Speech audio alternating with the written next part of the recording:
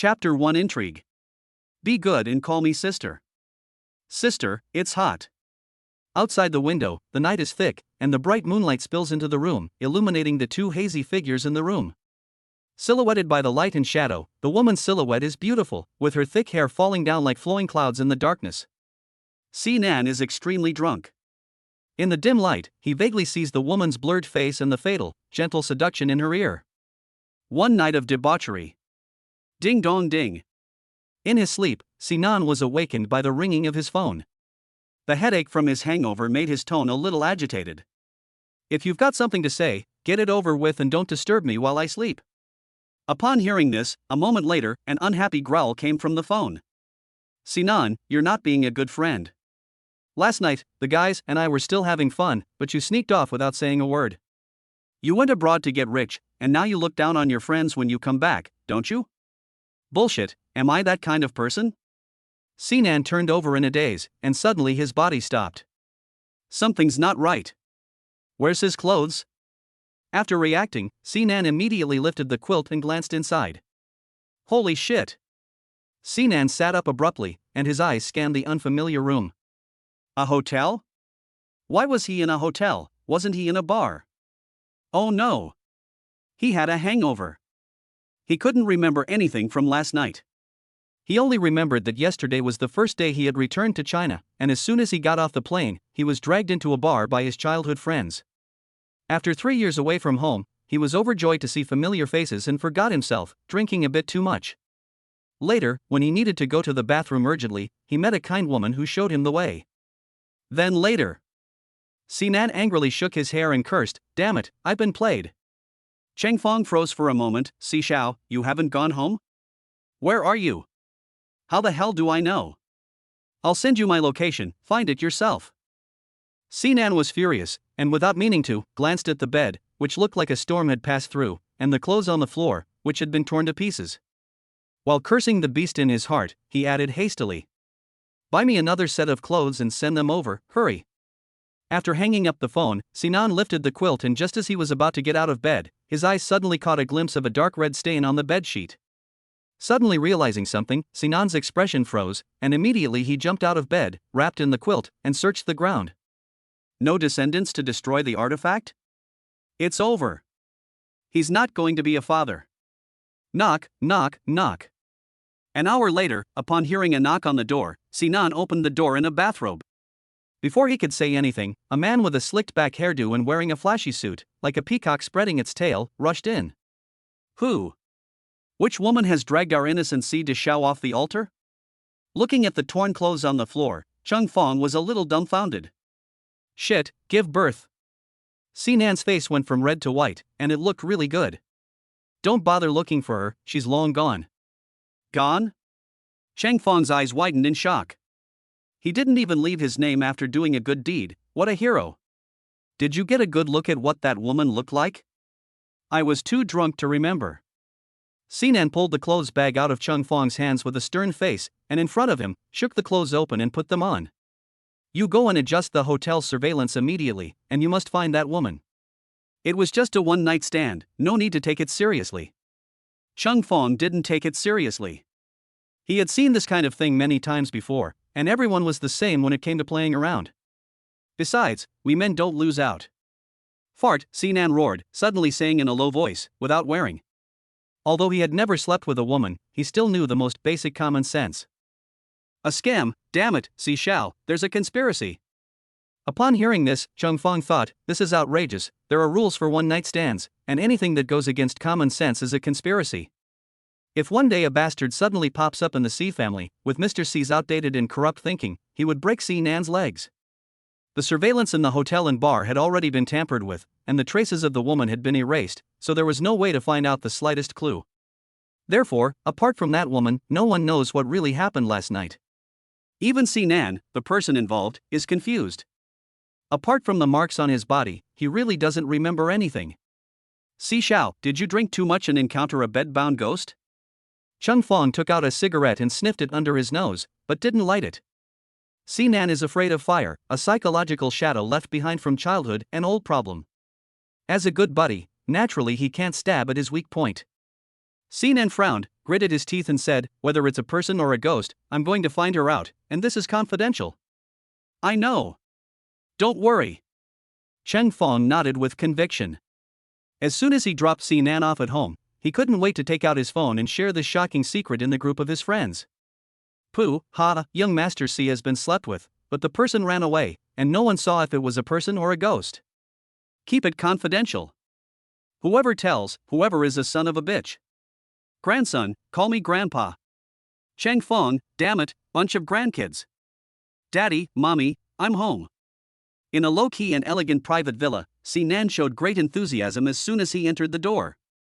"Humph, after only 3 years abroad, can't you speak Chinese anymore?"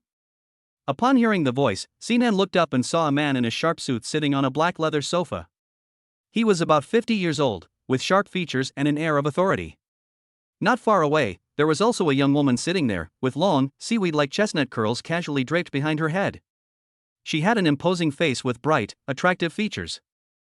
Si Nan froze for a moment. He knew the man. It was his father, the stern and demanding Master Si, as rumored in the outside world. He looked like a proper person, but his thinking was very old-fashioned.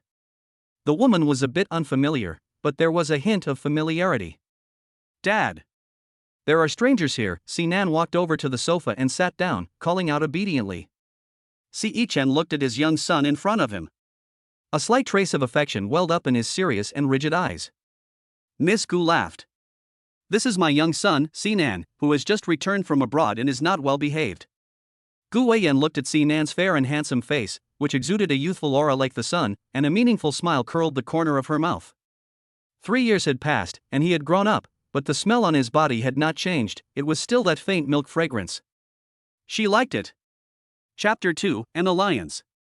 "Dad, who is that woman?"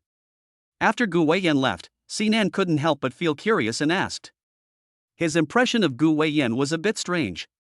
Maybe he had seen her before, but he really didn't remember much. He just wanted to know what this young woman and his father would talk about. If she wanted to be his stepmother, then he was sorry, but he, Si Xiaoya, would be the first to disagree. Besides, his real mother is still alive. The daughter of Gu Jinchuan of the Gu Group. Gu Jinchuan? Si Nan searched her mind for the big news in Yun City in recent years. Didn't he die 3 years ago? Si Chen's eyes narrowed slightly. It was precisely because Gu Jinchuan had died that after Gu Weiyan took over the Gu Group, the market value of the Gu Group not only did not decline, but instead nearly doubled within 3 years. That was the most terrifying part. Si Nan looked at Si Chen. "What did she come to see you about?" 3 days later, the Gu family held a charity gala, and she came to deliver the invitations. In name, she was delivering invitations, but in actuality, she was expressing an interest in cooperating with the Si family. Si Nan was born into a family of businessmen, so how could she not understand this? Si Chen watched the Rolls-Royce as it got further and further away, his eyes obscure. After a long while, he withdrew his gaze and looked at his inconsiderate son beside him. This woman is no ordinary person. In the future, try not to have too much contact with her. Si Nan couldn't understand why they were still cooperating when they knew she was no ordinary person. Si Chen, cooperation is cooperation, friendship is friendship. In the business world, it is taboo to confuse the two. Oh. Si Nan followed Si Chen into the living room and collapsed on the sofa with a back-arching body. Without any outsiders present, he felt much more at ease. Si Chen glanced back and couldn't help but start lecturing again. You have no sense of propriety when sitting or standing. You don't even know how to go home when you return from school. All you know is fooling around outside. How could our family produce such a rascal as you? Si Nan was already upset, and now that he had just returned home, he was lectured again. You couldn't control yourself back then, and you blame me? Did you ask me for my permission when you had me? You little brat. Si Chen's heart suddenly felt a pang, and the teacup in his hand almost fell out of his hands and smashed onto Si Nan's body.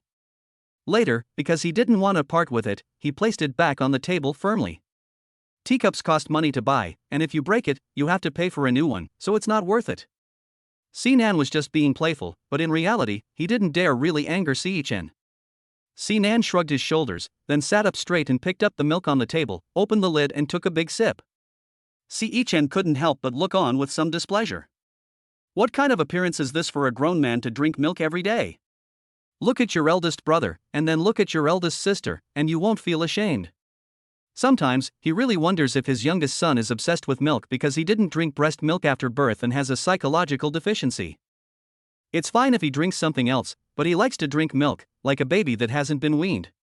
After finishing a bottle of milk, Sinan stuck out his tongue and licked the milk stains left on the rim of his lips, humming.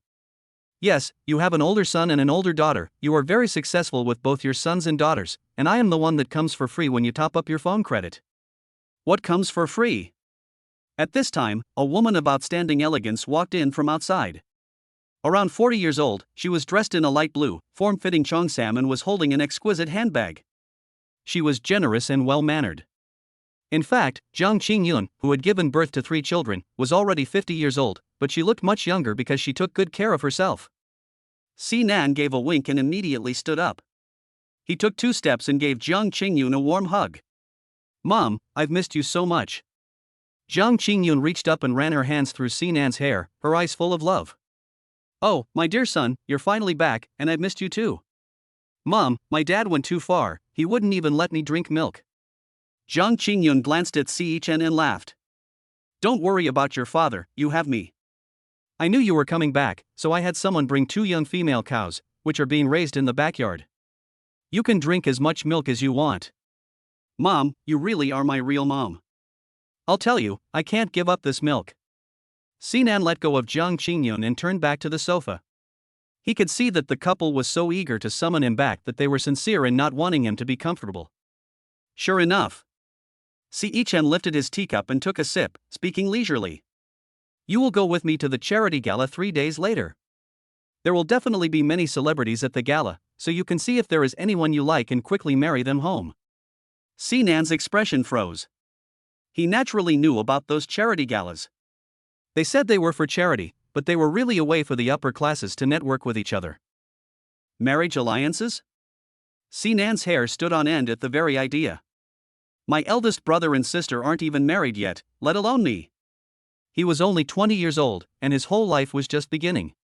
How could he let marriage alliances hold him back? Chen put down his teacup and looked indifferent. Your eldest brother is proficient in management and completed a double bachelor's degree abroad 8 years ago. Your sister has a doctorate in finance and manages the company's financial management. What about you? What have you achieved in the past few years abroad? Sinan felt a little ashamed. Because he was the youngest son in the family, Chen and Jiang Qingyun did not discipline him strictly. In addition, he barely survived that year, so this led to Sinan living more recklessly from childhood to adulthood. I'm not interested in company affairs, but you can't force me to enter into a marriage of convenience to strengthen the C family's position in Yun City. I won't agree. Chen's face fell, his tone unyielding. From a business perspective, a strong alliance is the way to go. As a member of the C family, this is the path you must take, whether you agree or not. The conversation on the first day back home ended on an unhappy note. As soon as he returned to his room, Sinan's phone rang. It was a picture. In the picture, a woman had her back turned to the camera, wearing a long black dress that accentuated her sexy and fiery figure, like a creature of the world, but her face was not visible.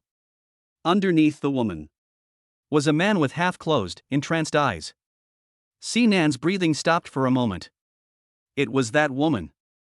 What happened last night was recorded on video. Then, a few lines of text came through the phone. Want the video? 10 million. Or, the top-floor VIP room at the private club tonight. You know what to do. Is he threatening him? Damn it, the scam has come to my head. You want to die. Sinan gritted his teeth, changed his clothes, drove a black coupe from the basement, and stormed out the door. VIP on the top floor of a private club? He wanted to see which inconsiderate bastard actually dared to scheme against him. Hey, Chang Fong, call a few people and wait for me downstairs at the private club. The woman from last night has been found. Chapter 3, Encountering My Sister-in-Law. Having just returned to the country, things just kept going wrong, and Sinan's mood was at an all-time low.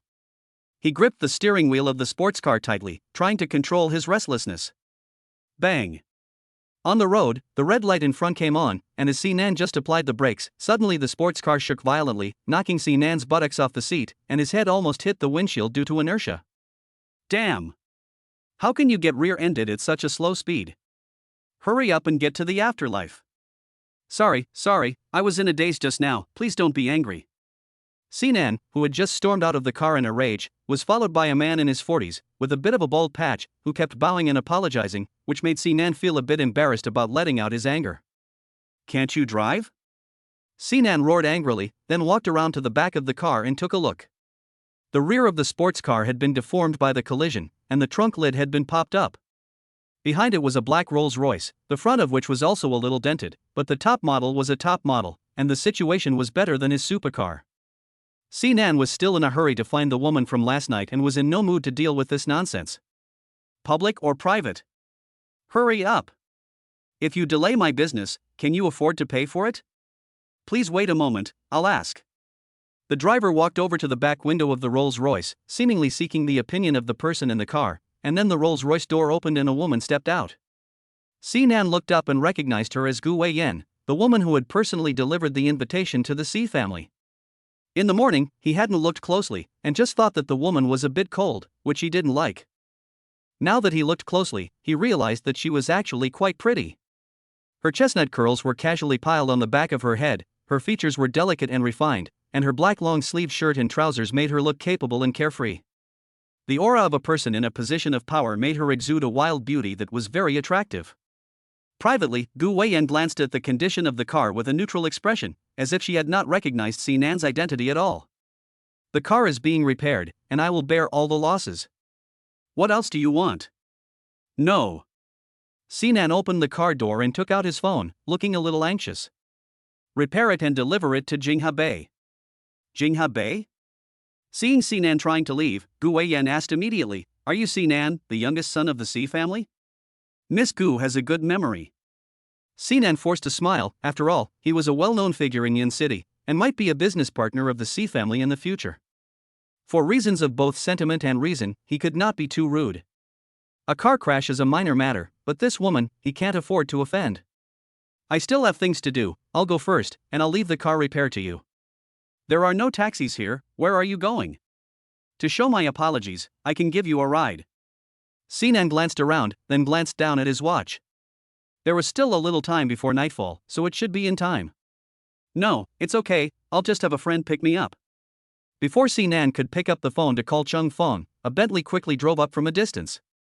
Then, the driver quickly got out of the car, respectfully opened the door, and said, President Gu. Well, Gu Weiyan looked at Sinan, tilted her head slightly, and said, Get in. I'll give you a ride. Sinan hesitated for a moment. Although he was a little curious why the car had arrived so quickly, he felt that it would be impolite to refuse again, so he got into the car with Gu Weiyan. Gu Weiyan's mouth curled up into a faint smile as she smelled the faint scent of milk next to her. Sinan was wearing a simple t-shirt, slim casual pants, and a pair of white sneakers. Together with his clean and handsome face, he looked like a whole sunny and energetic person. Gu Weiyan's eyes were burning with obsession, but her face was indifferent and showed no emotions at all. I met you 3 years ago, at an auction. I remember, Siyan took you there, and I remember you. I remember you very well. She remembered that at the time, he followed Siyan, a young face that was clean and handsome. As they passed each other, she also smelled a faint milk fragrance, very nice, just like now. Gu Weiyan closed her eyes and took a deep breath. No one knew that her obsession with the milk fragrance had reached a heinous level. You know my brother? Sinan's expression changed, and then his eyes flicked, and an idea immediately popped into his head. If his brother could marry into the Gu family, it would strengthen the C family's position in Yun City, and then wouldn't he be free? Thinking about an alliance, Sinan successfully sold Siyan. So what do you think of my brother? Gu Weiyan glanced at Sinan, and immediately guessed his intentions. Very good, and very talented. Sinan's eyes lit up. It's a match. Siyan is 28 years old. His father says that this Miss Gu is 23 years old, and she is very capable. She is perfect for the C family as a daughter-in-law. Besides, it doesn't matter if the man is older, as long as he knows how to treat a woman. Yes, my brother is really amazing. He has a very good temper and never loses his temper with the people around him. He is also a good person who has never had a girlfriend in his 20 years of life. He is also very capable. Under his management, the company has gone public and the stock price has multiplied several times. What's more, he is a genuine bachelor. When it comes to Sinan seems to have endless things to say, and he exaggerates, for fear that Gu Weiyan will not look down on him. Gu Weiyan looked at Sinan's sparkling eyes and his chattering lips, and really wanted to immediately hug him into her arms and bite him hard. However, since there is this opportunity, she might as well make good use of it. When she has him in her hands, she will settle old scores and new ones together. She has heard a little about Sinan, and he is very charming. Sinan gave a crooked smile, and it's going to work. Before getting off the bus, Sinan took the initiative to take out his phone and add Gu Weiyan's contact information. Now in his heart, Gu Weiyan is already his sister-in-law to be, and in his speech and actions, he unconsciously became much more cordial. I heard that the Gu family is holding a charity gala in 3 days, and my brother will be there. I'll drag him there even if I have to. He has to go. Welcome, Gu Weiyan said with a slight smile, you can come too. I'll go, Sinan replied firmly. He still has to set up Siyan, so how can he, the matchmaker, be absent? Then, can I call you Yen? Sinan asked tentatively in order to get closer to Gu Weiyan. Call me sister, Gu Weiyan laughed, I like that. From now on, you have to call me that every day. The more she was called it, the more excited she became. Seeing Gu Weiyan's smiling face, Sinan felt a little excited. After getting out of the car, Sinan got back in and said to Gu Weiyan, sister, you look very pretty when you smile. After saying that, he quickly got out of the car and walked over to Chung Fong, feeling much better about his suppressed mood. Seeing Sinan's excited and eager look, Gu Weiyan's smile grew even wider at the corner of her mouth. Little thing, see how you can escape from your sister's grasp? Chapter 4, Fooled. The video was just a pretext. When Sinan led his men into the club, they naturally found it empty. Son of a bitch, I've been fooled. Sinan angrily slammed his fist on the door, and then a message tone came from his phone. Come alone next time, or 20 million. Damn it, 10 million a day, is the C family making banknotes? Sinan glanced at the few people behind him and felt a strange sense of panic. How did that woman know he had brought someone? Did she keep tabs on his every move? He had just returned to the country, and he hadn't offended anyone. Who was trying to screw him over? What's going on? Chung Fong took Sinan's phone and glanced at it. Holy shit, he's got some nerve. Sinan felt a little irritated, grabbed the phone, and waved at the few people next to him. Thank you for your hard work, you can go back first. Those few people were Chang Fong's henchmen. Sinan had been abroad for the past few years, so they were naturally unfamiliar with him. They only turned and left after Chung Fong had spoken. If you ask me, just pay the money and get rid of the problem. 20 million, your family is not short of it, right? Sinan gritted his teeth and said, even if I report to the police, everyone will know, and I can't let that woman get away with it. He slept with her and didn't pay, but she actually dared to blackmail him? When has he, Si Xiaoya, ever been such a wimp? He vows that he will not rest until he finds that woman. As soon as he finished speaking, another message came through on his phone. Call the police, and I will make 1,000 copies of the video. The first copy will be sent to Si Chen.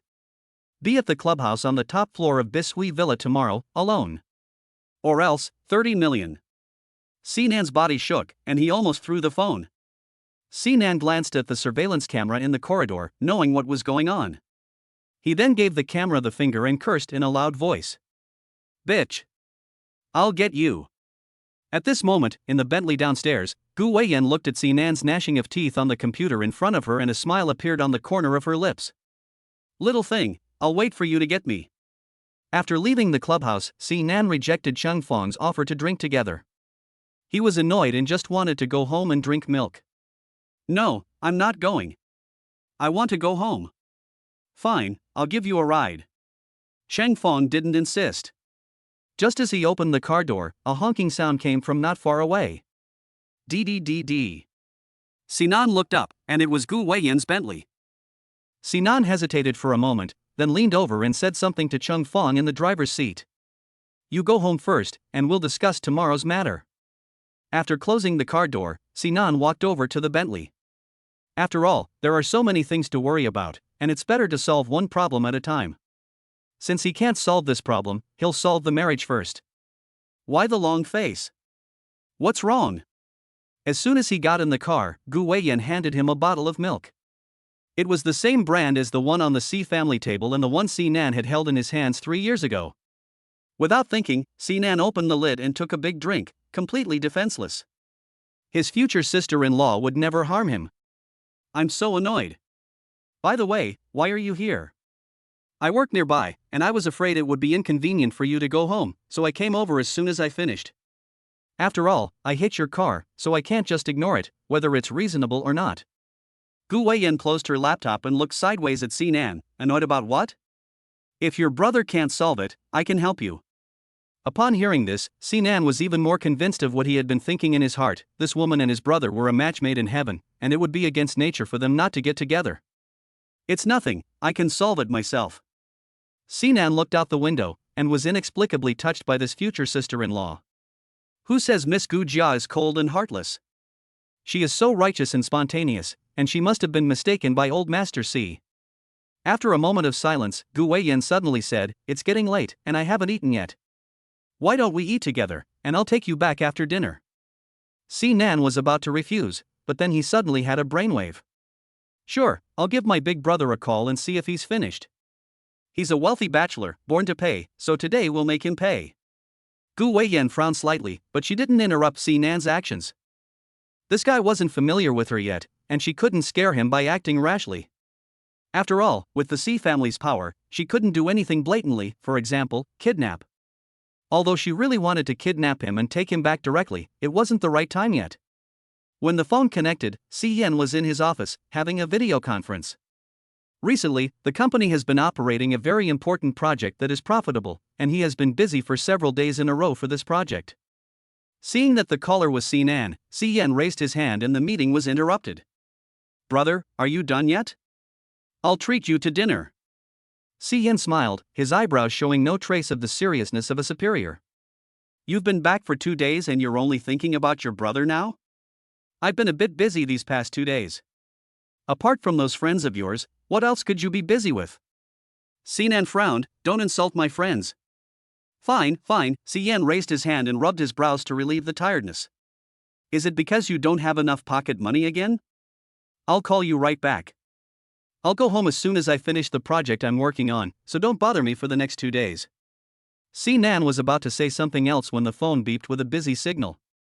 Then a message tone came. It was a transfer red envelope with a reminder, 100,000 for 2 days of silence. Sinan shrugged and accepted the red envelope without hesitation. A rich bachelor with a lot of money, why not take it? While they were talking on the phone, the Bentley had pulled up in front of a very tasteful Western restaurant. Will your brother come? Gu Weiyan asked knowingly. He's still busy, Sinan said with some regret. What a good opportunity to get to know each other, and it was just missed. But it's okay, there will be other opportunities in the future. If he manages to seal the deal, then not only will he not be forced into a marriage by old Master C in the future, he will also receive the love of his brother and sister-in-law. Just thinking about it makes him excited. We're here, go on up. On hearing this, Sinan glanced out of the car window, feeling a little like a person caught between two stools. In fact, he didn't want to come. It always felt a little strange for Yen not to come, and for him to eat with his future sister-in-law. But they were already at the door, and it would really be rude for him to refuse any longer. The restaurant was very nice, quiet and tasteful. Not far away, there was a violinist playing music that suited the occasion. It looked like a great place to fall in love. However, Sinan was a man of integrity, and naturally he would not have any improper thoughts about his future sister-in-law. I like steak, so I chose here, do you mind? No, I don't mind, Sinan shook his head, and while Gu Weiyan was talking to the waiter, he secretly took a picture of Gu Weiyan's profile. It's true that a beautiful woman is a beautiful woman, and she really has no flaws. Long eyelashes, a high nose bridge, and a slightly upturned lip corner. This profile is absolutely stunning. Sinan slipped his phone a little to send the picture to Yen, but then suddenly remembered what he had been told not to disturb, and sheepishly put the picture back. Want a drink? Gu Weiyan gave Sinan a meaningful look.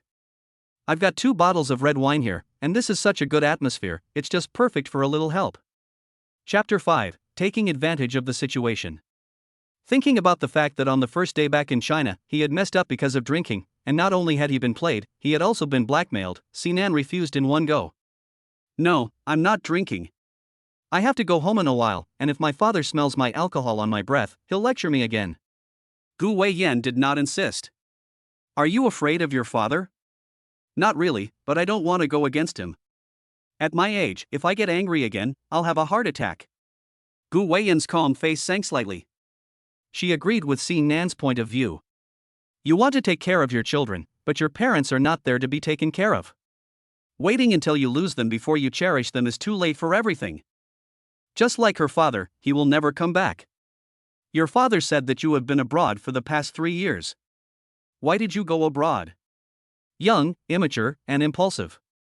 Sinan scratched his head, but he was not embarrassed to talk about those old things.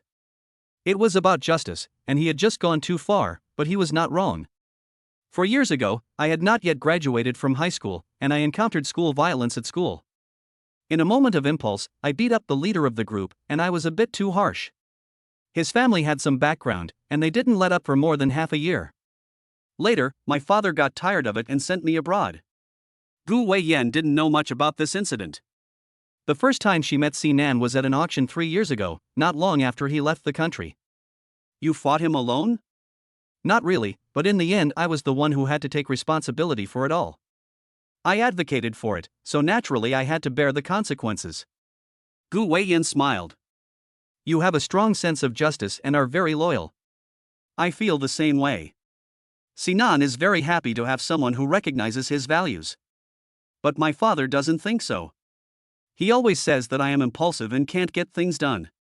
To put it nicely, I am brave but not smart. To put it bluntly, I am a fool. Listening to Sinan's humorous speech, Gu Weiyan was suddenly amused. She had only previously thought that this boy was handsome and clean, like a blank piece of paper. She had not thought that he was actually quite interesting. You are not wrong to uphold justice. In the future, you can do whatever you want. Your family doesn't understand you, but I support you. These words were spoken sincerely by Gu Weiyan. Perhaps 3 years ago she would not have been able to do this, but 3 years later, she could uphold all the decisions he made. This was also the reason why she had fallen for this boy at first sight, but had never bothered him. And it was only recently that she started to pay attention to his movements. Because the time was ripe. Sinan was a little taken aback. He didn't expect his future sister-in-law to be so enthusiastic and righteous. If Siyan didn't marry her home, it would be unforgivable. The meal was very relaxed. Sinan spoke humorously, was straightforward and very honest, and Gu Weiyan approved of his values in life. Unconsciously, the relationship between the two seemed to have become much closer. When they got home, Si Chen and Zhang Qingyun had already gone to bed, and the servants had also gone to rest, but the living room light was still on. At this time, a beautiful, gentle woman with a tall, slender figure was sitting on the sofa. She looked to be in her 20s, with long black hair tied back, and a very intellectual beauty. Only Sinan knew this, but no one else did. This woman's apparent intellectuality was all a bluff. In fact, she had a fiery temper. Especially when it comes to his cute, pitiful, and adorable little brother, she is ruthless and shows no mercy. Knowing that he has caused trouble today, Sinan nervously walks over and gives Si-Ran a big hug. Sister, I'm finally back, you must have been dying for me. Si-Ran grunts with laughter, reaches out and pushes, and Sinan sits on the sofa. Cut the crap, did you take my sports car? Ah. Sinan nodded weakly. Actually, it's not his fault. Although their family is not poor, the objects they have at home are only exquisite, not numerous. So no matter how expensive the car is, there is only one for each person, and there is no extra one. Sinan had just returned from abroad and had not had time to buy one yet, and Si-Ran happened to be on a business trip these past 2 days, so the sports car was just sitting in the garage, so Sinan had to drive hers. Where is the car? It's being repaired. It's being repaired? Si-Ran's eyes widened, and she gave Sinan a twist on the arm, her pretense of being intellectual disappearing in an instant. Great, you wrecked it after only 1 day of driving. You're such a spendthrift, what else in the house can't you possibly damage? I didn't wreck it, I was rear-ended. Sinan grimaced and rubbed his arm, hurriedly explaining. Someone else was chasing me, not me them, so the repairs are free. You're quite proud of yourself, aren't you? Si-Ran was a little angry. She had just replaced that sports car last year, it was the latest model and not cheap, and she had always taken good care of it. She never expected that this kid had just returned home for 2 days and had already crashed it. Sinan was a little guilty. Dad said, buy it for me tomorrow, how about I give you the new one? I'll trade with you. On hearing this, Si Ran was even more angry. She leaned down and grabbed Si Nan by the neck, growling through gritted teeth. My sports car is a limited edition Ferrari that has long been discontinued. Can you replace it with an exact replica? Ahem. Si Nan collapsed onto the sofa and wrestled with Si Ran. Mum, help! Your daughter's rabies has returned. Good boy, how dare you call me a dog? I'll strangle you. Sis, calm down, I haven't had the rabies vaccine. During the scuffle, the collar of Si Nan's t-shirt slipped down, revealing a light pink mark. Si Ran's eyes were sharp, and she tugged the collar of Si Nan's t-shirt down a little. Looking at the more marks underneath, Si Ran's eyes narrowed. Good, just 20 years old, and you dare to imitate those unscrupulous men and play with women. Dad, your son. Si Nan's heart trembled, and with a sound, he sprang up from the sofa and covered Si Ran's mouth with one hand. No matter who played with whom, in the Si family's upbringing, as long as it involved women, it was considered misconduct, and the consequences would be the same. If the old man Si found out about this, he would have to break his legs. Sister, spare my life, little brother has only made a mistake that all men in the world will make, impulsive and uncontrollable. You don't understand men's things. Pa, Si Ran tore off Si Nan's hand and snorted, Big brother would never do this, it's just that you have the heart and the guts of a thief. Yes, I'm wrong, sister, please be merciful, this matter must not be allowed to be known by the old man, otherwise who will serve you by massaging your legs and back in the future. 1 month. Si Nan gritted her teeth. That bitch, taking advantage of the situation. Deal. That's more like it. Si Ran sat up straight and pointed at her shoulders, saying, Here, hammer away. Out of sight of Si Ran, Si Nan secretly made a motion of strangling her, then resignedly hammered away at her shoulders with just the right amount of force. Sister, when I went home yesterday, I overheard a secret about you. Do you want to know? Chapter 6, Strike First, Strike Hard. What secret?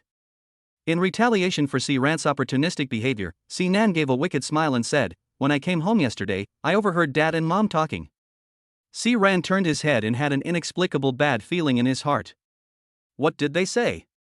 Cough cough, Si Nan coughed twice and said, in all seriousness, what Si Chen had told him, embellishing it. They said, You're not young anymore, it's time to find a wife, you can't keep hanging around your parents' house forever. There's going to be a charity event at the Gu family's place in 3 days, and there'll be lots of famous people from the business world there. They're going to make you marry someone. They also said, this is the path you must take as a Si family member, whether you like it or not.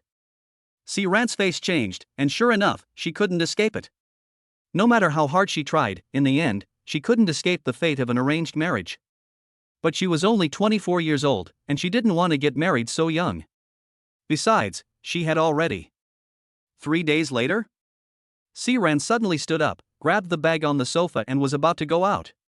Before leaving the door, she turned back and threatened Si Nan. My parents don't know I'm back yet, so keep your mouth shut. If you dare to leak it out, be careful, I'll tell Dad about your womanizing. Si Nan suppressed a laugh, tightly closed his mouth and nodded. In the future, if there is any movement from my parents, let me know in time. Si Nan nodded again, his eyes full of sincerity. Si Ran reached out and tapped him on the forehead, and when he came back, I'll deal with you. Si Ran went on a business trip again, tentatively for 4 days, just after the charity gala hosted by the Gu family. However, only Si Nan knew the shenanigans involved. With one less threat, Si Nan was simply overjoyed. He was so happy that he almost forgot that there was still a woman blackmailing him. The next day, Si Nan took the black card given to him by Si Chen and picked up a George Patton war sword, which was said to be the strongest off-road vehicle on the planet, for just under 4 million. He had wanted this car for a long time, and the price was neither high nor low, just right for him. After completing the paperwork, he drove off in his favorite car, running on the flat road, and Sinan's mood was so good that he felt like flying. Suddenly, an information prompt sounded from the car's speaker. Sinan's hand trembled, and the SUV swayed slightly. He now had a stress reaction to this kind of sound. While waiting at a red light, Sinan picked up his phone and glanced at it. It was another picture. As usual, it was a woman with her back to the camera, her face hidden. This time, however, the man beneath her had his shirt completely off and his pants were torn, stuck in an awkward position that left one to imagine things. Damn. Come alone to the penthouse club at the Azure Waters Villa tonight, or else 40 million. Looking at the message on his phone, Sinan's eyes burned with rage. He had just returned to the country, and he hadn't offended anyone. He really couldn't think of anyone who would be doing this to him. Could it be? Damn it, it's been 3 years, and this is still not over? Drip, drip, drip. The green light had been on for a long time, and the cars behind him had been waiting impatiently, honking their horns in protest. Sinan angrily smashed the steering wheel with his fist. What's the rush? If you're so capable, fly over the young master's head. The luxury car restarted, and this time, Sinan's mood was at its worst. What should he do? That woman had been monitoring his every move, so it was impossible to find someone. Report to the police? But if that woman got angry and posted the video all over the internet, the Sinan family would be humiliated in Yun City. 40 million? How dare he ask for such a high price? Well, tonight he will tell that woman that he doesn't have a single penny. That night, Sinan changed into a white shirt and hid a folding knife in his sleeve. Just in case, he made 2 preparations. He asked Chung Fong to wait outside the villa with his men, and if he couldn't get out in an hour, they would rush in and save him. This matter must be resolved as soon as possible. The longer it drags on, the greater the hidden danger. Are you okay on your own? Outside the villa, Chung Fong looked at the lone skyscraper in the lush landscape and felt a little worried. Sinan straightened his sleeve and looked fearless. He had never been defeated in a fight. Whether she was acting on someone's orders or not, she was just going to have to fight. Don't worry, you guys wait outside. After I go in, I'll send you my location first. If I'm not out in an hour, you go in. Okay, be careful. Cheng Fong was filled with righteous indignation, and when we catch that bitch, we'll play with her to death.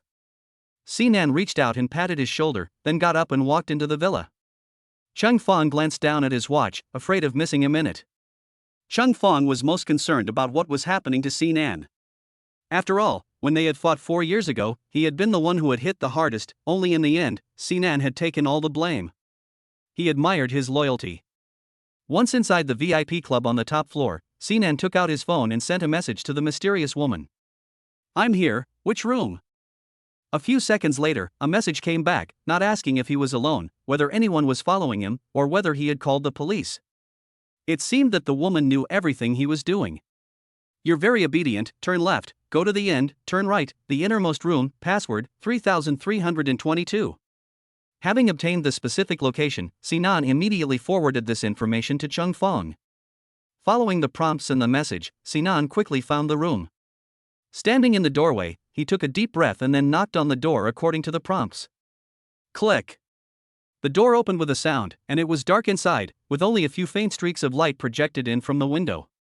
Sinan hesitated for a moment, and the hand behind his back clutched the folding knife tightly in his palm as he lifted his foot and stepped in.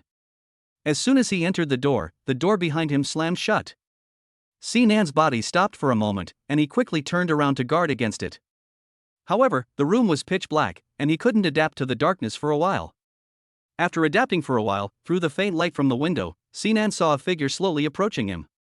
Damn it, you dare to play with me, you're looking for death. Sinan roared, not giving the person on the other side any chance to react, and swung the folding knife in his hand. He understood the principle that the one who strikes first is stronger and the one who strikes second suffers. In the darkness, Gu Weiyan gave a smile, and facing the cold glowing knife, he suddenly struck out to block Sinan's wrist. With his other hand, he clutched a miniature syringe and quickly gave him a shot in the waist. 2 seconds later, Sinan's body went limp, and Gu Weiyan took the opportunity to seize the folding knife from his hand and threw him onto the bed. The movements were swift and decisive, and in less than a minute, she had completely seized control. Sinan's body was numb, but fortunately, his consciousness was still clear. He watched as a dark figure slowly approached the edge of the bed, and then slowly climbed onto his body, and he felt a little panic in his heart. Who the hell are you? We don't even know each other, why are you plotting against me? Chapter 7, Gu Weiyan is injured. Gu Weiyan has excellent night vision, and even if only the slightest light shines in from the window, she can clearly see Sinan's face, as well as the panic in his eyes. But Sinan is already at a disadvantage in this regard. Looking at the dark figure in front of him, he can't see anything except that it's a person. Gu Weiyan let out a low laugh, followed by a moment of silence. The game is still going on, and she can't reveal her identity yet. Sinan heard the laughter and was furious. What the hell do you want? I'll tell you what I want, money. A faint milky fragrance lingered in the air.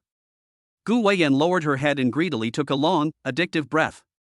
What a silly boy, she just wanted to smell him without any restrictions, just like now, and relive the wonderfulness of that night. Who the hell are you? If I have a grudge against you, tell me, damn it. Is this funny? Swearing again. Gu Weiyan's brows furrowed slightly, and she punished him with a kiss on the lips, rough as if she wanted to tear him apart. She hated swearing the most, and she had to correct him for this habit. Sinan had no experience with intimate contact with women, and this kiss made him a little breathless, his face turning red up to his ears. Who would have thought that the rebellious young master of the Sea family would be so innocent? After getting a chance to catch his breath, Sinan took a few big breaths. Are you fucking sick? Hiss. As soon as the words came out, Gu Weiyan bit him on his collarbone again as punishment, and the pain made Sinan involuntarily take a cold breath. You're fucking relentless. A bite on the waist. You fucking. A bite on the ass. Sigh, get lost, you pervert. Sinan is not a pushover. He will not give in, otherwise he would not have ended up being sent abroad back then. He also does not like being passive, just like now, or he can do nothing but let this woman do whatever she wants. Right now, he just hopes that the hour will pass quickly, and that Chung Fong will come with people to rescue him. By then, he will dismember this pervert into a million pieces, and take her to the underground casino to be a slave. Time passed, and Sinan's body gradually felt less weak. He had just regained a little strength and wanted to beat the shit out of her. Gu Weiyan stopped what she was doing, then got up, reached out, and gave Sinan's face a little squeeze, before opening the door and walking out. Sinan looked at Gu Weiyan's back, grinding his teeth and feeling the utmost hatred. Damn woman, when I catch you, I'll definitely get you. After a while, Sinan was able to move slightly. He sat up, struggled to get dressed, and when he got out of bed, his legs gave way and he almost fell to the ground. In order to find the woman as soon as possible, he supported himself against the wall, opened the door, and walked out. It was bright outside in the corridor, and Sinan squinted for a while to adjust. He glanced down at his wristwatch, and saw that there were 10 minutes left in the hour. He wanted to reach for his phone to call Chung Fong, but realized that he no longer had it.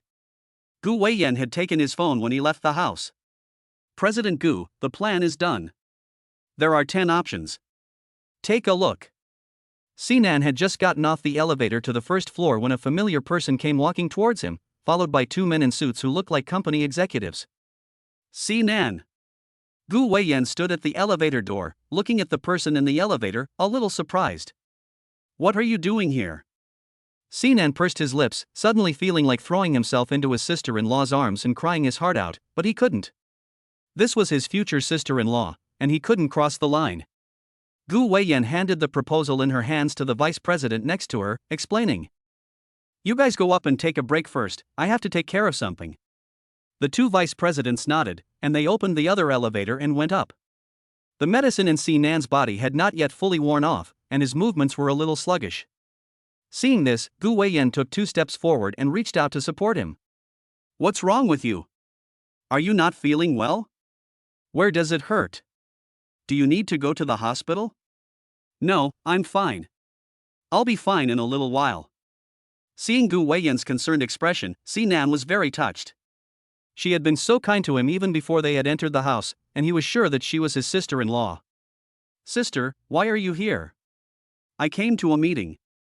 This manor has relatively complete facilities, so after the meeting, I can let the staff relax a little. Sinan nodded. What a good boss, so understanding of his employees. No wonder Gu's business is so big. An hour had passed, and when Cheng Fong saw that Sinan had not yet come out of the manor, he immediately rushed in with his men. As soon as they arrived in the living room, they saw Gu Weiyan supporting Sinan as he walked out of the elevator. Is this the woman? Damn it, you bitch, how dare you plot against my brother? Chung Fong gritted his teeth, took 2 steps over, drew out the nunchaku hidden at his back, and swung it up with a crack. He didn't care if it was a man or a woman, anyone who dared harm Sinan was his enemy, and he would beat them without fail. Stop, it's not her. Sinan was so nervous that he was about to rush forward to block Cheng Fong's impulsive attack, but suddenly he stumbled, and Gu Weiyan had already pulled him behind her, raising her arm to block the blow. Then, with a muffled thud, the nunchaku struck Gu Weiyan's arm. Ah! Gu Weiyan let out a cry of pain, instinctively taking a step back, and then her back collided with Sinan, causing her to lose her balance. The 2 of them fell to the ground together. Everything happened so quickly that Sinan was caught off guard. Sister, are you okay? Sinan struggled to get to Gu Weiyan's side and nervously checked on her condition. The blow must have broken her arm. Sure enough, when she lifted up her long-sleeved shirt, her arm was visibly swollen. Chen Fong, you son of a bitch, did I tell you to do that? Gu Weiyan's slightly late employees immediately came over to help her up when they saw her injury. You're hurt. Hurry, take her to the hospital. Gu Weiyan endured the pain and looked down at Sinan. You must give me a reasonable explanation for what happened today. Chapter 8, finally found her. It's not her? Chung Fong scratched his head in confusion, and inexplicably thought of the clothes that had been torn to shreds in the hotel that day. She's so pretty, and she doesn't look like that beast at all. You're done for. Sinan's hands and feet aren't quite nimble yet, and it's a bit of a struggle for him to get up from the ground on his own. Hurry up and help the young master up. Chung Fong helped Sinan up, and his eyes scanned his body from top to bottom. Did you get hit again? Where is that woman? Did you see her clearly this time? Sinan ignored him and just looked in the direction that Gu Weiyan had left. He felt guilty and nervous. Hurry, take me to the hospital. After a long ride, the effects of the medicine in Sinan's body finally completely dissipated. When he got out of the car again, he was already able to jump around. He quickly caught up to Gu Weiyan and helped her do some checks. Fortunately, his arm was just swollen, not broken. Sister, I'm sorry. Gu Weiyan glanced at Sinan and then gave a command to the staff member who had followed her. You guys go back first. Let Vice President Chen decide on the plan. I need to rest for a few days. Let him hold the meeting. After the meeting, you guys relax in the villa. All expenses will be deducted from my personal account. Yes, President Gu. Also, don't disclose this matter to the outside world. I don't want to hear any gossip. Yes, President Gu, don't worry. Then we'll go back first. Yes. While Gu Weiyan was speaking, Sinan kept his head down, kicking his right foot lightly on the ground unconsciously, like a child who had made a mistake. Take me home. Oh. Sinan immediately followed obediently when he heard the order. This was his fault, and Chang Fong was just anxious to help him, which caused the misunderstanding. Therefore, after Chung Fong took him to the hospital, he told him to go back, so as not to make Gu Weiyan angry. If she is angry, then let her vent it on him. He is at her disposal, whether she wants to beat him up or scold him. You just bought the car? Gu Weiyan sat in the passenger seat and scanned the car with her eyes. It was nice and grand. Well, it was just proposed this morning. Seeing that Gu Weiyan didn't mention what had just happened, Sinan felt a little uneasy. After a moment of silence, Gu Weiyan suddenly looked sideways at Sinan and asked. Tell me, what happened today? Why did your friend attack me for no reason? Give me a reasonable explanation, and I'll let it go because of you. Sinan's fingers gripped the steering wheel, and his knuckles turned pale. He didn't know how to start. If Gu Weiyan found out about him and that woman, would she think that the C family men were misbehaving, and thus reject his eldest brother, refuse to marry into the family, or cancel the partnership with the family?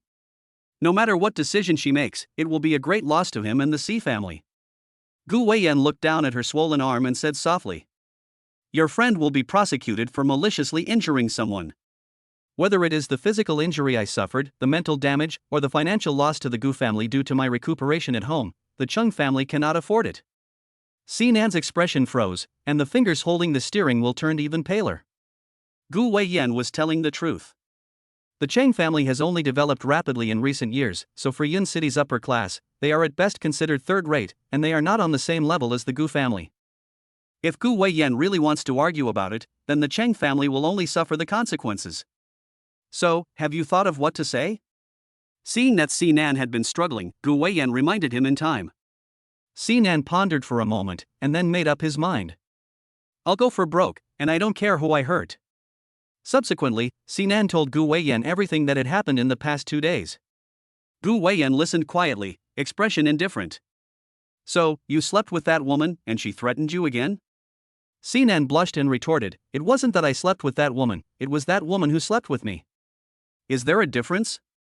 Of course there is a difference, Sinan suddenly thought of something and said anxiously. This matter is a personal style issue, and has nothing to do with my eldest brother at all. He is still a very decent person, and is mentally and physically healthy. Why didn't you tell your family about this matter? Let them help you solve it? Gu Weiyan interrupted Si Nan's words. She was not interested in how Si Yan was doing. In the beginning, she liked the clean and handsome little boy behind him. Sometimes relationships are like this. Once they enter the heart, even if it is only for a moment, it is eternal. 3 years have passed, and now that little boy has grown up, and she is standing above the clouds. The timing is just right. How dare I tell them about this? Sinan felt a little aggrieved. Don't look at my father as a decent person, but in fact his thinking is corrupt.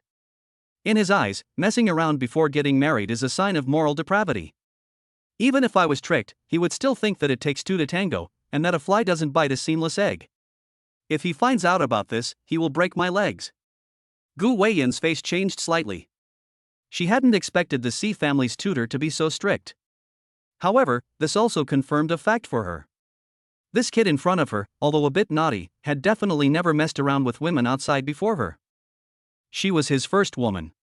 And of course, she would be his last. In the future, as long as she was there, she would never let another woman appear by his side. Turn right up ahead and go back to Bisui Villa. Sinan glanced to the side. Your arm is injured, but you still want to go back to work? Gu Weiyan's tone was calm, and she did not hide her thoughts. I'll go help you solve your problem.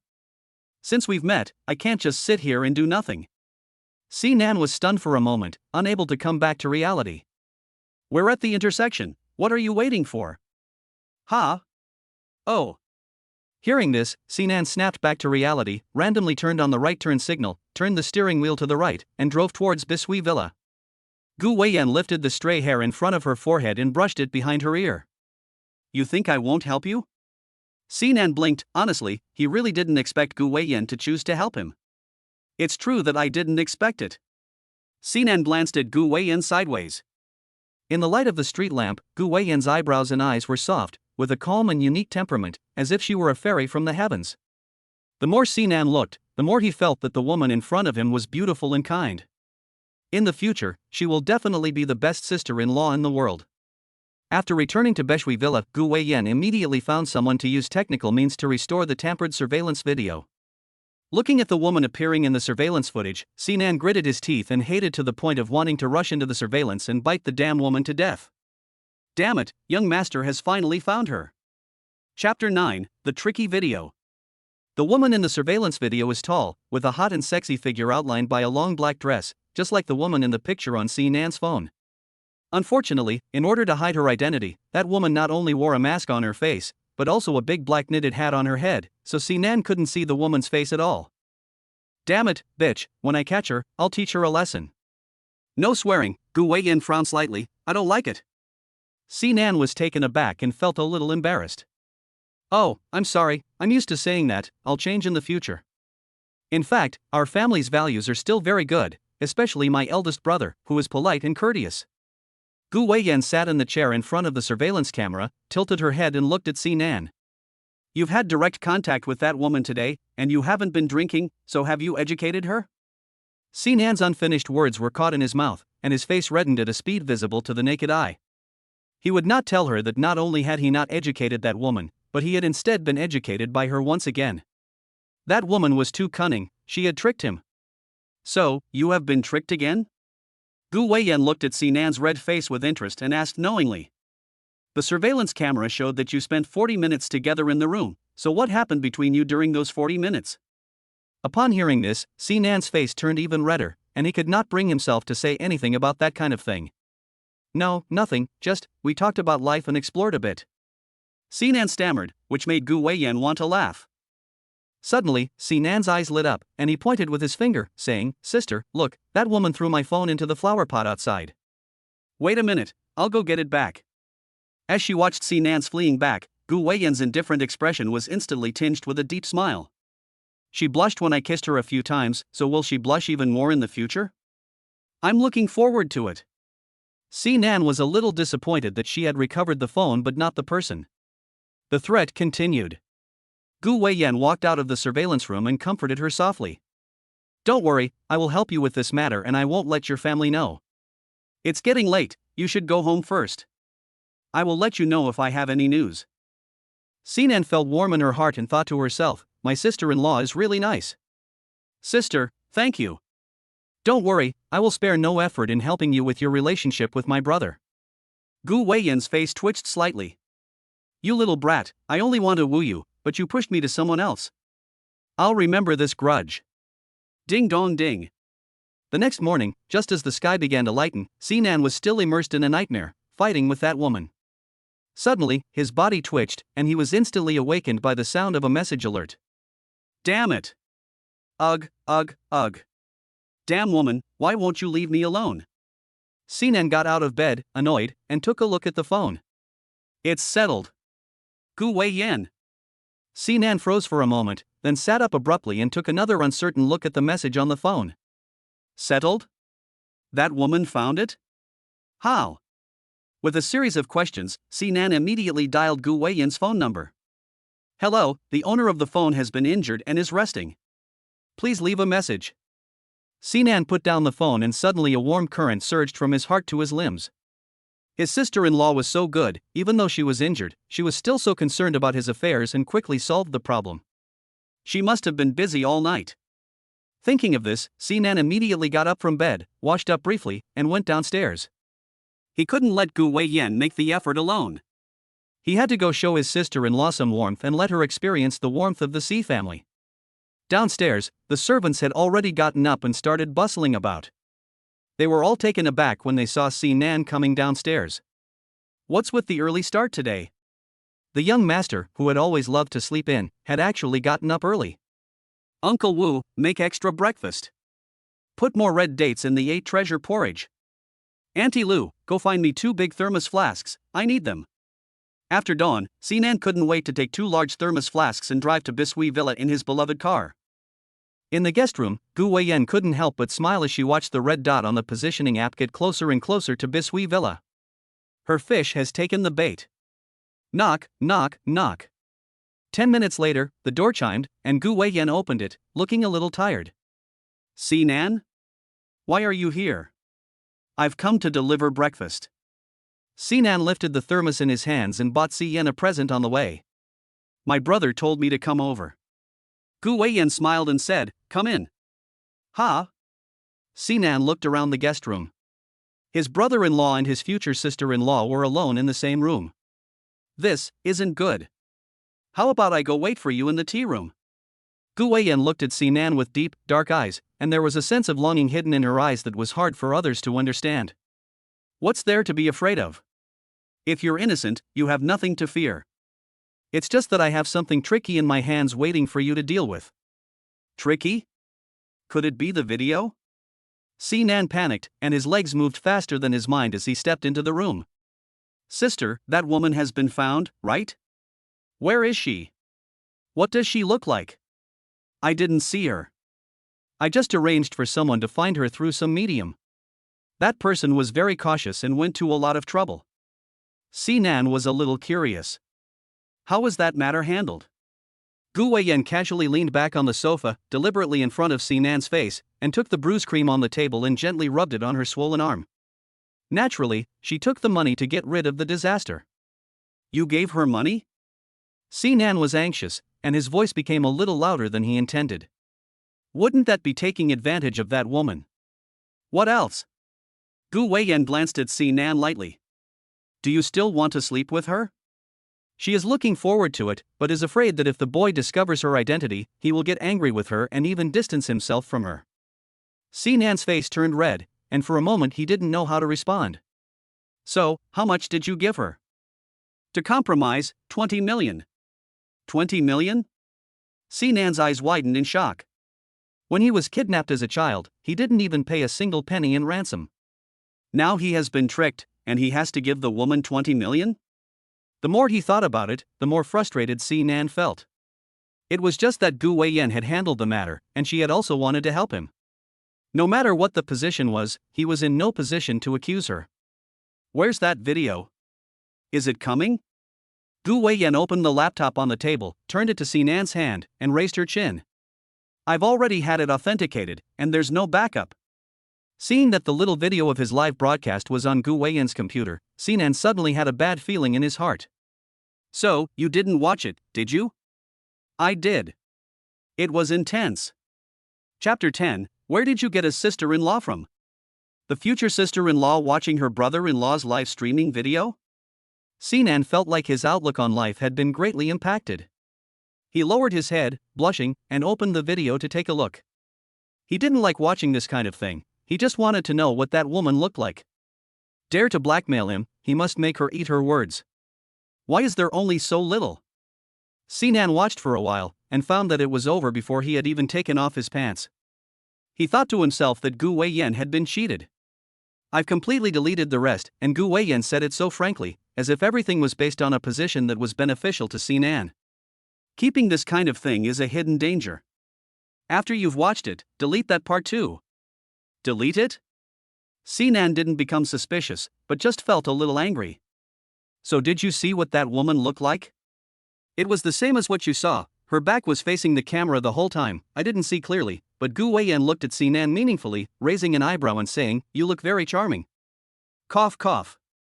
Sinan's face instantly turned red. For a moment he didn't know what reaction he should make. So, this matter is in the past. In the future you don't have to worry about that woman threatening you. Of course, I will also keep this matter a secret for you. I definitely won't tell your big brother.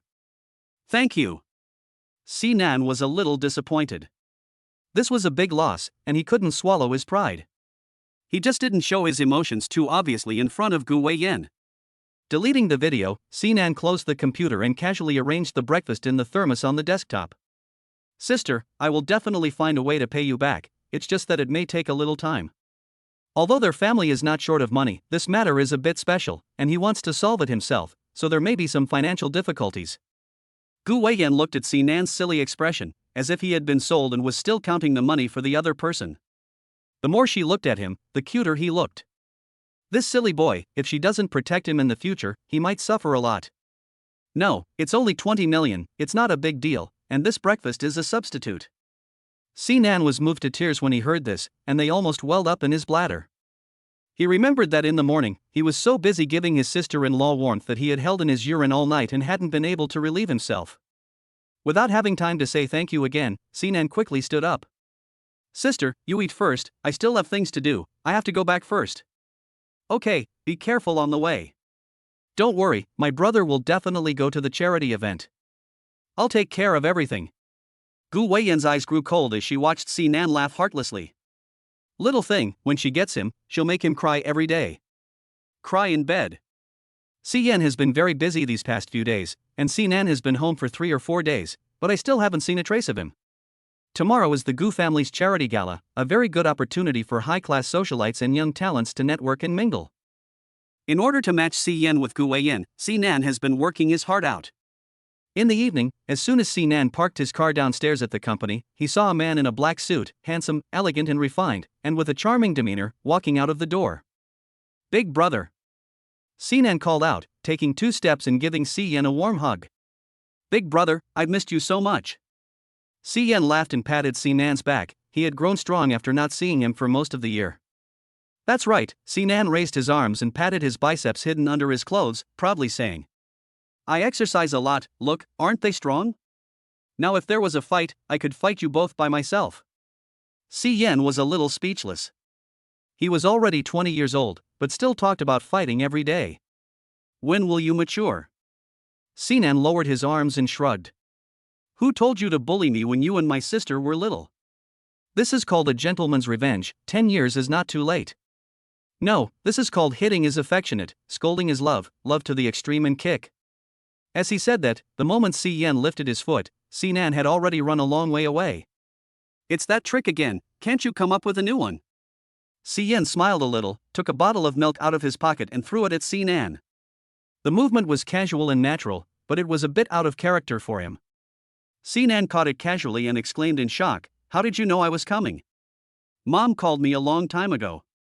Sinan waved at Sinan and said, Come here.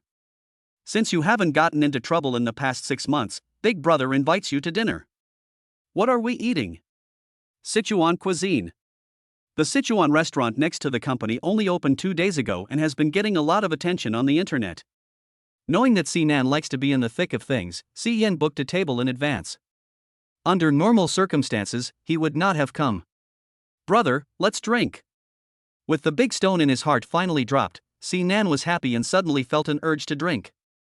Alcohol is a hindrance, so try to drink as little as possible, Yan said seriously.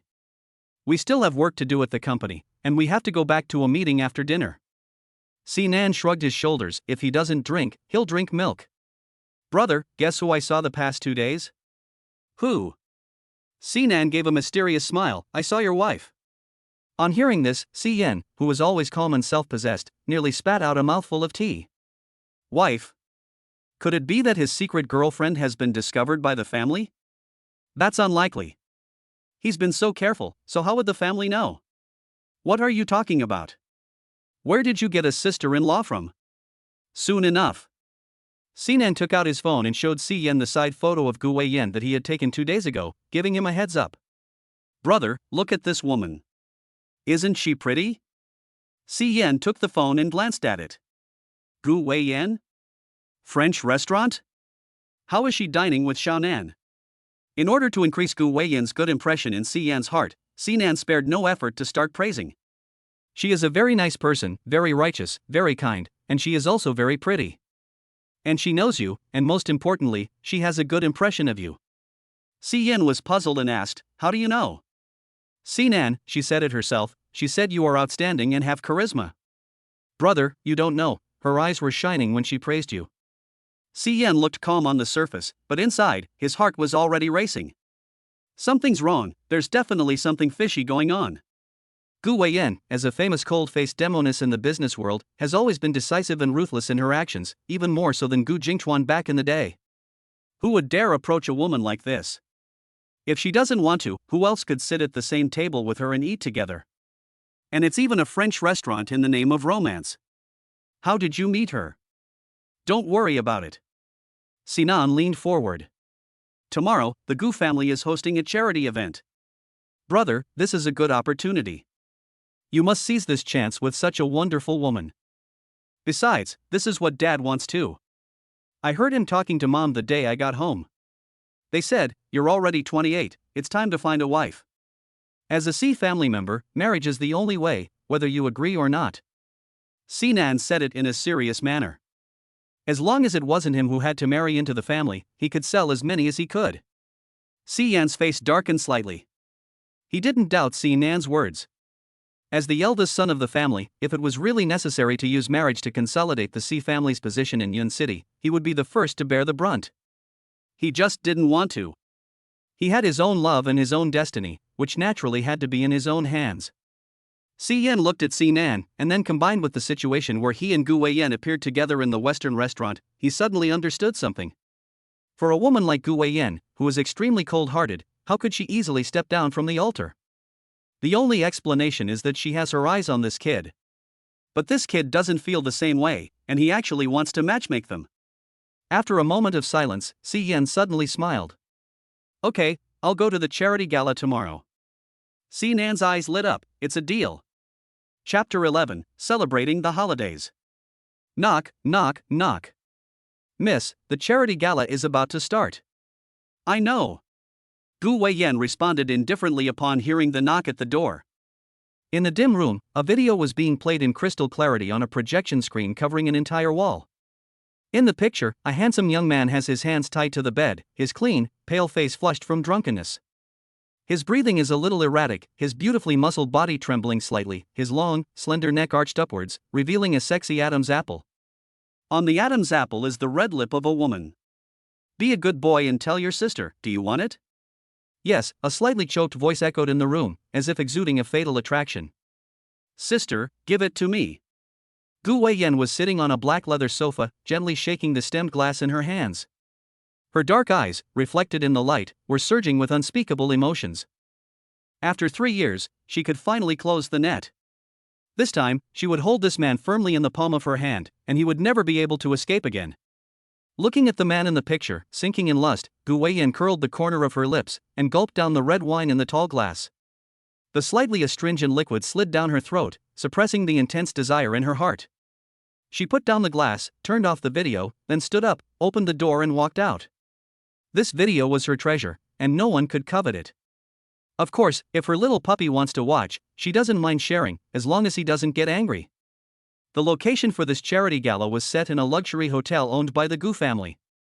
As night fell, the sound of soothing and melodious music drifted gently through the luxurious ballroom, where wealth and power intertwined. Under the delicate crystal chandeliers, the men were dressed to the nines, toasting and laughing. The women were all dressed up and looking stunning, chatting in small groups. In the corner of the ballroom, Sinan sat on the sofa, idly fiddling with his phone. He was dressed casually today, a white t-shirt on top and a pair of denim jeans on bottom, his long legs crossed over each other. He looked fashionable and handsome, but also exuded an air of natural arrogance. It was obvious that he was a young master raised in wealth. Although his attire was out of place at the party, his exquisite face was enough to make people ignore everything. To be honest, he really wasn't interested in the celebrities at the party. If it weren't for the fact that he had to set up his older brother with Gu Weiyan, he would have found an opportunity to run out long ago. Look at that man over there, so young and handsome, why haven't I seen him before? You like him? Who doesn't like a handsome guy with money and looks? Yeah, I wonder if he has a girlfriend? Just go and ask. You'll know if he has a girlfriend. Not far away, a few women noticed Sinan and started whispering. They had attended many parties like this one, but this was Sinan's first. He was young and had no chance before, and then he had been abroad for more than 3 years, so it was normal that they didn't know him. However, just because he looked unfamiliar and handsome, there were quite a few people who wanted to approach him. After all, the people who can come to places like this are either rich or powerful, either celebrities or dignitaries, and it's always a good idea to make connections. Maybe they can even catch a big fish, form a business alliance, and achieve mutual glory. The women glanced at each other, and just as they were about to walk over, they noticed that there were 2 more men besides Sinan. Hey, isn't that the second young master C? The dog from a dead family has finally returned to the country. Hearing the voices, Sinan looked up and frowned slightly. Jiang Wenming. Xin Shirshu. What a narrow escape. Jiang Wenming took 2 steps forward, sat down next to Sinan, and patted him on the shoulder. They were like brothers, but the tense atmosphere could only be felt by the 3 of them. So, how are things, second young master C? Were you happy hiding your head abroad? Sinan twirled the phone in his hands and gave a little smile. If this had happened 4 years ago, someone would have dared to provoke him like this, and he would have lost his temper long ago. But now he had grown up. One had to learn to be mature. If one bit back at every little thing, what was the difference between that and being a dog? It's not bad, I don't lack food or clothing, and I get to experience the local customs and culture abroad. After all is said and done, I have to thank you. I just don't know if your injury is healed yet. If it's really not working out, I'll pay you some more medical expenses. While talking, Sinan deliberately glanced down at Jiang Wenming's body, the meaning being more than obvious. Jiang Wenming looked at Sinan's gloating expression, and the hatred in his eyes was not hidden at all. Don't be pleased with yourself, don't think that after hiding abroad for a few years, this matter is over. I'm telling you, our grudge is not over, you brat, just wait. I'm waiting for you anytime. Sinan raised an eyebrow, picked up the champagne glass on the table and casually clinked it with the glass in Jiang Wenming's hand. I'm thick-skinned and not afraid of being bitten by mad dogs. Jiang Wenming gritted his teeth, his eyes full of malice, wondering how long he could remain arrogant. Sinan laughed, lifted the champagne glass and drained it in one go. He had long expected that after returning to China, Jiang Wenming would definitely find trouble for him. After all, he had hurt his most important asset, and with this grandson's vindictive temperament, he definitely would not let it go. It's okay, Sinan has never been afraid of anyone in his life. If they dared to beat him before, they would still dare to do so now. However, judging from the way Jiang Wenming looked, he had just found out that he had returned to China, so the woman who extorted money from him had nothing to do with him. Then who could it be? Apart from having a grudge with Jiang Wenming, he has offended no one else. Who is it that is doing this to him? Xin Shirshu, who had come with Jiang Wenming, sat on the sofa nearby and had not spoken all this time. He knew all about the feud between the second young master of the C family and Jiang Wenming. To be fair, the fault does not lie with Sinan, and if anyone is to blame, it is Jiang Wenming, who is arrogant and has no sense, and has moved against the wrong person. Otherwise, the second young master of the C family would not have gone to such lengths. Xin Shirshu raised his glass to Sinan as a greeting. Although he was on better terms with Jiang Wenming, he would not get involved in this matter. In the past, they just fought. After all, they were young, and it could only be characterized as children acting on impulse. But now 4 years have passed, and they have all grown up. If they want to fight again, they must consider the interests of the family. I have things to do, so I'll leave for now. After saying this, Qin Shishu patted Jiang Wenming on the shoulder to indicate that he should not be impulsive, and then took the cup and walked towards a few people in suits not far away. Humph! Jiang Wenming glared at Sinan with a stern face and gritted his teeth. There's still a long time to go, we'll see. Chapter 12, Emotional Mentor. Gu Weiyan arrived at the ballroom just as the charity gala was in its middle. With Gu Weiyan in attendance, she didn't have to worry about anyone taking the opportunity to accuse her of arrogance. Besides, she didn't really like these kinds of occasions, and she was only there because there was someone she wanted to see at this place. Gu Weiyan walked in the door and took a quick look around the room. Soon, she saw Sinan sitting alone in the corner. Just as she was about to walk over to him, not far away, Gu Weiyan came over with a glass of champagne in her hand, followed by a young man with a decent appearance and a gentle demeanor. Second uncle. Gu Weiyan greeted him with a cold expression and an even colder tone, from which there was not the slightest hint of intimacy. Gu Weiyan laughed twice, looking in a good mood. Today he wore a well-tailored black suit, which made him look refined and elegant, full of vigor and spirit, as if he were the real power behind the Gu family. Yan Yan, you've finally come to your senses. In the future, you should participate in more occasions like this. There are many business leaders here, and it is beneficial to our Gu family's development if you can exchange ideas with them, right?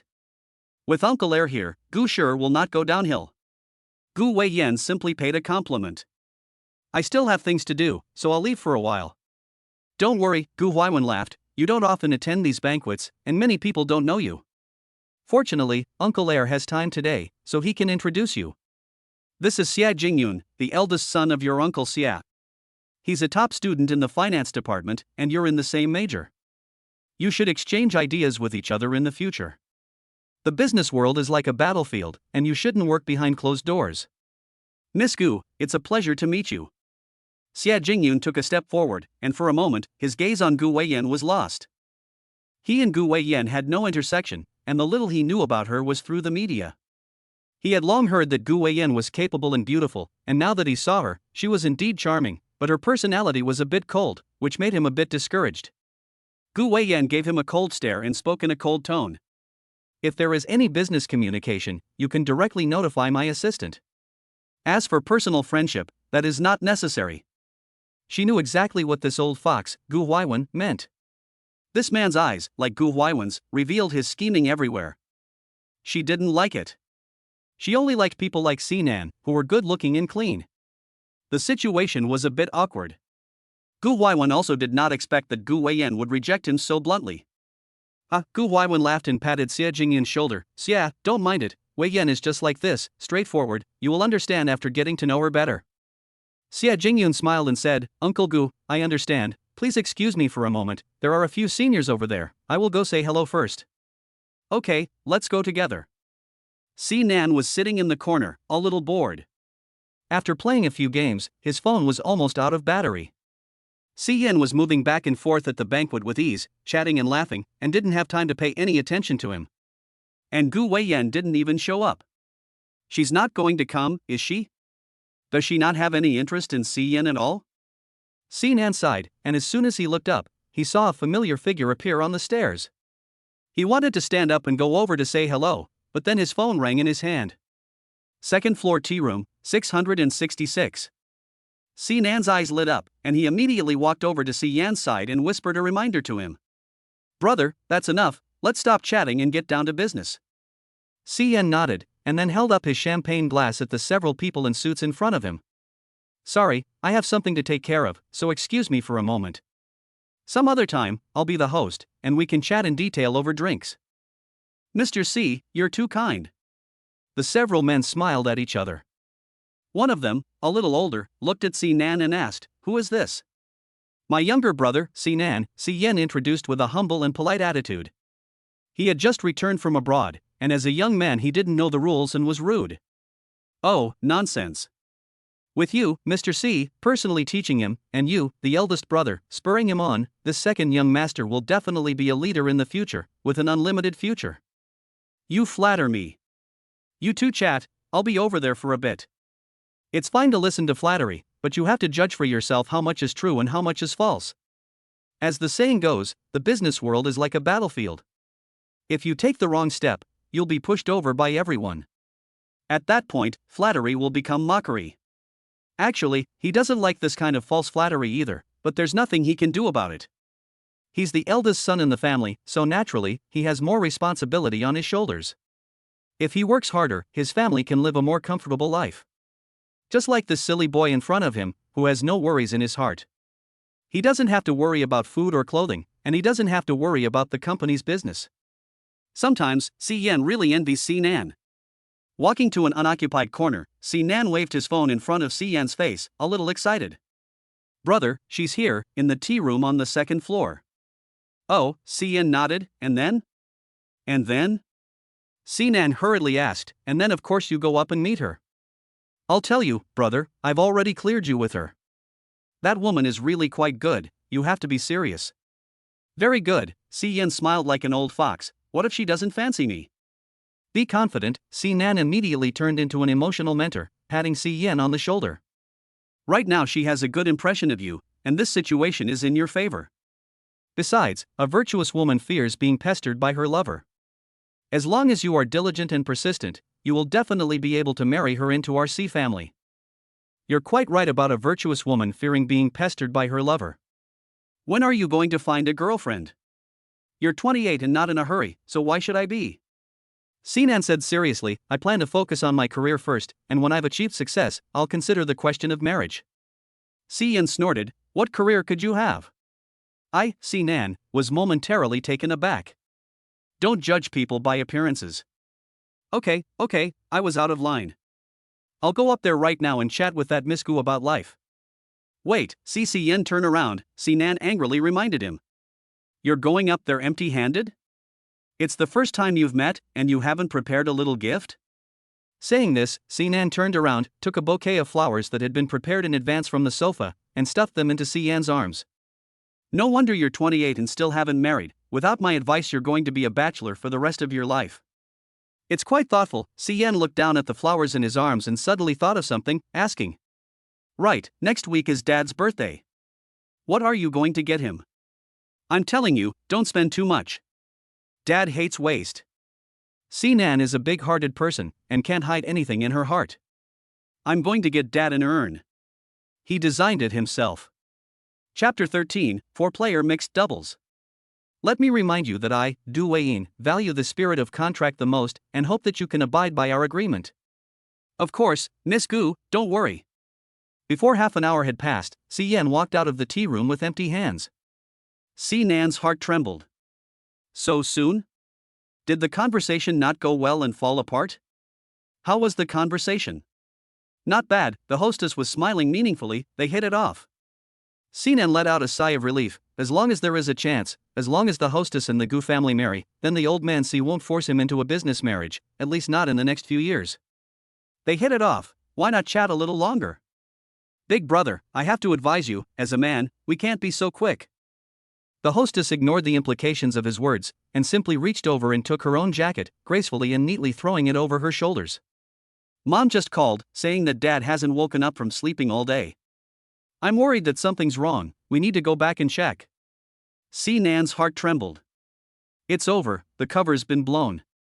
I still have some things to do, you go on your own. Dad's young and strong, there's definitely nothing wrong with his health." Si Yan narrowed his eyes. His intuition told him that there was something wrong with this kid. Confess and be lenient, resist and be severe. "Are you going to tell me, or should I beat it out of you?" Si Nan's body trembled a little. He was still a little scared at this kind of blood pressure. This man in Si Ranch Shruish yelling, there was no room for negotiation when beating him up. "I'm also thinking about your life's big event, I don't want you to miss a good woman," Dad said, "you and him can only come one. It's just that business thing anyway, it's a waste of human resources to come." Si Yan said in a low voice, "So what?" Si Nan looked at him cautiously and stammered, "So I put a sleeping pill in Dad's teacup." "Didn't Dad say that he hasn't been sleeping well lately? I just want to help him." Si Yan heard this and, with a stern face, pointed his finger at Si Nan and then pulled his clothes off, carrying him out of the banquet hall. Brother, calm down. Late at night, in the Jingha Bay villa, a leather monkey was jumping up and down in the room, avoiding attacks from various weapons behind him. It started with men's singles, then mixed doubles, and then threesomes. The most annoying thing was that Rand's shrewish wife had just returned from a business trip. She heard that her family was beating her younger brother, so she rushed home in a hurry, grabbed a feather duster, and rushed over. In the courtyard, the servants looked at each other and shook their heads. The young master is so pitiful, fighting one-on-one whenever he disagrees, and fighting 4 people on his own. Sinan didn't know whether to sit, lie down, or lie on his stomach. He really was a free gift with a phone card. No one cares about him.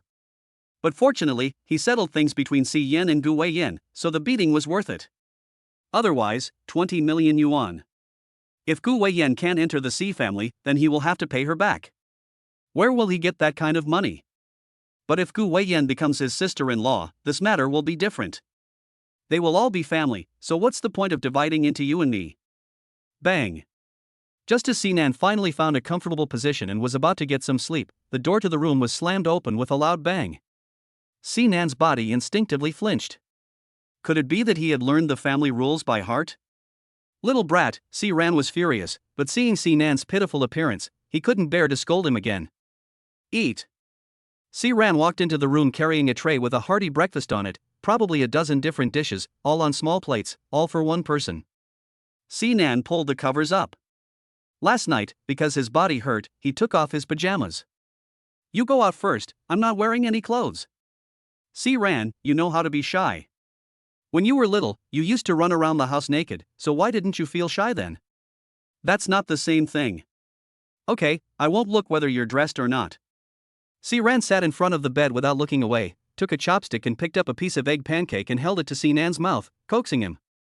You wrap up tight, today, as the only beautiful flower in the family, can I feed you myself? Sinan sat up straight with a hiss, wrapped in the quilt, and grunted. If you were a flower, no cow would dare to shit. Don't think that I will forgive you just because you are trying to please me. Are you not done yet? Ran reached out and tapped Sinan on the head. If you don't act stupid, will your parents beat you? Will my older brother and I beat you? Always look for the reason in yourself. Sinan glared at her and didn't continue to argue. It was his fault for drugging him, but the old man was too stubborn and inflexible, and once he made up his mind, nothing could change it. If he didn't use this method to slow him down, how would his brother have a chance to go to the charity ball? If Yen didn't go, what about Gu Weiyan? He had already promised her, so he couldn't go back on his word. Ran sighed. Despite the beating, he still had to take care of his younger brother. I made this breakfast myself. Can you at least give it a try? Sinan glanced at the tray on the table and bluntly pointed out, isn't this breakfast from Longqing Jai outside the door? With your skills, you can barely boil water. You're really putting yourself on the line. Eat it or not, you're used to being spoiled. Upon hearing this, Ran, holding the tray, was about to leave. Dad said, you're not allowed to go out for 3 days, and you'll starve for 3 days. You're not getting any of the family meals either. As the aroma drifted away, Sinan instantly let go of his pride. People are made of iron, and meals are made of steel. If you don't eat, you'll starve. He hadn't eaten last night, and he was chased around by those people, jumping up and down, so he had used up a lot of energy. He was really hungry. I'll eat, my dear sister, the most beautiful woman in the world, please turn around and look at your poor brother, he really needs the food in your hands. Ran smiled, turned around and walked back, wanting to eat? Say it again.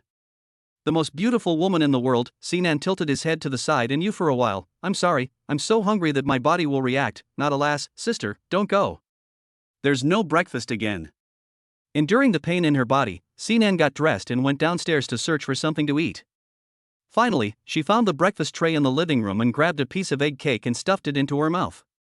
After eating and drinking, she didn't forget to go to Ran's room to comfort her. After all, she still had to rely on her for food these few days, otherwise that old man could really starve him for 3 days. In the room, Ran was sitting in front of the dressing table, performing basic skin care before applying makeup. Sister, my dear sister, Sinan walked over in a despicable manner, reached out and pinched Ran's shoulder, his skillful movements causing heartache. Seeing that Ran ignored him, Sinan simply pulled out his trump card. This woman loves to hear secrets the most.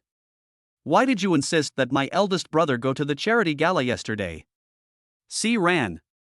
Because I found a sister-in-law for my eldest brother. Chapter 14, The Manchuhan Imperial Feast. C ran was really interested when she heard this, but then she thought something didn't feel right. You found Big Brother a wife? And Big Brother agreed? Of course he agreed. Nan was very proud that she had made a good match. They had already talked last night, and Big Brother was very satisfied. Ran glanced at Nan behind her through the smooth mirror. Which young lady? Are they a good match?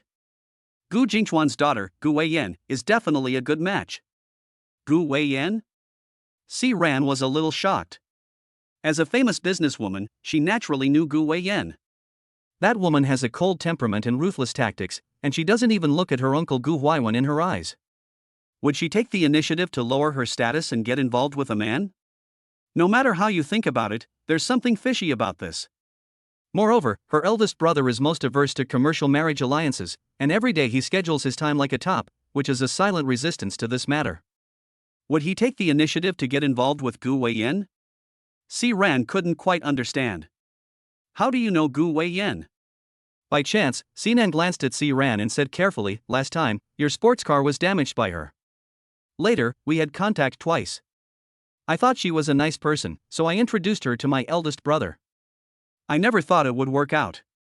Think about it, if Big Brother marries Gu Weiyan, it will strengthen our C family's position in Yun City, and Dad won't push us to get married. Everyone will be happy, right? Ran still couldn't believe it. From what she knew of Big Brother, he wasn't the type of person to easily compromise on the matter of marriage. She definitely wouldn't compromise.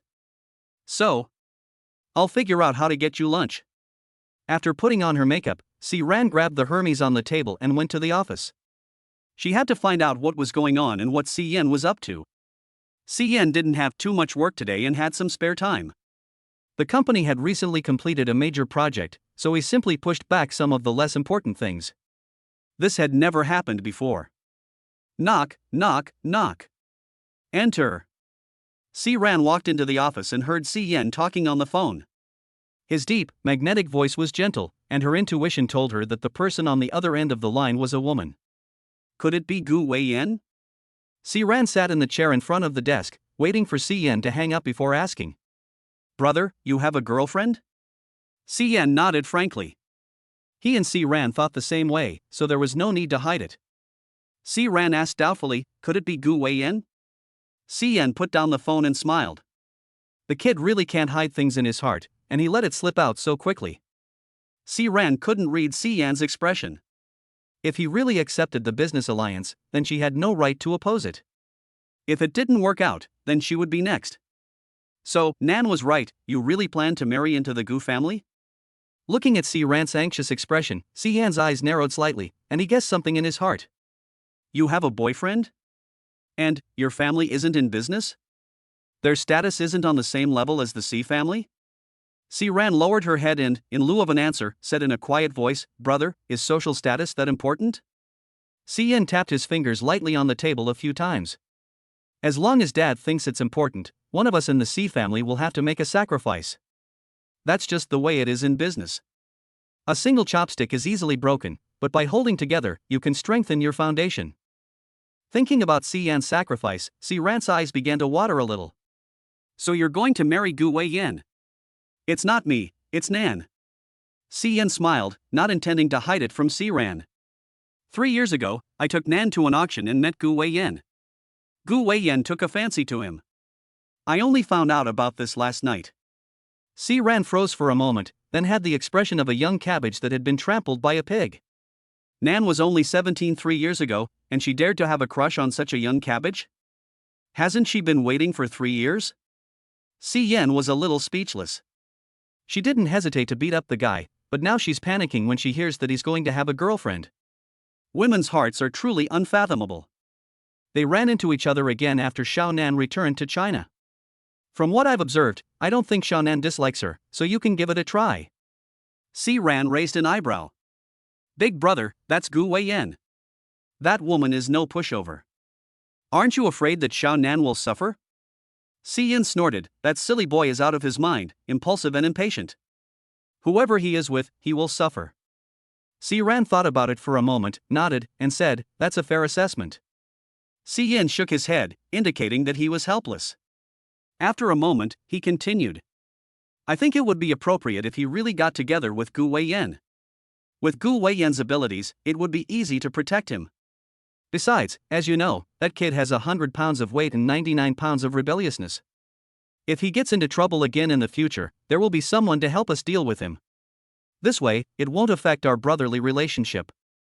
Let them fight it out, and we'll have some peace and quiet." Ran thought about it and found it very reasonable. But with the Gu family's foundation, would Gu Weiyan marry into the C family? I think it's more likely that she'll find a man to marry into her family. Then let's marry off that brat. Yan's eyes flashed with an evil gleam as he thought about how he could take advantage of his younger brother-in-law. As the family of the bride, we must receive a dowry. In short, whether it's a marriage or a bride, our family will not lose out. Ran thought about it some more, then nodded heavily. The sadness in his eyes had long since disappeared. Since someone in the family always has to make a sacrifice, let it be my younger brother. Who says that kid is stupid? No, I have to call that kid. When the call connected, Nan was curled up under the covers, sleeping. Nan, what do you want to eat for lunch? Ran's smile was gentle, and her tone was so soft that it could wring water from the air. Just order whatever you want, and I'll make sure you're satisfied. Nan listened to the sound on the phone, and his body gave a start. Is a Manchu Han Imperial banquet okay? Ran continued talking to herself. For these 3 days, I will arrange all 108 dishes on the Manchu Han Imperial banquet menu for you, and that's final. After hanging up the phone, Ran let out a long sigh. A Manchu Han Imperial banquet cannot make up for the debt I feel towards my brother. Brother, I feel that you are a sinner. Nan didn't take the Manchu Han Imperial banquet seriously at all. It wasn't until the 15 dishes filled the table that he pinched himself in realization. Ouch, that hurts. This world is crazy, even the weasels are wishing the chicken a happy new year. Chapter 15, Transforming into an after-sales service representative. Come here, help me deliver these flowers to Miss Gu. Just after the 3-day suspension period, Nan was still in a bad mood when he received his first task from Yen. Why don't you go yourself? Are you looking for a wife or am I? I set up the match, but I'm not in charge of after-sales service. Yen finished breakfast, wiped his mouth with a tissue, and said, "The company is too busy, I don't have time." Nan sat on the sofa with a carton of milk, opened the lid and took a sip. "I don't have time either, I still have to prepare a birthday gift for Dad." Before he could finish his refusal, his phone suddenly rang. Nan glanced at it, his eyes lighting up. "It's just flowers, what's the big deal?" "Don't worry, I'll take care of it. Mr. C, if you need any errands done in the future, just let me know." As the saying goes, there is no such thing as a difficult problem in the world, and no problem that a transfer cannot solve. If there is, it's just that the money hasn't arrived yet. Nan accepted the 100,000 yuan transfer red envelope with a smile, picked up the flowers on the table, and drove off in his car, the George S. Patton War Sword, which was said to be the best off-road vehicle on the planet. "Hey, sister, where are you? I'll come find you." Gu Weiyan sat at her desk, listening to the clear and energetic voice of her puppy dog on the phone, a smile curling the corner of her mouth. Yen had not disappointed her. The location of the company had been sent to your phone. After hanging up the phone, Nan glanced at the location and happily whistled. Gu Weiyan's company is located in the most prosperous business district of Yun City. In this place where land is expensive and great people gather, there are so many people with dreams that they are unable to find a foothold, no matter how hard they try. However, for a young master of a wealthy family like Nan, who was born with a silver spoon, naturally he cannot feel the helplessness of life. "Hello, may I ask which floor is Ms. Gu Weiyan on?" The receptionist at the company had just arrived at work, was putting on light makeup with her back to the door, heard a voice, turned around and glanced at it, her eyes slightly startled. At this moment, there was a very handsome man standing in front of her, very tall, at least over 1.8 meters, with perfect features that were as impeccable as if they had been crafted by a god. A simple casual suit showed off his perfect figure, and under his short, dark black hair, there was a childlike quality in his clear eyes. The slightly raised corners of his lips are simply mesmerizing. The young girl at the front desk reacted, pointed upwards with the hand holding the small mirror, and said, "On the top floor." "Okay, thanks." the young girl shouted after realizing what was going on as she watched Sinan cross the reception desk with a bouquet of flowers. "Sir, do you have an appointment?" "An appointment? Is that so troublesome?" Sinan had never been to the company before, so naturally he didn't know the rules. Even for his own company, he didn't bother to go. Seeing that Sinan had turned back, the young girl immediately put down what she was doing and said politely, "If you don't have an appointment, I need to call the Secretary General and get his approval before you can go up." "Okay, thanks." As soon as the words fell, the intercom at the reception desk rang first. If there was a Mr. C visiting, he would be told to take the elevator reserved for the general manager to go to the top floor. "Okay, Secretary General." After hanging up the phone, the young girl looked up at Sinan again and asked, "Sir, what is your last name?" "C." "Okay, you can go up. The elevator at the end of the hall goes directly to the top floor." "Okay, thanks." As she watched Sinan's tall, perfect back, the young girl reached up to cover her burning cheeks. "He's so handsome." Once they reached the top floor, Sinan followed a professional-looking woman in a business suit directly into Gu Weiyan's office. In the office, Gu Weiyan was sitting at her desk, looking at the computer in front of her while scribbling on a piece of paper with a pen, as if she was studying something. "Sister." Sinan walked over and handed the flowers in his hands to Gu Weiyan. "My brother gave them to you." Gu Weiyan took the flowers and smiled, knowingly asking, "Why didn't your brother come?" With Siyan as an invisible tool person, Sinan got along with Gu Weiyan much more casually. After all, they would soon become family. His company had something going on, and he couldn't get away, so Sinan casually sat in a chair and looked around the luxurious CEO's office with a good mood. Gu Weiyan placed the flowers on the table and glanced at Sinan's light gray casual suit. She had to admit that her little puppy looked good in anything. "You really do listen to your big brother." Sinan smiled, thinking to herself that as long as the money was in place, but what came out of her mouth became, "For the sake of your love affair, I'm willing to do anything." "Really?" Gu Weiyan smiled meaningfully, "Hoping you can keep your word." Sinan was admiring the view outside the window and didn't see the fleeting cunning in Gu Weiyan's eyes. After a few simple words, Sinan found an excuse to leave Gu Weiyan's office. As soon as he got downstairs, Siyan's phone rang. "Miss Gu is going to the lumber market, and I'm not at all comfortable with her going alone." "You go with her." Sinan paused before stepping out of the elevator, and angrily said, "I already told you, after sales service is not my responsibility." "Do you think I have nothing better to do?"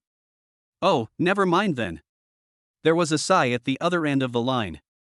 It's really not easy to find the right person, but relationships with women will fade if you don't keep them company. Maybe Big Brother is just meant to be a bachelor. The task of carrying on the C family line will fall to you. The other day at the charity ball, I also helped you find a nice girl. Sinan's heart leapt. He gritted his teeth and said, "I'll go. For the last time, in the future, you will woo your own wife." "It depends," Siyan said lightly before hanging up. Helpless, Sinan turned around and walked back. He couldn't let Siyan and Gu Weiyan break up, and he didn't want to enter into a business marriage, dedicating his happiness for the rest of his life to a relationship that was put together piece by piece. "Why are you back?" Gu Weiyan was about to leave with her jacket when she met Sinan, who had just walked back. Sinan took the jacket with great tact, and kept saying how good a purchase it was for Siyan. "My brother asked me to go to the lumber market with you. He's worried that you won't be safe on your own, and he cares about you." Gu Weiyan smiled wistfully and said, "That's very thoughtful. Go back and thank my brother for me." "You should." Chapter 16, Sister, I'll take you crazy. Traffic jams are common on the road to the lumber market, so we can't drive today. When they arrived at the underground garage, Sinan's eyes lit up as he looked at the black heavy-duty top of the line motorcycle in front of him. "Sister, you know how to ride a motorcycle?" Gu Weiyan laughed and said, "You can say that I know how to do any exciting sport." Seeing Sinan's admiring gaze, Gu Weiyan's smile grew wider. "Do you have a license?" Sinan shook his head, "I haven't taken the test yet. My father says that drag racing is for crazy people, it's too dangerous, and I'm not allowed to touch it."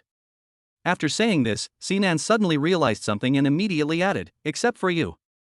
Gu Weiyan smiled and took a step forward, and Sinan was startled, instinctively backing up, and sat down on the back seat of the motorcycle with his butt. As he watched Gu Weiyan's beautiful and imposing face getting closer and closer, Sinan's Adam's apple uncontrollably rolled a little, and his heart was pounding even more fiercely. What did his sister-in-law want? It wasn't because he had said the wrong thing and she wanted to get rid of him, was it? Gu Weiyan stopped at a relatively safe distance, looked into Sinan's eyes, and said seductive, "Do you want to go crazy?" Sinan nodded with hindsight, yes. "From now on, I'll take you crazy." Sinan. When he came back to his senses, Gu Weiyan had already put a helmet in his hand. Sinan stood up and watched as Gu Weiyan, with her long legs, took a step and sat on the motorcycle. Her black high-end long-sleeved shirt and trousers blended with the black motorcycle, and she looked like the strongest king in the world. His heartbeat once again raced uncontrollably. Suddenly, Sinan felt a chill in his heart. It's over. What was he thinking? That was his future sister-in-law. Get on. Oh, Sinan immediately sat behind Gu Weiyan, put on the helmet, snapped the goggles shut, and then Gu Weiyan's voice came to his ears. Hold on tight. Sinan looked awkwardly at Gu Weiyan's slender waist, not quite knowing where to put his hands. Suddenly, the motorcycle beneath him trembled, emitting a loud roar. Hum. The motorcycle started, and the moment it roared out, Sinan's body swayed, and instinctively he wrapped his arms around Gu Weiyan's waist. He just didn't want Gu Weiyan to get hurt. After all, it was dangerous for a girl to play with a motorcycle. He had to protect his sister-in-law for his brother. Yes, that's it. Gu Weiyan felt the tightness around her waist and a smug smile curled the corners of her mouth. Only in moments of danger can a person react instinctively. Sure enough, there was traffic on the road, and every honk of the horns reflected the anxious feelings of the car owners. Boom boom. The heavy motorcycle raced down the road, like a cheetah running through the fields. As he watched the trees on both sides of the road rapidly recede, Sinan felt an immense sense of exhilaration. There is no denying that the speed and passion brought by the heavy motorcycle is unmatched by his strongest off-road sword. After returning, he also wants to get a motorcycle license, and he also wants to be as handsome as Gu Weiyan. No, he wants to be even more wild than her. He wants to summon the desire of the male beast, he wants to be the cheetah in the field, and the eagle in the sky. Beautiful thoughts echoed in Sinan's heart over and over again, until in the end, they all turned into a strong passion. The motorcycle had a smooth ride, and soon they arrived at the timber market. This timber market was very large, and it had a very wide variety of timber, covering almost 90% of the timber types in the country. In fact, Sinan's plan for the day was to finish up the errands for Siyan, and then come to the timber market. The reason he agreed to accompany Gu Weiyan was also because he wanted to come. Sinan accompanied Gu Weiyan on a brief tour, and in his heart, he had already eliminated almost all the wood. Cherry wood, the color difference is too great, it is easy to get bumps, not suitable for making an urn. White oak, the texture is not stable enough, it is prone to deformation, pass. Hard maple, too much shrinkage, pass. Manchurian ash, prone to insect damage, prone to deformation, pass. The further he looked, the more disappointed Sinan became. Could there not be a piece of fine wood in such a large market? As he wandered around, Sinan suddenly had a lightbulb moment. Satinwood? It is noble and elegant, with a magnificent grain, and will not rot or be damaged by insects for 1,000 years. It is the perfect wood for making an urn. Sinan looked around excitedly at the not-too-heavy piece of satinwood, his eyes sparkling with excitement. Before Sinan could say anything, the voice of Gu Weiyan came from behind him. This is good wood, I'll take it. The shopkeeper perked up at the sound of this, and immediately beamed as he introduced the wood. This young lady really has an eye for quality. This piece of wood is authentic 300-year-old dark golden Nanmu wood, which does not rot for 1,000 years and is not affected by insects. You can see from the color that it was only salvaged from the river in the last 2 years. Because it is sold only in pieces, there is only this small piece left in the entire market, so it is hard to come by. Gu Weiyan nodded and said he would take it. Please pack it up and send it to the Gu headquarters. The boss smiled and the wrinkles on his face almost turned into a flower. Okay, I will make sure to arrange it for you. Sinan looked at the wood that he had finally chosen, but it just flew away under his nose, and he felt a little lost. He had been looking for a good piece of wood to make an urn for his father. After all, you only get one chance in life, so you can't settle for anything less than the best. Now that the old man's birthday is getting closer and closer, if we don't start working on it soon, it will be too late. The wood is already bought, let's go. Sinan frowned and looked around. Maybe we should look around some more, I want a piece of wood too. Gu Weiyan put the receipt the boss handed her into her bag and said, didn't the boss already say it? There's only this piece of ebony left in the whole market. If you're interested, you can go to another market and take a look. I remember that there's also a large timber market in Linchang. I can take you there some other day, but not these 2 days, I have things to do. On the way back, Sinan tried several times to speak up, but when they got back to the office, he finally couldn't hold back anymore. Sister, what do you want to do with the wood? Gu Weiyan placed her handbag on the table and took a sip of the coffee her secretary had prepared earlier. I heard that ebony wood does not rot for 1,000 years and can also ward off evil spirits. I want to make some bracelets as employee benefits to motivate people. Oh, Sinan was silent for a moment, and then tentatively said, in fact, the best material for making bracelets is agarwood. Gu Weiyan, it's too expensive. It's not easy to make money these days, so just save where you can. Sinan took the milk that Gu Weiyan handed over without saying a word, opened the lid and took a sip. A moment later, he said carefully, rosewood is also fine, and if that doesn't work, there's green sandalwood, old mountain sandalwood. Gu Weiyan looked at Sinan, her eyes flickering slightly. What you mean is, you want me to let you have the gloomy golden phoebe wood? Sinan blinked carefully, but is it okay? Gu Weiyan's eyes flashed with brilliance, but what's in it for me? Chapter 17, Business Only, No Emotions. I can pay you double the price. Sinan threw out his bottom line. No gain, no pain. Who would do something without any benefit? Just like him, paid services, happy and blissful. Gu Weiyan smiled, leaning lazily back in her chair, her long, wavy hair sliding over her shoulders and gently trembling a few times. Do you think I care about money? Sinan was momentarily taken aback. Of course I don't care. I'll give you 20 million without blinking an eye, and I don't expect anything in return. You're the only sister-in-law in the world like this. In that case, how about you let me have this piece of golden phoebe wood first, and then I'll find a bigger one to give back to you. Gu Weiyan's smile deepened, and her usual cold face was like a gentle cloud, gentle and soft. It was the gentleness that was unique to Sinan. For me, no matter how big it is useless. Anything that exceeds the budget is a waste. I don't need that much. Sinan. He always thought that Gu Weiyan was a reasonable and easygoing person. Unexpectedly, he got the cold shoulder today. Maybe this piece of wood is really important to her. Forget it, a gentleman does not take away someone's beauty. Just as Sinan was about to give up, Gu Weiyan suddenly said, You can have this piece of golden nanmu, but I have a condition. Sinan didn't expect the turn of events to come so quickly. What condition? A trace of elusive cunning flashed in Gu Weiyan's eyes. Be my follower and promise to be on call whenever I need you. No problem, Sinan replied crisply. It's just to bring warmth to his sister-in-law, and even if he doesn't come, Siyan will give him errands to run. Gu Weiyan was not at all surprised by this answer. His puppy dog is so simple and easy to handle. A little bit of sweetness and he'll automatically jump into her trap. Gu Weiyan's eyes suddenly grew cold as she thought of something. No, in the future she must keep a closer eye on people, lest someone give him a lollipop and he'll foolishly jump into someone else's arms. What do you need the golden nanmu wood for in such a hurry? Next week is my father's birthday, and I want to give him a present. Gu Weiyan raised an eyebrow with interest. What kind of gift? She knew that Sinan had been looking for the right kind of wood for the past 2 days, and she was curious as to what he was going to make. Sinan gave a mysterious smile and said, You'll find out when the time comes. His noble and great profession is not something that just anyone can guess. Sinan's smile was uninhibited, and a bright smile rippled across his clean and handsome face, like the scorching sun in summer, instantly melting the ice that had long accumulated in Gu Weiyan's heart. Gu Weiyan looked at Sinan, his eyes full of undisguised passion. It's just that this silly boy's love cells have not yet matured, and he cannot see the depth of Gu Weiyan's love in her eyes. I heard that you were abroad and have been studying design? Design and sculpture, Sinan added. That's really coincidental, the company happens to be lacking a senior designer. If you're interested, you can give it a try, the pay is good. There was a silence for 2 seconds, and then Gu Weiyan continued. I know your family has a deep background, but dreams can only shine when combined with reality. The C family is mainly involved in finance and real estate, and does not have a design and development project. I can provide you with this platform.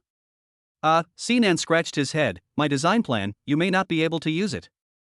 Then I'm a little curious, what do you actually design? Gu Weiyan asked again. Sinan leaned forward, his good-looking eyes full of pride and confidence. Earn design. Gu Weiyan was stunned for a moment. No wonder Si Yan had difficulty talking about Si Nan's hobby. She knew that people longed for it, and the more niche the occupation, the more affirmation it deserved. This was also the most effective way to quickly narrow the distance between two hearts. It's a good career, with great ideas and a lot of drive. Si Nan's eyes lit up. Sister, you really have great insight, much better than my big brother, who only knows how to discourage me. Gu Weiyan asked with a smile, so why did you choose the profession of designing urns? Si Nan's eyes sparkled. Don't you think it's a very happy thing to be able to choose a satisfactory afterlife for yourself while you're still alive? Gu Weiyan was silent for a moment, then glanced sideways at the gloomy golden Phoebe wood sitting in the corner. So, you want to give your father an urn? This silly boy is really simple, and he can get the secret in his heart out in a few words. Sister, you are so smart. My brother is so lucky to marry you. The next second, Gu Weiyan's face fell. Looking at Si Nan's light red lips, she wanted to pounce on them and bite them to pieces. I will give you the golden Nanmu wood for free, and I will lend you the room inside. From tomorrow onwards, you will work here. Si Nan glanced at the room not far away, separated by a large glass wall, and felt a little embarrassed. This is not good. The future brother-in-law and the future sister-in-law will be in the same room, alone together. Gu Weiyan straightened up, opened the computer at hand, and spoke with a tone that brooked no refusal. In my eyes, everything that is linked to money must be used to its full potential, so I will supervise you to prevent you from wasting such good materials. After saying this, Gu Weiyan added, this is also your brother's idea. He asked me to supervise you for him, so it's settled, no objections. Brother, you told Gu Weiyan to supervise me? She hasn't even entered the house yet, so why is she supervising me? Outside the Gu company, Si Nan picked up his phone and started blasting. It's not her supervising you, it's you supervising her. Si Yan spoke kindly and persuasively. After all, she hasn't even entered the house yet. I'm afraid there will be other men around her, so keep an eye on her for me, so that our daughter-in-law doesn't run off to someone else's house. Si Yan's words were strange. Every word and sentence did not mention that Gu Weiyan was his future wife, but it made Si Nan think that Gu Weiyan was his wife. Si Nan was a little angry. He had only acted as a go-between, but he had not expected so much after sales service. If he had known, he would not have become the matchmaker. Let that old man Si Yan be a bachelor for the rest of his life. I have no choice. I'm too busy at work to get away. How about this? There's a real estate and economic forum next week. You go, I'll go on a date. Si Nan swallowed his refusal when he heard this. He had no knowledge of company management, let alone the business world. He didn't understand anything about real estate. Additional services require additional fees. 50,000. Are you trying to fleece a beggar? An international black gold card. Sold. After hanging up the phone, Si Nan happily whistled, his heart's worries dissolving like smoke, and even humming a little tune. An international black gold card, as the name suggests, can be used in every country. As long as the limit isn't locked, he can swipe it as much as he wants. La la la la la la. It's so great to talk about business and not emotions. Chapter 18, There's definitely a conspiracy. When Si Nan returned to Jingha Bay, in addition to the 2 chauffeurs and maids, there were also a few chefs in white overalls in the kitchen. Nan, look, I hired the chef from Sanwei Zhai for you.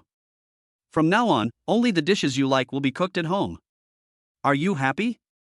Seeing Si Nan walk in the door, Si Ran changed her previous attitude of yelling at the top of her lungs at the slightest disagreement. Her face was so gentle that you could wring water out of it. Seeing this, Si Nan felt a little creepy, and his body hair stood on end. For 3 days, this woman had really gone crazy. During these 3 days, he had tasted the entire 108 dishes of the Manchuhan Imperial Feast, and today, she had even invited the chef from Sanwei Zhai over. What on earth did this woman want? There was a conspiracy, there was definitely a conspiracy. Where are Mom and Dad? Si Ran let out a long sigh. Dad was afraid of having a heart attack when he saw you, so in order to live for 2 more years, he took Mom to France. Si Nan shrugged. The old man was quite romantic for his age. Sitting at the table, Si Nan glanced at the 10 delicious dishes on the table and then at Si Ran, her expression serious. Sister, be honest with me, do you have an incurable disease? Don't be afraid, even if we have to sell the house, we will cure you. In the past, if she had heard this, Si Ran would have slapped him. Today, however, she smiled instead, which was even more creepy. Thinking about the little cabbage in front of her, who had been protected and raised by the whole family, and who was about to be trampled by a pig, Siran felt a little bit of reluctance in her heart. "You're really going to get married soon, sister, and I really can't bear to let you go." "Get married? So that's why?" Sinan said unceremoniously, "You should have gotten married a long time ago. You're in your 20s, and you're still hanging around at your parents' house. If you delay any longer, you'll become an old maid. Besides, the reason for being single is not just being ugly, there are also people who are old and faded. Even if you still have charm, but you are out of the market, no one will want you anyway." The next second, Siran's raised corner of her mouth slowly fell, her eyes narrowed slightly, and her clenched fists made a crunching sound. "Don't be angry, don't be angry. Sister, what's wrong with you? Do you have a toothache?" Siran gritted her teeth and forced a smile. "Seeing you, no pain anywhere. So I can still heal?" Seeing Sinan happily eating with chopsticks, Siran's ugly face eased slightly. What a fool's blessing. It's good to have something to eat and drink, and not have a care in the world. Unlike her, she has to secretly pursue a relationship with a boyfriend. Hurry up and get married, and once this guy enters the Gu family, she can drag her boyfriend out into the sunshine. As soon as they finished eating, Sinan's phone rang. Sinan glanced down at the phone, immediately pulled 2 paper towels to wipe his mouth, and hurriedly returned to his room. He was acting mysteriously, like a thief. "Did you find out?" The person on the other end of the phone was his childhood friend, Shin Mui, an intern in the criminal investigation department who had not yet been officially hired, but whose future was unlimited. Knowing that Sinan had been embarrassed, Shin Mui unceremoniously cracked a joke. "I found out, it's a woman, and from your description, she's pretty wild." Sinan's face fell. He hadn't found anything, but he had the nerve to call me. "Can't you at least wipe your ass with gauze and show your buddy what you're made of?" Shin Mui laughed. "Don't worry. Of course I'm not worried. If a dog bit you, wouldn't you be worried?" During this time, he had been obsessed with the fact that the woman had slept with him and extorted 20 million from him. It was as if he couldn't eat or sleep. When he slept, he dreamt of the woman biting him.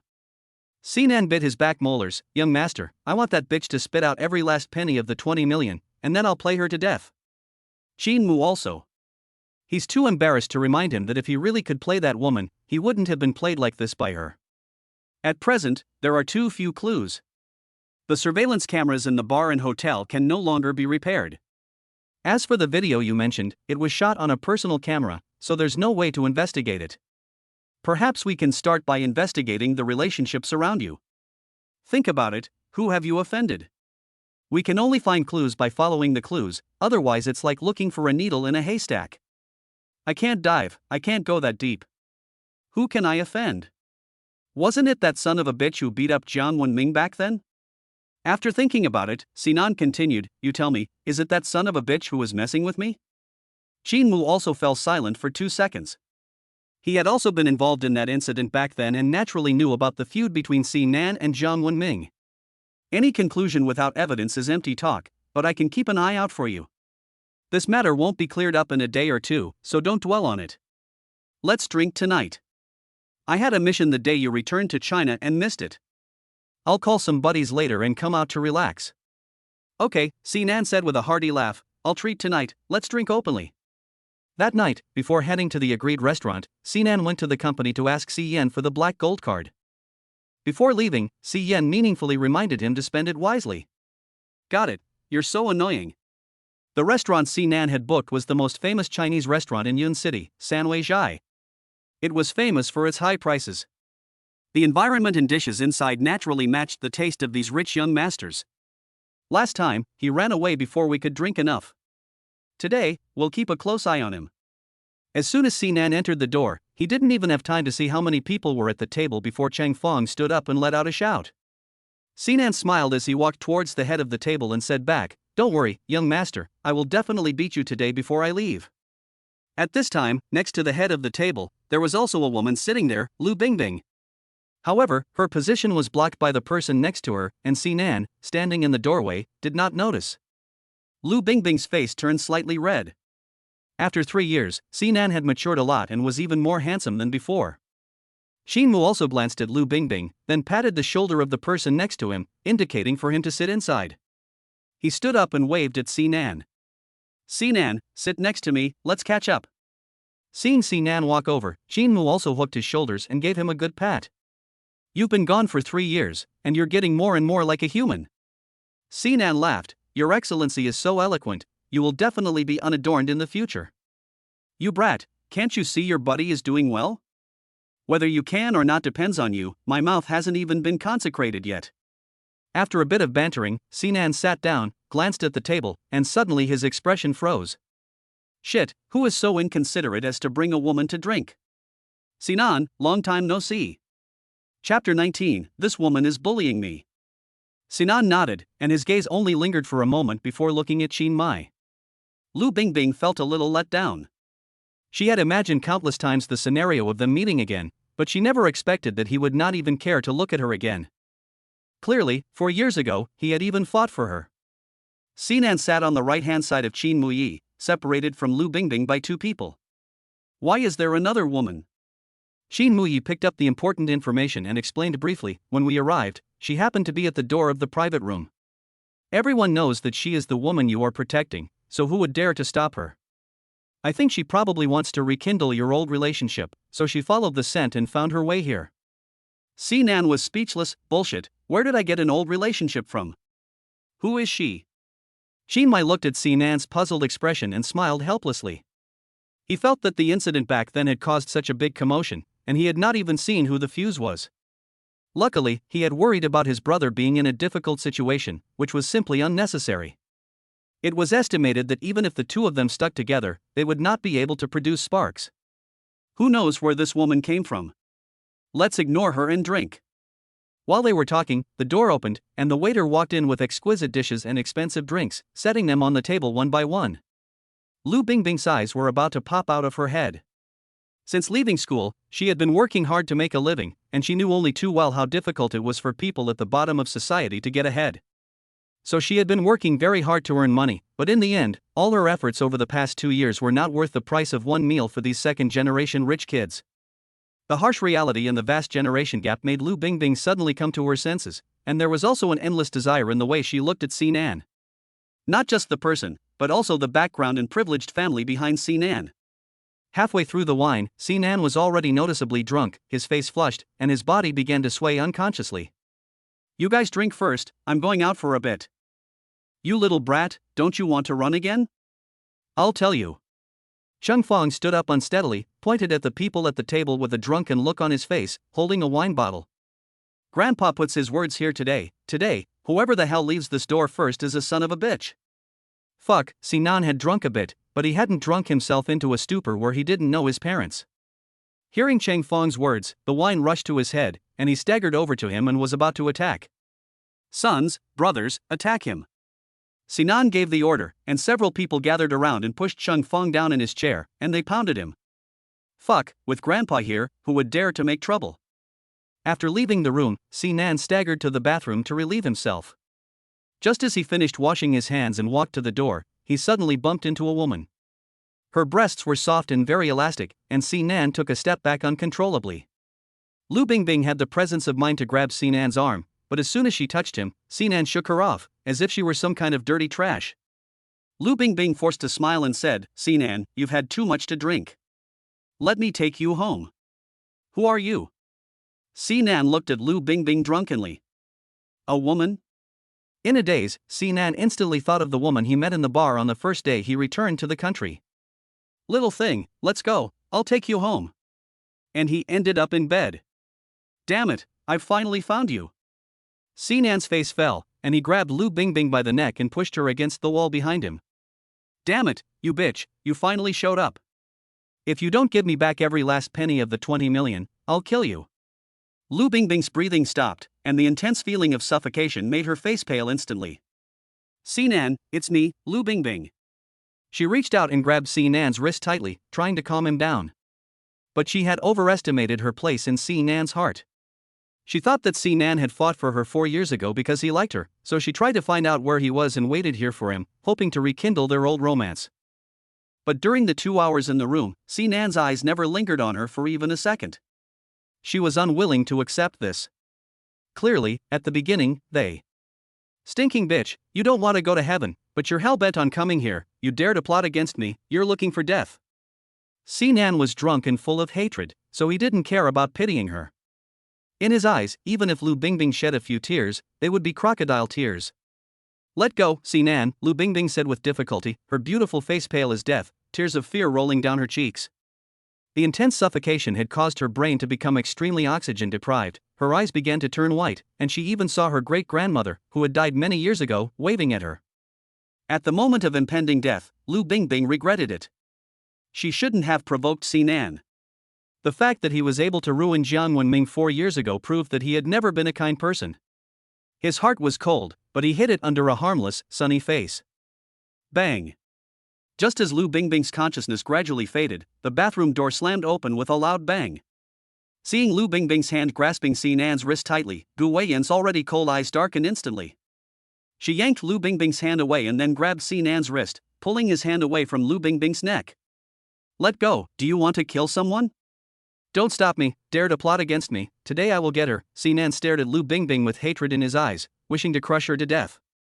Lu Bingbing got a breath, opened her mouth and coughed violently, her body slowly slid against the wall and fell to the ground. She really didn't know what she had done to offend Sinan, that he would hate to kill her. Damn woman, Sinan thought, unwillingly, scheming against him and blackmailing him. If he didn't teach this woman a lesson today, his name would be written backwards. Seeing Sinan about to go for Lu Bingbing's neck again, Gu Weiyan pulled him back with one hand and gave him a hard twist on the buttocks with the other. Ah! A sharp pain struck, and Sinan let out a scream, almost jumping up from the ground. Are you awake? Gu Weiyan pinched Sinan's chin, making him look her straight in the eye, and asked word by word. Sinan looked at Gu Weiyan dazedly for a long time, and suddenly his mouth curled up, saying, Sister, this woman is bullying me. Lu Bingbing? Is she crazy, or is the world crazy? Gu Weiyan looked at Sinan's dazed and coquettish look at her, and her heart flared up. Be good, will you go home with your sister? In the future, when he looks like this, she will be the only one who can look at him. Chapter 20, A Life-Saving Act. Late at night. A dimly lit room. Gu Weiyan coaxed Sinan into drinking a glass of milk, and after he fell asleep, she leaned down and kissed him slowly. The sleeping man was oblivious. Early in the morning. Sunlight poured into the room through the window. Sinan was sprawled on his pillow, sound asleep, his dark hair soft and fresh, the quilt draped just below his waist, concealing some marks on his back. Next to him, Gu Weiyan leaned against the head of the bed, looking down at her handiwork with a smile curling the corner of her mouth. Suddenly, she leaned down and gently placed a kiss on Sinan's face. The warm touch slid across his skin, and Sinan's eyelashes twitched slightly, but he didn't wake up. Holy shit, what's going on? An hour later, Sinan looked blankly at the unfamiliar room and his own empty body, dumbfounded. He couldn't have gotten drunk and let some woman play with him again, could he? Sinan lifted the quilt and took a look. Fortunately, his body was clean, and the bed was clean too. But where were his clothes? What was this place? It wasn't a hotel, but rather a room that looked like it was inhabited. Looking at the brand new clothes by the bed, Sinan hurriedly put them on and walked out of the room. Downstairs, Gu Weiyan was sitting on the sofa leisurely sipping coffee. Are you awake? Sister? Sinan walked over, wondering in his heart, why am I in your house? Gu Weiyan put down her coffee cup and looked at Sinan's young and handsome face, feeling in a good mood. You drank too much last night and acted crazy in the restaurant. I happened to pass by and brought you back. Act crazy? Sinan scratched his head. He has very good drinking skills, so how could he act crazy? Don't you remember? Gu Weiyan's eyes turned cold for a moment when she thought of Lu Bingbing, who had deliberately flirted with Sinan. When I arrived, I saw you choking a woman's neck and almost killing her. I've already asked. That woman's name is Lu Bingbing. What's your relationship with her? Lu Bingbing? Sinan thought back carefully. I don't know. Sinan wasn't lying. He had no reason to lie to Gu Weiyan. He really didn't have any impression of Lu Bingbing. When he was in high school, although he had never fallen for a girl, it didn't stop him from receiving love letters. As for the fight, it was purely Jiang Wenming's fault for being a jerk, daring to corner a girl in the bathroom and bully her in broad daylight. Damn it, I, Jiang Wenming, have been chasing you for so long, and you dare to give that little white-faced Sinan love letters. Besides having a good-looking face, what else is he better than me? Don't you like him? Today I'll show you if he'll come to your rescue. See, Xiao? Pa, Jiang Wenming, can destroy him with one finger. That day, he happened to be in the bathroom with Chung Fong and Qin Mu, and accidentally heard the whole thing. He wasn't someone who liked to meddle in other people's business, but that day he really couldn't stand it anymore, and wanted to destroy Jiang Wenming's arrogance, so on impulse he beat him up. As for the girl who was bullied, she ran away during the fight and he didn't even see what she looked like. Gu Weiyan knew that Sinan wasn't lying, so she didn't dwell on the matter. She didn't even consider the woman her rival, so she didn't care about her. Wash up, eat, and in a while, go settle the bill at Sanwei Zhai. You all drank too much yesterday, so I had no choice but to vouch for you first. A quarter of an hour later, Sinan sat at the table, unable to speak. Sister, last night, who took off my clothes? You threw up all over yourself, so Butler Lu helped you. Butler Lu, standing nearby, looked at Sinan and wondered. How come he doesn't know? Could it be that he's getting old and his memory is failing? Thank you, Uncle Lu. Butler Lu looked at this overly good-looking, polite young man in front of him and laughed. You're welcome, Master C. After finishing eating, Sinan got into Gu Weiyan's car and went to Sanwei restaurant. Hello, you spent a total of 238,000 yuan yesterday.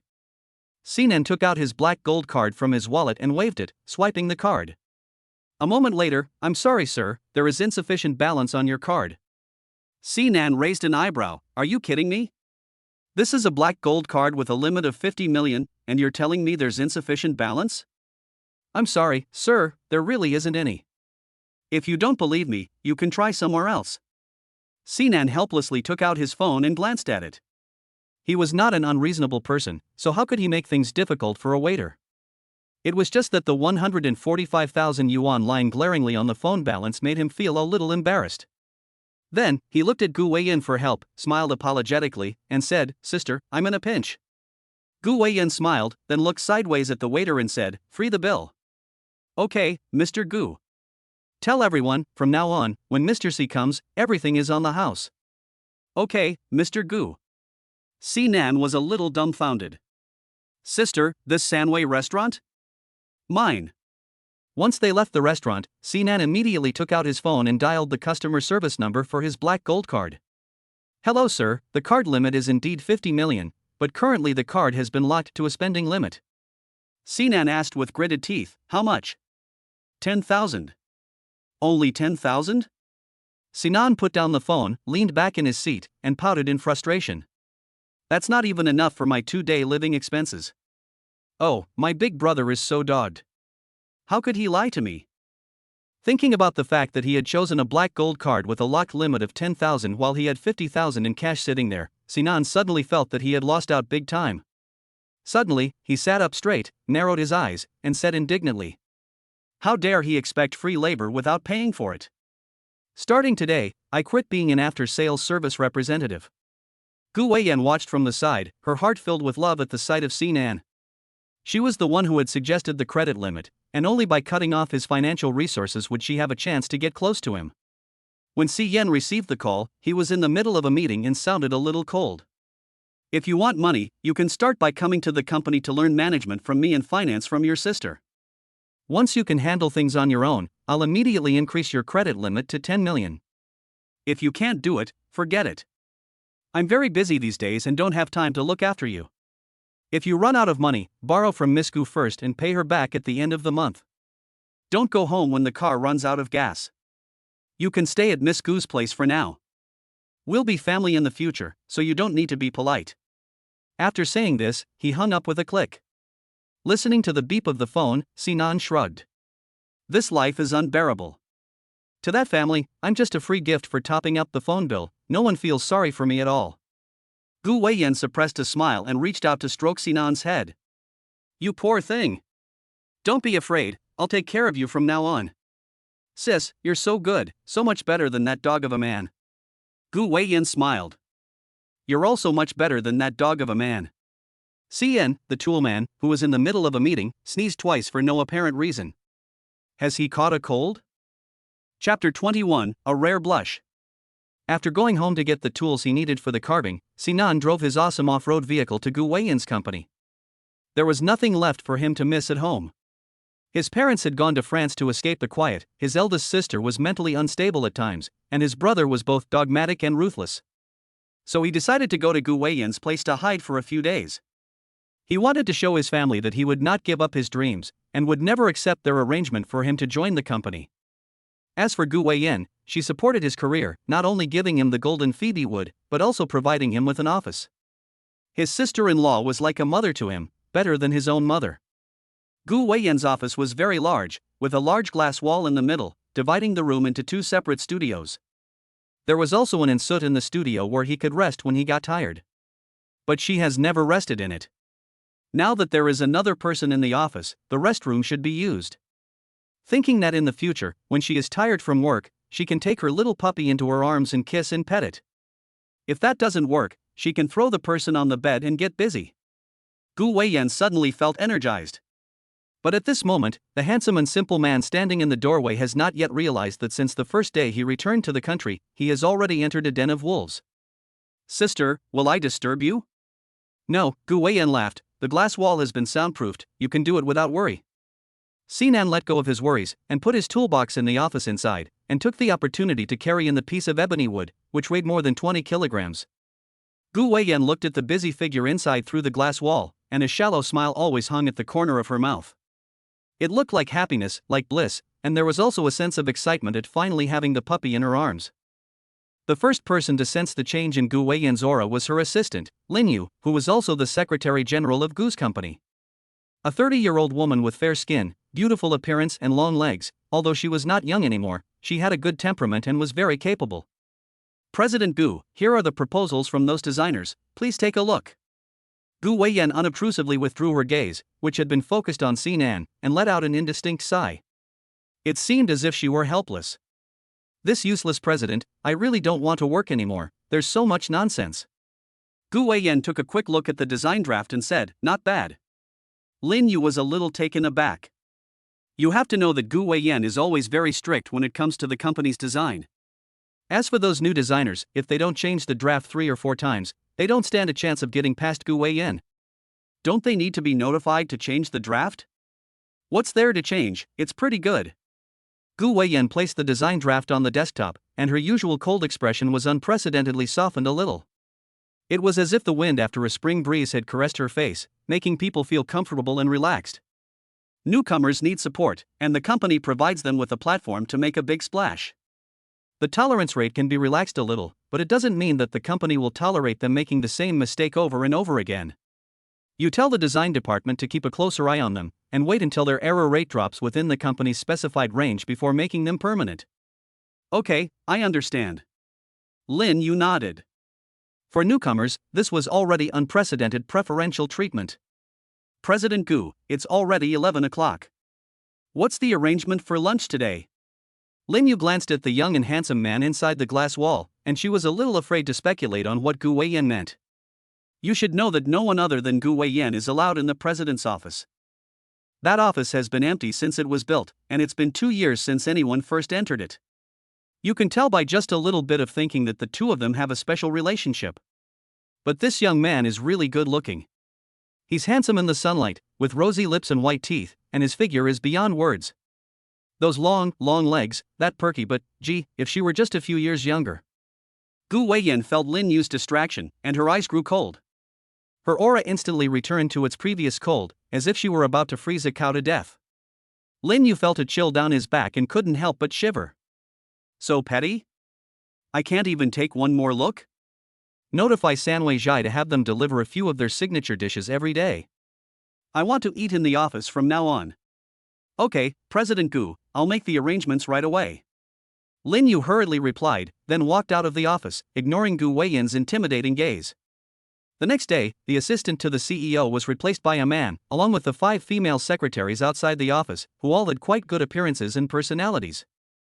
They were all replaced by men. Big, straight men of steel. They were so straight that there was no possibility of them being bent. Hey, why have the people outside the door all changed?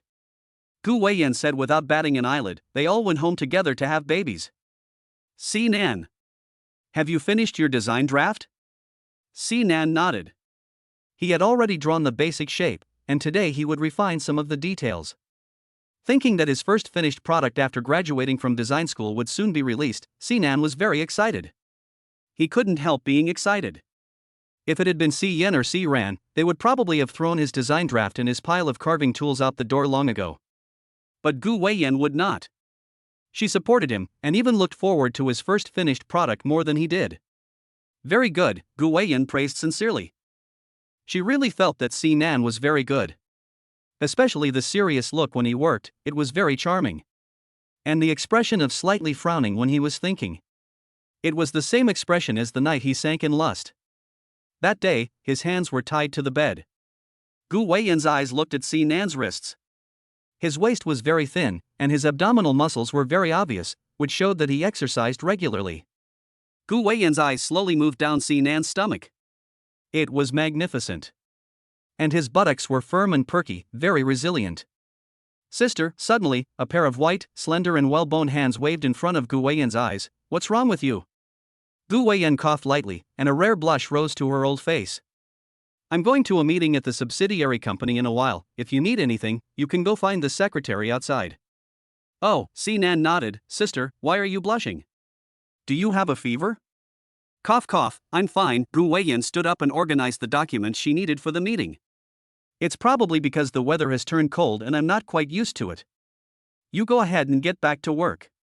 I'll be back for lunch and eat with you. Si Nan was about to say that there was no need for her to come back, but Gu Weiyan had already taken her jacket and walked out the door. The next second, the newly hired male assistant walked in and took the documents on the table with him. Si Nan suddenly understood the hardships of her eldest brother. It turns out that being in a position of power is so hard. You can't even rest when you're sick. Chapter 22, The Rival Appears. After 2 hours of busy work, the detailed parts of the design were finally completed, but there was still a bigger problem ahead. He hadn't bought any paint. Si Nan angrily patted his forehead, thinking that he should just die. How could he have forgotten such an important thing? Looking at the time, it wasn't late yet, so Si Nan picked up his phone and turned around to leave the office. He had a habit of not changing the design after it was perfect, so that it would be twice as effective when carved. I'm sorry, sir, but our boss is not in the office. That's fine, I can wait inside. Sorry, but without an appointment, we can't let you in. Please make an exception, I need to speak to your boss, it's important. At this moment, at the reception desk on the first floor, there was a well-dressed, gentle-mannered man, holding a large bouquet of flowers in his hands, quietly looking at the well-mannered young woman in front of him. This man was Xie Jingyun, who Gu Weiyan had deliberately introduced to Gu Weiyan. That day at the charity ball, he was instantly attracted to Gu Weiyan's beautiful and aloof temperament. She was like a white lotus on a snowy mountain, proud and holy, and people were put off by her. Over the past 2 days, he had consulted with professionals, and women with cold and indifferent dispositions like Gu Weiyan would not easily approach a man. But if they really moved their hearts, it would be passionate as fire. Moreover, such women are very dedicated, and once they have chosen someone, they will not change. Xie Jingyun knew that Gu Weiyan didn't have a boyfriend, so he was anxious to take this step. He wanted to be the only one for Gu Weiyan. The young girl looked at the flowers in Xie Jingyun's arms and looked embarrassed. Sir, you'd better not make things difficult for us. The company has rules. You'd better communicate with our general manager, Gu, before you visit. Xie Jingyun's face fell. If he had Gu Weiyan's contact information, would he still have to go through so much trouble? You should know that even Gu Weiyan has to go through an assistant if he wants to get in touch with Gu Weiyan. When will your boss be back? We're not really sure. His schedule is handled by a professional assistant, or you can contact his assistant. Secretary Lin's phone is not working. Oh, Secretary Lin has gone to work in a subsidiary company, the young woman explained with a polite smile. Right now, Assistant Feng is by Boss Gu's side. Xie Jingyun felt a little helpless. Just as he was about to turn and leave, he saw a young man walk out of the elevator. He looked familiar. After thinking for a moment, Xie Jingyun's heart trembled. Isn't this the younger son of Si Yichen's family, the Zheng family's sworn enemy? Why is he at the Gu company? Mr. Si. Si Nan had just crossed the reception desk when he saw someone walking over next to him. He was instantly attracted to the man in front of him, who had a very refined air about him. A refined scoundrel, a refined animal in human clothing. But the flowers in his hands are really nice. Si Nan paused for a moment. You know me? Xie Jingyun walked over and extended his hand. I was also there on the day of the charity event. I see. Nice to meet you, Sinan. He glanced down. I'm not used to your successful people's ways, so I'll skip the handshake. Ha, I've heard that Mr. C is not fussy about trivial matters. Today, I see that you really are a straightforward person. Xia Jingyun smiled and withdrew his hand. Years of being influenced by the business world had long ago allowed him to remain calm in the face of any problem. Don't say anything else either, I don't feel comfortable hearing compliments. Sinan can't stand the hypocritical and pretentious nature of the business world the most, which is also the reason why he insists on not going to the company. If he were to flatter someone, it would be better to kill him. Xia Jingyun didn't mind Sinan's attitude. For a young master raised in a pile of money, naturally he had the capital to be frivolous. Why is Master C here? You and President Gu have something to do with you? Sinan raised an eyebrow. He really couldn't stand Xia Jingyun's refined and pretentious appearance. You're looking for me for something? Oh, I'm looking for President Gu to discuss something important. I just don't know, when will she be back? Xia Jingyun tentatively asked a question. If Sinan knew Gu Weiyan's schedule, it meant that the two of them had an unusual relationship. Then he should investigate properly. You're asking me, how would I know? I'm not a mind reader. Sinan glanced at the flowers in Xia Jingyun's hands. Are you trying to woo her? Xia Jingyun didn't know about Sinan and Gu Weiyan's relationship yet, so he didn't dare answer rashly. I know. Before he could react, Sinan took the flowers from his hand and turned around and walked back. I'll take them for her, you go back. Xia Jingyun suddenly felt confused by Sinan's flirtatious actions. Could it be that he was already old at 25 and unable to keep up with the younger generation's thinking? Hey, Mr. C, Xia Jingyun thought, immediately lifting his heel and following over. Those are my flowers. Hey, sir, you can't go up without a reservation. By the time the receptionist girl reacted, Xia Jingyun had already squeezed in the elevator as it closed. In other words, Gu Weiyan was worth it, otherwise this gentle and refined business elite would have no image of squeezing into an elevator, which would be an insult to civility. What are you doing here? Sinan just wanted to press the elevator button when Xia Jingyun blocked him first. Mr. C, please calm down. We are all in the same boat. I do business with your brother, so we are not strangers. Who the hell is in the same boat as you? Sinan thought to himself. What kind of person is he to dare to compete with his brother for a wife? Does he think that he, a professional relationship after sales service specialist, is useless? The elevator reached the top floor without stopping once. Xia Jingyun could guess at a glance that this was Gu Weiyan's exclusive elevator. What exactly is this guy's relationship with her? If it's a romantic relationship? No way. Xia Jingyun immediately dismissed the thought in his heart. Gu Weiyan is such a cold and indifferent woman, how could she like such a brat? Apart from having a good-looking face, he is simply useless. After getting out of the elevator, Xia Jingyun looked at the several male secretaries who were working in front of him, and thought he had come to the wrong place. Isn't it said that Gu Weiyan is not attracted to men, and she is already 23 years old and has never had a boyfriend? But what's with the male secretary? Could it be that his information is wrong? Female CEO? Male secretary? What's the difference between that and a male CEO and female secretary? What if he accidentally fires a gun and the rules of the underworld are applied? Seeing that Sinan walked into the office without looking back, Xia Jingyun just wanted to follow him, but was stopped by the male secretary not far away. Excuse me, sir, without the permission of President Gu, no one can enter the office? Xia Jingyun looked at this series of chaotic operations, and his mind was confused. Without thinking, he asked a retarded question. Then how can he get in? Male secretary? Did he not make himself clear? Without the permission of the general manager, no one can get in. Naturally, anyone who can get in has the general manager's permission. Looking like an elite in the business world, can't you understand this? In the office, Sinan sat comfortably in Gu Weiyan's exclusive seat, slowly pulled out his phone, and pressed a familiar series of numbers. Hello, Mr. C, I have some good news for you. Your rival has appeared. I now give you two options. 1. Sit back and do nothing and lose your wife. 2. Spend money to avoid trouble and ensure safety. Chapter 23. The Emperor is not in a hurry, but the eunuch is. Si Yen coldly said, You decide for yourself. The phone hung up. Sinan angrily threw the phone onto the table. He didn't want to pay a penny, but he wanted him to help him avoid the evil eye. Damn it! Realizing that he had said something inappropriate, Sinan immediately folded his hands and bowed to the west. Mom, son didn't mean to offend you. If someone gets angry at you, don't get angry back. If they get sick from anger, let your wife take care of it. Calm down, calm down. After calming his mother's mood a little from a distance, Sinan narrowed his eyes and muttered something again with gritted teeth. Really, the emperor isn't in a hurry to die, and I don't care. It's not like it's his wife who's being lost anyway. After sulking for a while, Sinan grabbed the flowers on the table and returned to his office. When Gu Weiyan returned to the company after the meeting, it was already noon. Looking at Xie Jingyun waiting outside the office, a dark layer immediately covered the depths of Gu Weiyan's eyes. Is Mr. Xie too ignorant of the rules by breaking into someone else's company? Miss Gu, Xie Jingyun smiled at the corner of his mouth and was not shocked by Gu Weiyan's cold aura. If he doesn't even have the courage to woo Gu Weiyan, then he doesn't deserve this woman. Uncle Gu said that you have made quite a name for yourself in the venture capital world. I also studied finance, so I'd like to discuss some issues with you. Gu Weiyan gave Xie Jingyun a cold look, her gaze sharp and aggressive. If you have any questions, contact my assistant directly.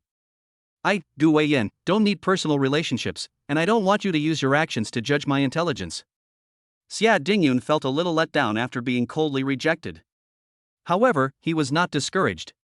A woman with such a personality could inspire a man's desire to conquer. Miss Gu, don't get me wrong, I.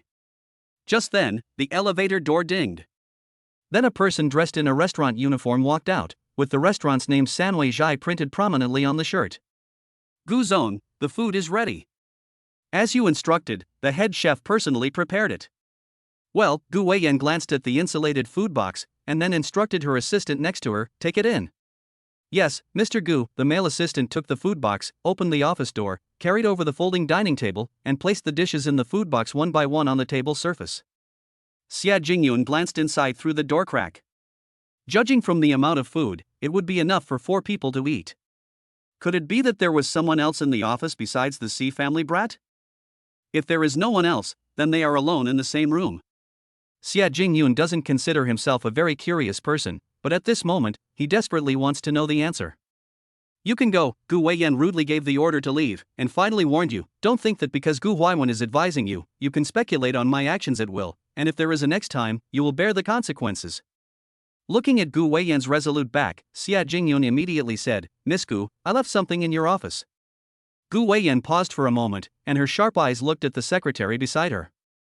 This gentleman has never been in the office, the secretary immediately stood up and explained. He didn't want to be fired on his first day of work. Gu's high salary is unattainable by others. It was a bouquet of flowers. Xie Jingyun took a step forward, saying that he had repeatedly failed and become more and more courageous. The secretary reacted and said that Mr. Xie had gone downstairs today and indeed had a bouquet of flowers in his hand when he returned. Xie Jingyun's expression brightened. The bouquet of flowers is mine, and I want to give it to Miss Gu. Mr. Xie accepted it on your behalf and said that he would pass it on to you. Will Miss Gu accept it? Gu Weiyan frowned slightly, raised her foot, and walked into the office. Xie Jingyun followed closely behind her, and before the secretary could stop him, he followed Gu Weiyan inside. When he looked through the glass window and saw what was going on inside, he was so angry that his eyes almost burst into flames.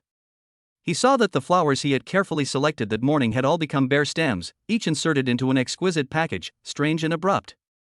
Gu Weiyan walked in and saw Sinan, who was bowing his head intently tinkering with something. Her sharp eyes softened instantly. What are you doing? Upon hearing the sound, Sinan looked up and then his eyebrows curved, a bright smile appearing on his face. I'm adjusting the colors, it'll be done soon. Gu Weiyan glanced at the scattered flower petals on the table. Where did these flowers come from? He brought them. Sinan tilted his chin at Xie Jingyun, who was standing at the door with a stern face. I forgot to buy paint today, and I was just about to go downstairs to buy some when he brought the flowers over. I was thinking of throwing it away, but I figured I might as well get the most value out of it, so I used it. You do know how to make the most of things, that's progress. Gu Weiyan didn't let any opportunity to affirm Sinan's thoughts pass. Xie Jingyun stood between the two offices, suddenly feeling like he had been made a fool of, and his heart was extremely angry. Isn't what Master Xie did a bit unfair? Sinan smiled, but before he could say anything, he heard Gu Weiyan order, "Assistant Fong, give Mr. Xia 1,000 yuan. I'll buy these flowers." After saying this, she looked at Sinan tenderly and asked, "Are there enough flower petals? If not, have the assistant go buy more?" "That's enough. I don't need that many. I've already mixed it, so it'll be ready in a little while. Then go wash your hands and eat first. The chef is personally cooking today's meal, which will definitely suit your tastes." Xia Jingyun looked at Gu Weiyan's tenderness, which was different from before, and already had an answer in his heart. Undeniably, in terms of family background, the two were indeed well matched, but in terms of age and experience, was such a young guy really suitable for her? Sinan stood up, and as he walked, he wiped his hands with the wet towel that Gu Weiyan handed him, giving Xia Jingyun a provocative look. "As Miss Gu's protector, I have to remind you, Miss Gu, that my brother is out of the question." "Big brother? Yen?" Xia Jingyun's face looked a little unpleasant. If it was this brat, he could fight for it. After all, he was inexperienced and didn't know how to play tricks, so it would be much simpler to deal with him. But if it was Yen, in terms of ability, financial resources, and strategy, he would not have any chance of winning. Sinan threw the wet wipes into the trash can and smiled at Xia Jingyun, saying, "Have a good day, and don't bother to see me off." Xia Jingyun glanced at Sinan, a sinister look crossing his eyes, before turning and walking out of the office. Seeing Xia Jingyun's dejected appearance, Sinan felt great. The only regret was that his big brother refused to pay him for helping his sister-in-law avoid the advances of other men. If it weren't for his help, that miserly, dog-like, heartless man would be prepared to remain a bachelor for the rest of his life. Hey, why is my life so miserable? Chapter 24, The Blind Girl. For Sinan, making a design plan and doing the carving work was a piece of cake. He had liked carving since he was a child, and when he was young, he would often take a carving knife and carve little trinkets. It was just a hobby, and he didn't do it perfectly. It wasn't until he grew up a bit that he was exposed to some deeper carving techniques. Later, when he went abroad, he secretly gave up the business management major that Chen had arranged for him and focused on design and carving. As a result, his grades in business management were abysmal, and Chen dragged him back from abroad in a fit of anger. After 4 days of working tirelessly, the golden Phoebe would earn was finally finished. Looking at the pure handmade product with the concept of pure Chinese style in front of him, Sinan gave a resounding pat on the back with a sense of accomplishment. Perfect. At tomorrow's birthday banquet, he must give his father a surprise and show him that his youngest son is also worthy of his pride. Thinking about Chen's relieved expression tomorrow, Sinan gave a small smile. The sunlight filtering through the floor-to-ceiling windows fell on him, like a soft light filter through a lens. He could faintly see the 2 cute little tiger teeth by his lips. After carefully wrapping the urn, Sinan glanced out the glass window. At this time, Gu Weiyan was still bowing her head and working hard. She seemed really busy, and apart from meetings, she almost never left the office. Even when she ate, she just took a few bites in the office. Well, although the food at Sanwei Zhai tasted good. It wasn't late yet, and Sinan felt bad about disturbing her, so he simply sat down again. Looking at the remaining corner pieces of golden Phoebe wood by the table, Sinan suddenly had a brainstorm, and took the carving tools out of the toolbox again. As night fell, the sensor lights automatically came on, and by the time Gu Weiyan finished, the night sky was full of stars. It was already 8 o'clock at night. It's not early anymore, it's time to rest. Hearing the voice, Sinan looked up, just catching Gu Weiyan's burning gaze, and his heart skipped a beat. Why did he always have a strange feeling, very subtle, but he couldn't put it into words? It will be ready soon. Sinan quickly averted his gaze and sped up the movements of his hands. A moment later, he handed a beautifully hand-carved bracelet to Gu Weiyan. "Sister, this is for you." "For me?" Gu Weiyan's heart trembled, and she took the bracelet and looked at it. The beads were not very large, but they were very smooth and could be seen to have been carefully polished.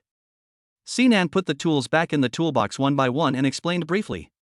"I looked at the leftover materials and thought it would be a shame to throw them away, so I made a bracelet.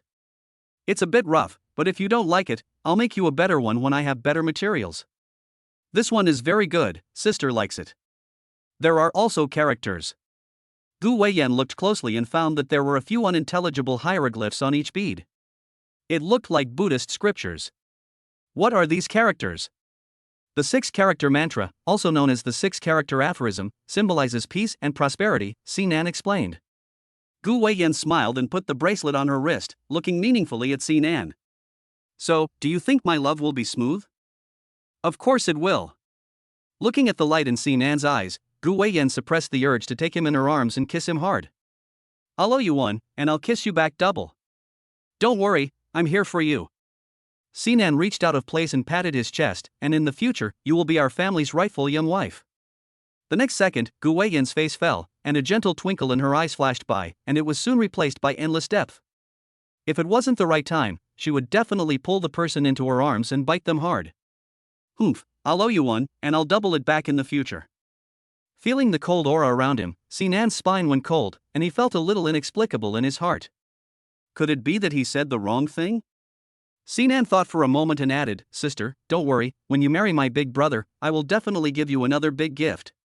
Gu Weiyan squeezed out a few words between her teeth, a little creepy. Great, I'm looking forward to it. Sinan couldn't help but shiver. Why did he feel increasingly cold? Eerie, could it be that the office was haunted? Sister, it's getting late, let's go quickly. It was only after leaving the office that Sinan felt his blood return to his body. Jingha Bay. In order to have a reunion dinner with his children on his birthday, Si Yichen brought Jiang Qingyun back from France a day early. Sinan returned home late and, seeing the lights in the room turned off, did not disturb them. Early the next morning, the servants in the villa got up and started bustling about. Si Yichen values family banquets, so every year he celebrates his birthday at home with just his family. As for those distant relatives who want to curry favor with the Si family on Si Yichen's birthday, they are all turned away. The main one does not accept gifts and does not go out of one's way. Happy birthday, Dad. Happy birthday, Dad. Towards noon, Si Yan and Si Yan deliberately cancelled their subsequent work and hurried back from the company. Si Yichen was very pleased to see his eldest son, who was excellent in every way. He was gentle and refined, mature and stable, capable and able to maneuver in the business world with ease, never trying to steal the limelight, and still able to protect the interests of the company. Of all his children, Si Yan was the most perfect creation he had ever produced. Of course, his daughter was not bad either. She managed the company's finances in an organized manner, saving him a lot of worry. It was just that her standards were too high, and she didn't like any of the young talents he had introduced to her. I heard that this bidding meeting will be a success. You guys have put in a lot of work behind the scenes, right? Si Ran walked over to Si Yichen, sat down next to him, reached over and put her arm around his shoulder, and laughed. Big brother has worked the hardest. Every time, he is busy until late at night, just waiting for your birthday to surprise you. Dad, aren't you happy to have such a good son? Ha ha ha, Si Yichen laughed and patted Si Ran's hand. My daughter is not bad either. You are all Dad's pride. Saying this, Si Yichen suddenly frowned. Where is that little rascal? Hasn't he got up yet? I spent so much money sending him abroad, and after a few years he's brought home nothing but a few rotten eggs. And he has the nerve to sleep in. Ran, go and wake him up. He's not at home. I saw him drive off early this morning. Seeing that Si Yichen wanted to lose his temper, Si Ran immediately reached out and patted Si Yichen's chest. Don't be angry, Dad. Children should not be kept when they grow up. Sinan is already 20, and he should have his own thoughts. When he finds a girlfriend, maybe his heart will settle down. Girlfriend? Humph, Si Yichen said unceremoniously, doing nothing but causing trouble, fighting and getting into trouble. He can't even wipe his own ass when he gets into trouble, so are the girls blind? Would they like him? Si Yin and Si Ran smiled at each other, thinking to themselves, but there is one who is blind. Chapter 25, A Gift. Dad, Mom, I'm home. Sinan drove to the market early in the morning to choose a gift box according to the size of the urn, and then went to Gu Weiyan's company to pick up the urn. After preparing, he happened to catch the unprecedented traffic jam. It was really not easy for him to be able to rush back in time for Si Yichen's birthday. Daddy, happy birthday!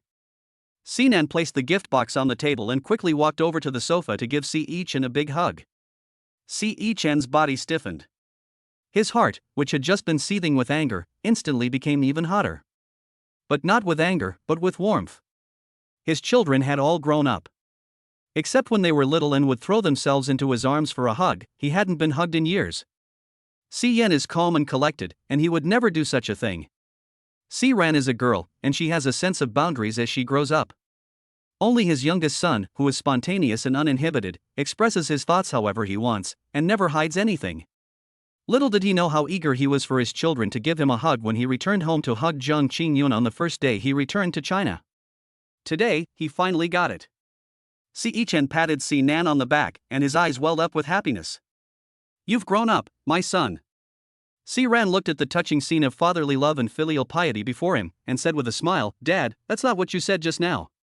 You've changed your attitude so quickly, do you still have any principles? Si Yan gave Si Ran an helpless glare, but fortunately Si Nan was carefree and didn't take it to heart. The fatherly love and filial piety could be maintained for a little while longer, because there would definitely be chaos in a moment. Don't look at them, the Si Jia family is big and wealthy, and they are considered a wealthy family in Yun City, but the family atmosphere is very happy, and all of this is thanks to this simple-minded brat. Dad, I've got a birthday present for you, I made it myself. Si Nan had just turned around to get the urn when Si Yan stopped him, saying that he could give it to him after dinner. Why? Because Mum has worked hard cooking. Si Nan. The last dish, the wine-braised whelks, was ready. At that moment, Jiang Qingyun came out of the kitchen carrying a tray, and with a beaming smile she glanced at the people in the living room. Children, Lao Si, come and eat.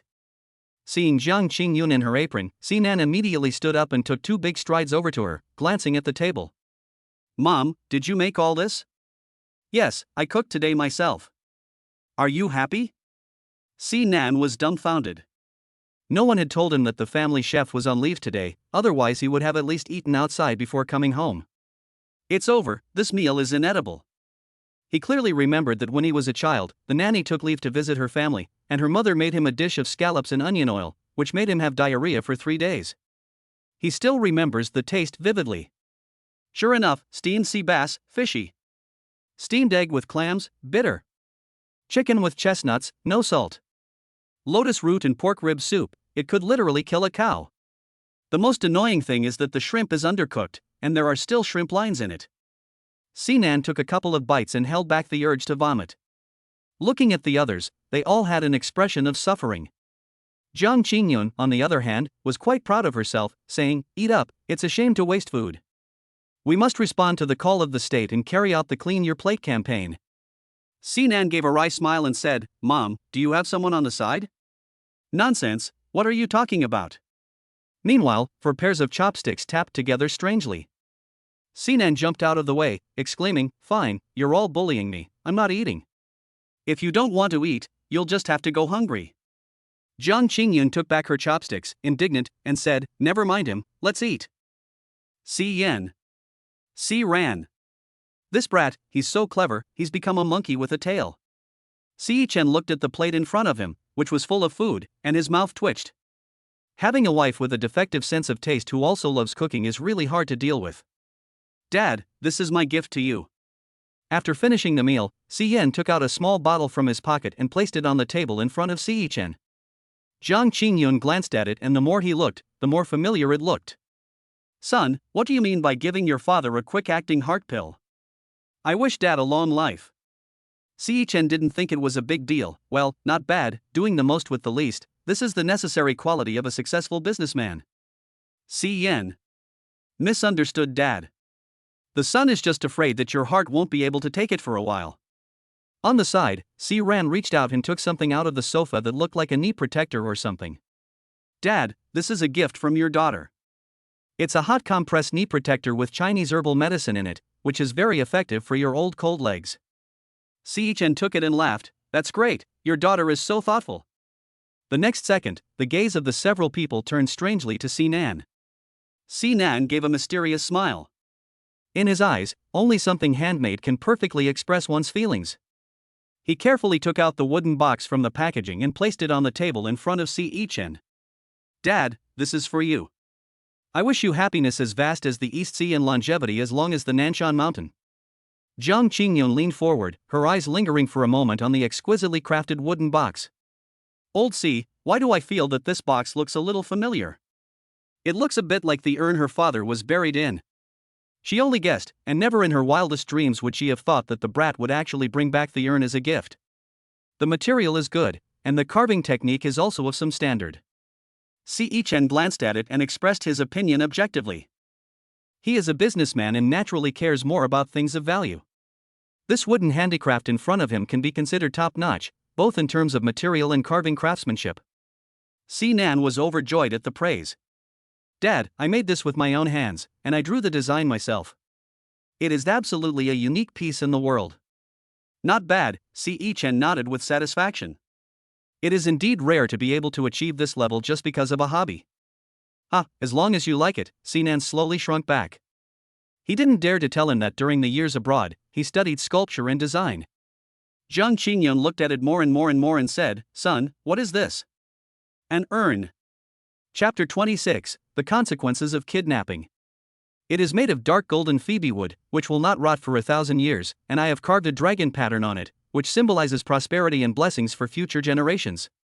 Sinan explained patiently, his eyes shining with excitement. Si Chen almost couldn't catch his breath as he listened. Si Yen saw this and immediately took out some quick-acting heart pills and fed a few to Si Chen. "Dad, don't get excited." "Little brat," Si Chen calmed down a little, trembling his fingers and pointing at Sinan, wanting to scold him but not knowing what to say. After a long time, he remembered a saying that had been circulating on the internet a lot recently. "Are you the reinforcements the monkey invited? You're useless at everything and you're the most annoying person. A birthday present of an urn? Isn't that calling him an old fool?" Si Chen covered his chest and stood up, yelling at the servant not far away. "Where's my whip? Bring it to me. Today I'm going to whip this ungrateful thing to death." Sinan instantly exploded when he heard this. "What did I do? What did I do wrong? I gave you a gift with good intentions, and I'm going to get a flogging for it? You're so old, why are you getting worse and worse every year, and becoming more and more unreasonable?" Si Chen was so angry that he was speechless for a moment. He could see that this youngest son was his nemesis, born just to make him angry. The servant stood there, not knowing what to do. Seeing Zhang Qingyun give her a wink, the servant understood, immediately turned around and left the living room, away from this place of trouble. Si Chen looked at the whip and knew he couldn't count on it. He gritted his teeth, took out the belt around his waist, grabbed his pants with one hand, and whipped the belt with the other hand. Sinan saw this and quickly hugged the urn he had worked so hard on, kicked it on the table, and jumped to the other side in one clean motion. His movements were exceptionally skilled, showing that he had received many beatings over the years. "Little brat! You stay right there. Sinan, do you want to get beaten up standing here? I'm not stupid. Lao Si, don't get angry." Zhang Qingyun was worried about her son and immediately reached out to grab Si Chen and patted him gently on the chest to calm him down. Then she turned her head to glare at Sinan. "Little brat, look at how angry you've made your father. Throw this unlucky thing out now." Sinan snorted and hugged the urn protectively in his arms. "Where is the bad luck? Haven't you heard of seeing the coffin and getting rich? What era is this? Still talking about coffins? Don't you think it's a happy thing to be able to choose your final resting place before you die? I really don't understand your corrupt thinking. Don't pull it, I'll keep it for myself." Compared to the stubbornness and conservatism of the older generation, Si Ran's thinking is much more open. "I think this gift is very creative. Dad, nowadays many young people in China also choose their own urns in advance. This is a trend. It is indeed a rare thing to be able to choose your own most satisfactory afterlife while you are still alive." Sinan nodded in approval. "Sis, I discovered for the first time that you are actually so discerning. I will also give you one for your birthday." Si Ran was a little looking forward to it. "I will draw the design myself." "No problem." Sinan gave an okay sign, and before turning around, he didn't forget to give Si Chen a haughty snort, old-fashioned. Si Chen. On the side, Si Yen sighed. "A good birthday, and it's a dogfight again. Dad, don't you know that kid? As soon as he learns something good in his head, he can't wait to show it off. In fact, Nan didn't have any bad intentions. He just wanted to give you what he thought was the best. We may not understand his way of thinking, but we can't ignore his filial piety, right?" Is that filial piety? He just wants to drive me crazy." Without Nan's meddling, and with Ran and Yan's understanding and kind words, Chen's mood slowly calmed down. After a long while, he suddenly remembered the exquisite golden Nanmu box again. Putting aside the word urn, the material and craftsmanship were really good. He didn't realize that the little brat was quite capable. If he could put this kind of diligence into business, he would definitely have an unlimited future like his brother. Unfortunately, the boy's heart was not at all in the company, and he had no interest in business management. In the evening, Si-Chen sat alone in his study and deliberately looked at the forum on the computer. He discovered that an urn is not considered unlucky. On the contrary, many young people admire this kind of avant-garde. Is he really getting old and unable to keep up with the times? Si-Chen closed the computer, closed his eyes and remained silent for a while, before standing up. Bang bang bang. Bang bang bang. Bang bang bang. Bang.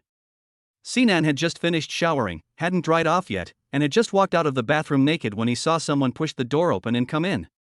He was so scared that his legs gave way and he quickly covered his manhood with his hands. Dad, why didn't you knock? I knocked 3 times. Si-Chen, dressed in a light gray silk pajama set, scanned the room with his eyes and immediately noticed the gloomy golden Phoebe wood casket sitting on the table. Give me that box. What for? Sinan leaned over to the bed and quickly pulled the quilt around him.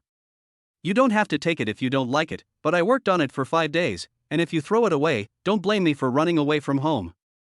Si-Chen ignored him and walked straight to the table, picked up the box and looked at it. After building up the courage to do it all afternoon, he now looked at the box and found it more and more pleasing to the eye.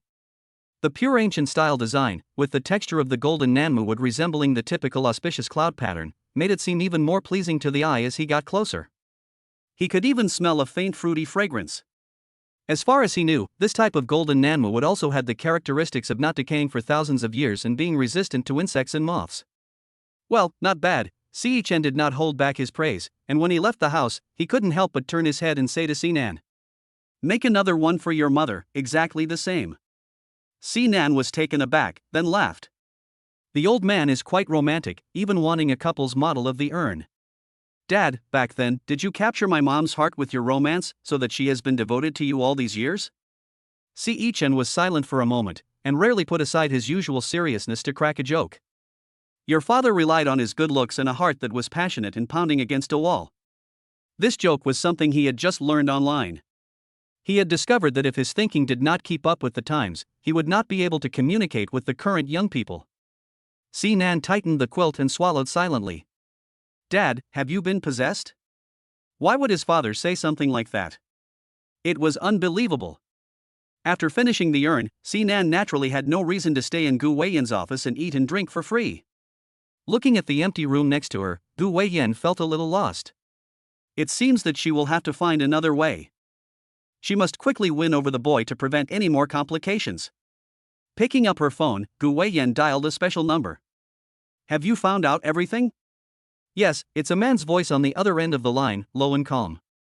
4 years ago, Master C had a fight with Jiang Wenming, the son of Jiang Tongzhou, at school. The cause was that Jiang Wenming had a crush on a female classmate and chased after her for a few days, but the female classmate passed a love letter to Master C. Jiang Wenming felt humiliated and angrily cornered the female classmate in the toilet and tried to assault her. Just then, he was seen by Master C, and the two groups of people fought. Master C was not injured, but Jiang Wenming was injured in his private parts. For this matter, the Jiang family did not spare Master C any trouble. Later, Si-Chen sent Master C abroad to hide out, and he returned 10 days ago. The Jiang family? Gu Weiyan's eyes hardened slightly. She knew Jiang Tongzhou as a sinister and treacherous person. He had no moral boundaries, and was weak when faced with a strong opponent, but strong when faced with a weak opponent. As the saying goes, the son of a rat will dig a hole. It seems that Jiang Wenming is no better. Sinan has a pure heart and is straightforward in everything he does. He doesn't play mind games, and if they really meet, he's afraid he won't be a match for Jiang Wenming. Miss, we've found out something else. Speak. When Master C was 7 years old, he was kidnapped. The kidnappers demanded 50 million. While Si-Chen was raising the money, Master C stole the kidnappers' lighter and set a fire, almost burning to death. 2 of the kidnappers died and 1 was injured. The one who survived is currently serving time in prison. Due to good behavior, he has been granted 2 sentence reductions, and his release date is unknown. Gu Weiyan was a little taken aback. Setting fire to a building is a surefire way to get everyone killed. She hadn't realized that Sinan had a ruthless heart hidden beneath his clean and pure appearance. No wonder he has been so obsessed with blackmail. Gu Weiyan's heart trembled. What would he do if he found out that the woman he blackmailed after sleeping with was her? Perhaps at that time, it would come down to a fight to the death. Chapter 27. Someone needs to protect her. Gu Weiyan leaned lazily back in her chair, her wrist resting on the tabletop, her fingers tapping rhythmically. Looking at the delicate bracelet on her wrist, a smile curled the corners of her mouth. This was the first gift her little puppy had given her, and it was incredibly precious. After a moment of silence, Gu Weiyan suddenly asked, "Where is Sihui right now?" There was a moment of silence on the other end of the line, and then came the reply, "At the base." "Transfer him back here," Gu Weiyan said, her gaze deep as she gathered her thoughts. The Sijia family is known for its emphasis on propriety and loyalty, and they don't care about the external situation. That's why Si Yichen has never put the guards first over the years. But times are different now. In the future, Si Nan will be with her, so he can't be without protection. Sishi is quick-witted, doesn't get bogged down in details, and is very skilled in martial arts. He is fast and precise in his actions. With him by Si Nan's side, she can feel at ease doing her work. "Yes, miss." After hanging up the phone, Assistant Fong knocked on the door and walked in. "President Gu, the trip abroad has been arranged, tomorrow morning at 9 o'clock. "Yes, I know. Today, the chairman of Guanyao Company would like to invite you to dinner to discuss the follow-up issues of the mountains and forests outside the city. Should we decline?" Assistant Fong has just started his job and is not sure about Gu Weiyan's style of work.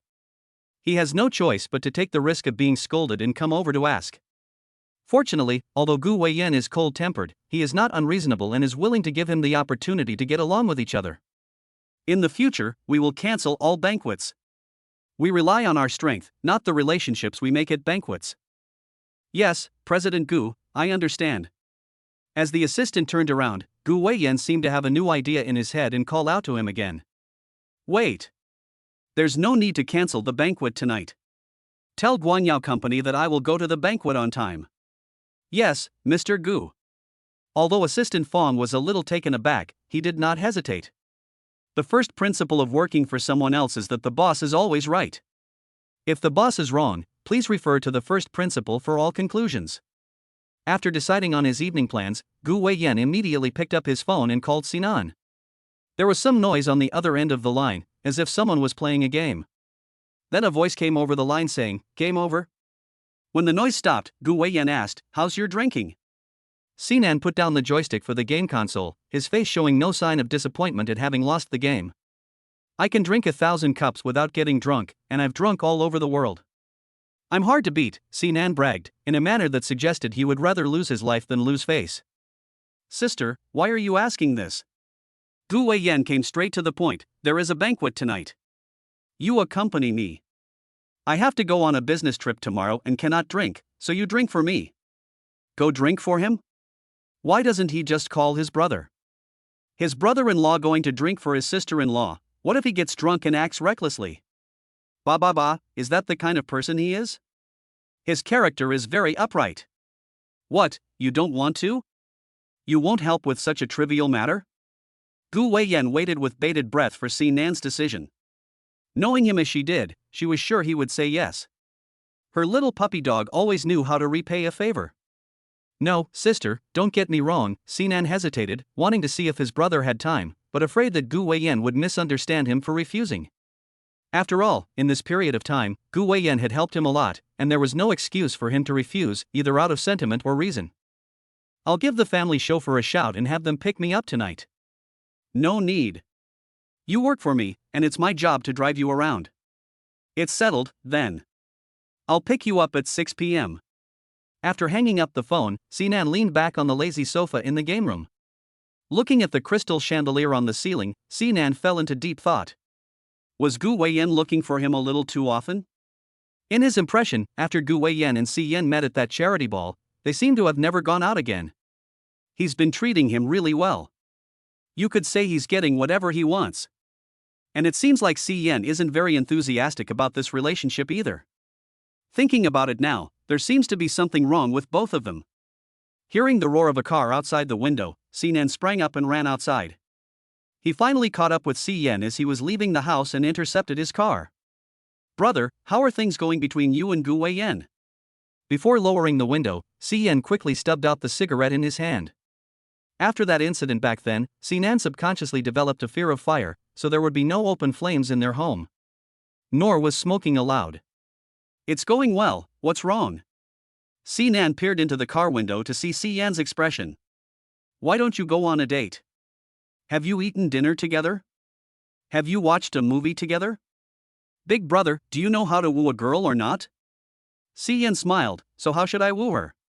Take the initiative. Si Nan instantly transformed into an emotional expert again, guiding Si Yan step by step towards love. Oh, Si Yan nodded, so how, what does taking the initiative mean? Si Nan frowned inside. This man is hopeless, he doesn't have a single romantic bone in his body. He felt that Si Yan was more tired than he was when it came to falling in love. Ms. Gu has a dinner tonight and needs someone to hold her drinks. You go, it's such a good opportunity, do well. Okay, Si Yan said, and he was about to unbuckle his seatbelt and get out of the car. There's an international real estate exchange tonight, you go, I'll go with Ms. Gu for drinks. Si Nan thought he had finally come around, but there was more to come. Wait, Si Nan pressed the car door, where's Dad? Dad has already stepped back and doesn't care about the company's internal affairs. What about your sister? Your sister majored in finance, she doesn't understand anything about real estate. So what am I supposed to do there? Can't I just push things along? Is making money more important, or getting married? What do you think? Si Yan reached up and tugged at Si Nan's collar. The latest model of Fiddlin costs 88,000 yuan, but it doesn't make money, you idiot. Si Nan was momentarily taken aback. And your suit costs 300,000 yuan. So I don't want to be broke. Si Yan pulled open Si Nan's hand and stepped on the accelerator with his right foot. Accompany Miss Gu well, don't go home if you've drunk too much, it's embarrassing, I'll explain to your parents for you. As he watched the luxury car ride off into the distance, Si Nan kicked it and said, go be a bachelor. Chapter 28, Drunk Again. At 6 p.m., Gu Weiyan appeared at the entrance of Jingha Bay on time. The car she was in was a black Maybach, with a very impressive appearance. However, there was no driver, just Gu Weiyan alone. Si Nan had just sat in the passenger seat when Gu Weiyan handed him a bottle of milk. Drink some first, drinking on an empty stomach hurts your stomach. Oh, Si Nan obediently took it and opened the cap to take a couple of sips. Today he was dressed more formally, in a white shirt and black trousers. It was simple, but it made him look even cleaner and more handsome.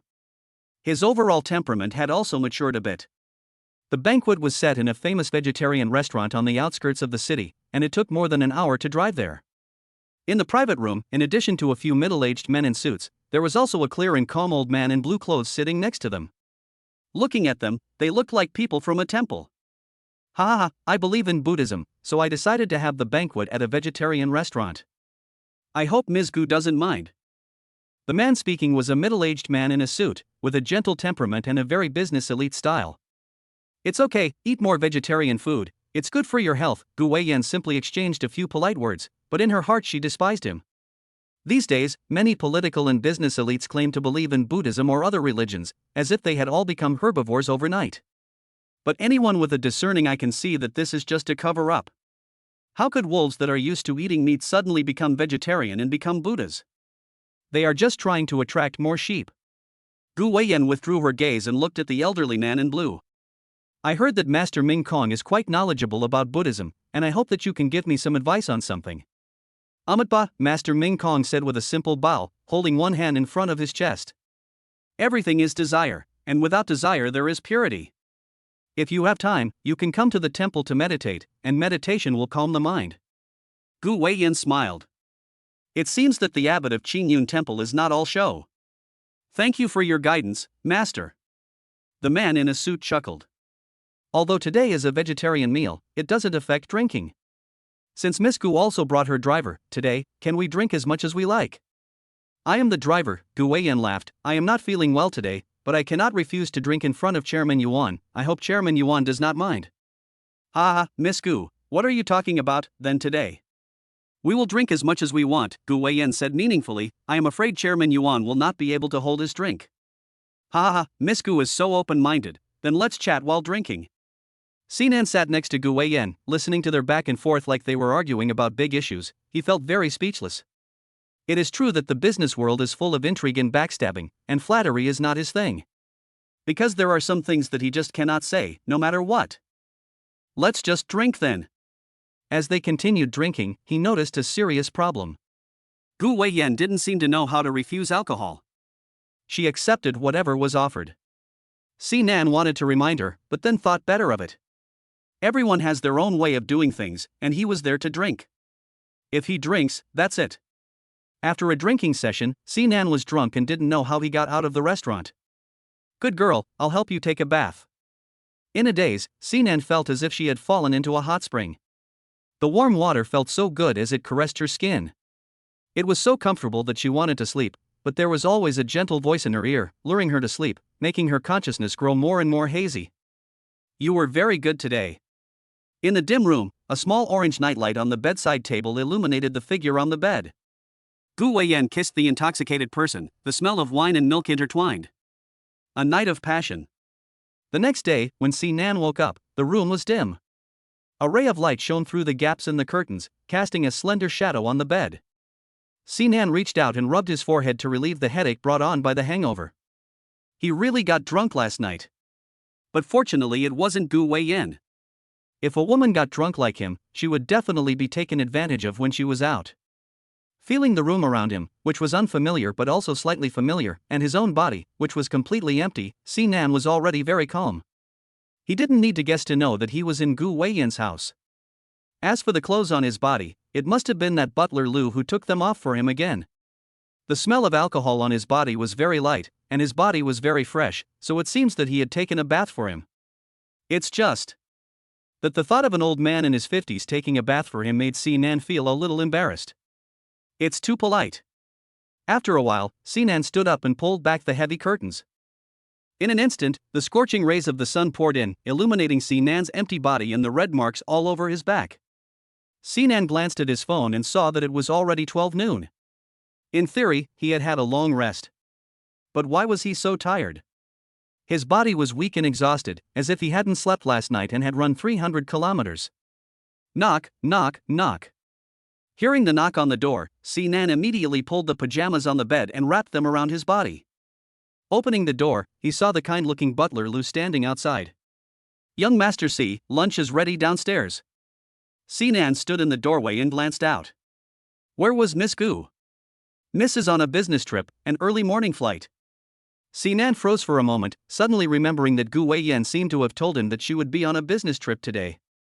Okay, I understand, I'll wash up first. A quarter of an hour later, Nan sat down at the table. The lunch was very hearty, with a good balance of meat and vegetables. It also tasted good, better than what his own chef could cook anyway. After taking a sip of congee, Nan suddenly looked sideways at Butler Lou. Uncle Lou, did I throw up last night? Butler Lou replied with a smile, No, Master C is a very good drinker. It's good that you didn't make a fool of yourself. Nan let out a sigh of relief. In the future you don't need to help me shower, I'll just wash myself when I wake up. Butler Lou. Goodness, he's so drunk, he doesn't even know when he's being taken advantage of. Master C is too polite. After finishing his meal, thinking that Gu Weiyan wasn't home again, Nan simply laid down on the bed and took a nap. When he opened his eyes again, the light outside had already dimmed. Hearing that Nan was leaving, Butler Lou took a bunch of keys and handed them to him. Nan looked at the familiar keys and wondered, why is my car here? It was sent by young Master C in this morning, saying that he was afraid it would be inconvenient for you to go home. Nan took the keys and snorted lightly, he still has a conscience. Master C, please be careful on the road. HM. Perhaps it was because the sky suddenly turned cloudy, but as night fell, the sky grew dark, and the pressure made people feel a little breathless. Nan drove out of Gu Weiyan's villa and casually turned on the car's audio recorder to listen to the traffic conditions. Knowing that there was traffic congestion on Songhua Street, he immediately turned the steering wheel to the right and drove towards the moat. There were fewer cars on that road section. He wanted to go home quickly. Chapter 29, Something's happened. Brother Ming, it's the C family brat's car. He's getting out. As soon as Nan turned towards the moat, he was followed by several tails. It's Jiang Wenming. Ever since he learned that Nan had returned to China, Jiang Wenming had been looking for an opportunity to teach him a lesson. He had sent someone to follow him for a few days, and today he finally got his chance. It's a dark and stormy night, the perfect time to kill and set fire. Today, he must destroy Nan to avenge the past. Follow him and find a place with few people to intercept him. Brother Ming, this kid has been hanging out with the Gu family a lot these past few days. What are you afraid of? Jiang Wenming stared at the car in front of him, his eyes full of malice and ruthlessness. The Gu family is not united, sooner or later they will fall apart. That woman can't even take care of herself, how can she take care of others? When the time comes, we'll just throw the person into the moat. Who knows, it was us. The moat is sparsely populated, and it takes a long time before you encounter a car. Sinan looked through the rearview mirror at the tail following behind him, and the more he looked, the more he felt that something was wrong. It seemed as if these cars had been following him the whole time. Suddenly, his heart trembled slightly, and he slammed the accelerator to the floor. The SUV, like a cheetah running through the fields, roared as it shot up with a whoosh.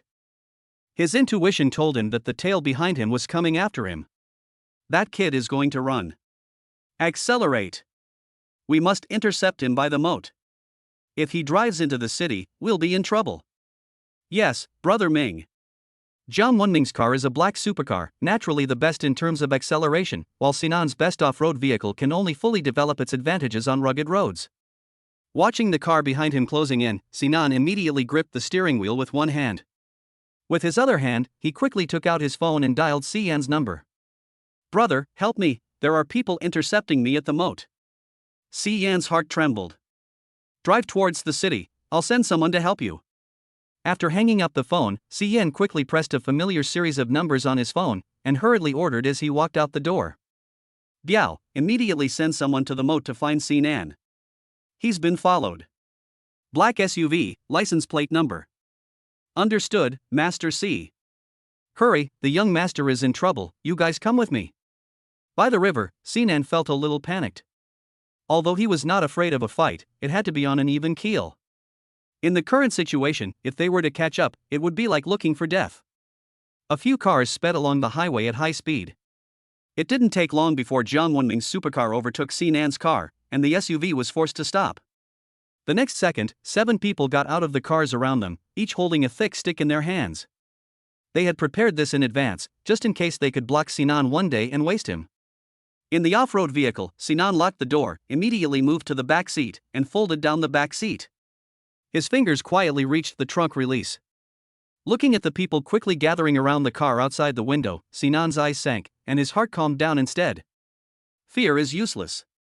He is not afraid of a fight, but if he can't win, he'll run. He understands that better than anyone else. At a time like this, it's stupid to stay and fight. Damn it, get down, outside the car. Jiang Wenming pulled on the car door, but found that he couldn't budge it. He raised his foot and kicked the car head-on, hard. Smash it, and get that son of a bitch out for me. Bang. A club as thick as a wrist smashed against the car window, shaking the SUV as it did so. Seeing that more and more sticks were concentrated on the windows on both sides, Sinan took the opportunity and immediately opened the trunk and dashed out from the back of the car. Shit, that kid's running, go after him. By the time the few people outside the car reacted, Sinan had already dashed more than 10 meters. Damn it, go after him, kill him. The wind whistling by his ears, Sinan's eyes were fixed on the railing above the moat, not daring to take his eyes off it for a moment. Jiang Wenming had hated him for more than a day or two, and if he really fell into his hands today, he would have no way out. The railing in front of him was getting closer and closer, and Sinan, with a resolute heart, held the railing with one hand and made a handsome leap across it. Just as he was about to jump into the moat, there was a sudden sharp pain in his back, and a stick smashed heavily onto his back. Sinan let out a muffled grunt, and then splashed, falling into the cold water. Jiang Wenming looked down from outside the railing. Son of a bitch, he didn't even throw it, and he jumped in himself. Brother Ming, that kid won't drown, will he? I'm going to drown him. Just keep watch here. As soon as that kid dares to show his head, immediately throw the stick down. If he doesn't drown, I'll kill him. It was cold, suffocating, and dizzying. Sinan was still falling straight down in the water. The previous blow had made him feel a little lightheaded, and his mind was even more dizzy the moment he fell into the water. After a few breaths, Sinan slowly began to respond. He quickly waved his arms to stabilize his body, and then, relying on his good swimming skills, swam underwater towards the distance. He didn't dare to come up for air. With Jiang Wenming's character, he might be waiting for him on the bridge. After a few breaths, when Sinan had used up all the air in his lungs, he immediately surfaced and took a deep breath, before quickly diving back under. After a few breaths, he had already approached the bank of the moat. But at this moment, his calf suddenly shot through with pain, and he had a cramp. Sinan gritted his teeth, endured the intense pain and held his breath, then tilted his head back and slowly floated his body to the surface, adopting the most professional self-preservation position. When he first learned to swim, he vowed that he would never have to use this position, but reality slapped him in the face.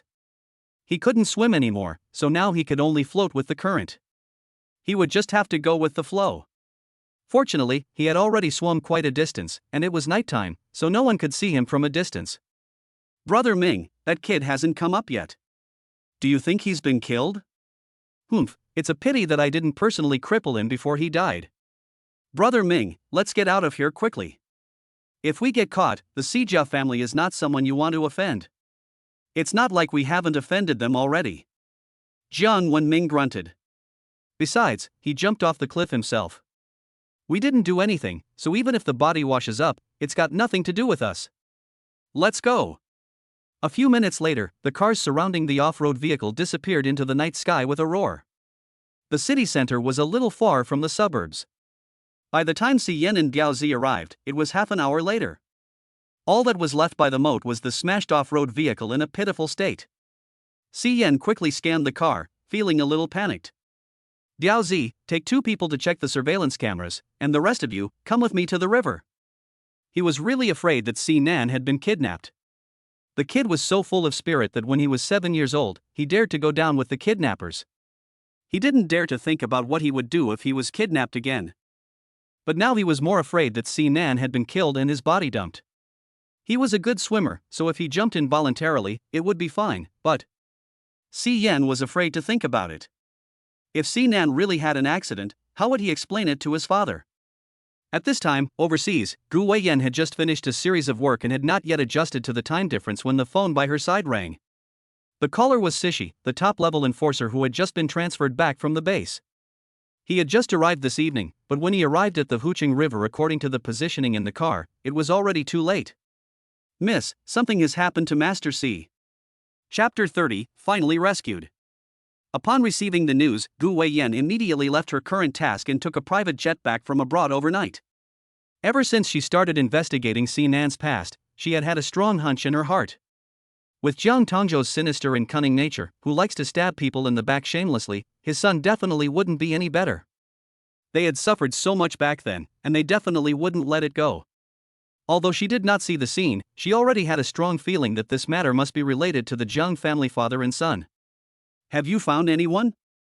When Si Yen received Gu Weiyan's phone call, he was still searching by the moat. He had already sent someone with professional equipment into the river to check under the moat. It's just that more than 3 hours have passed, and he still hasn't found Si Nan's figure. "Not yet."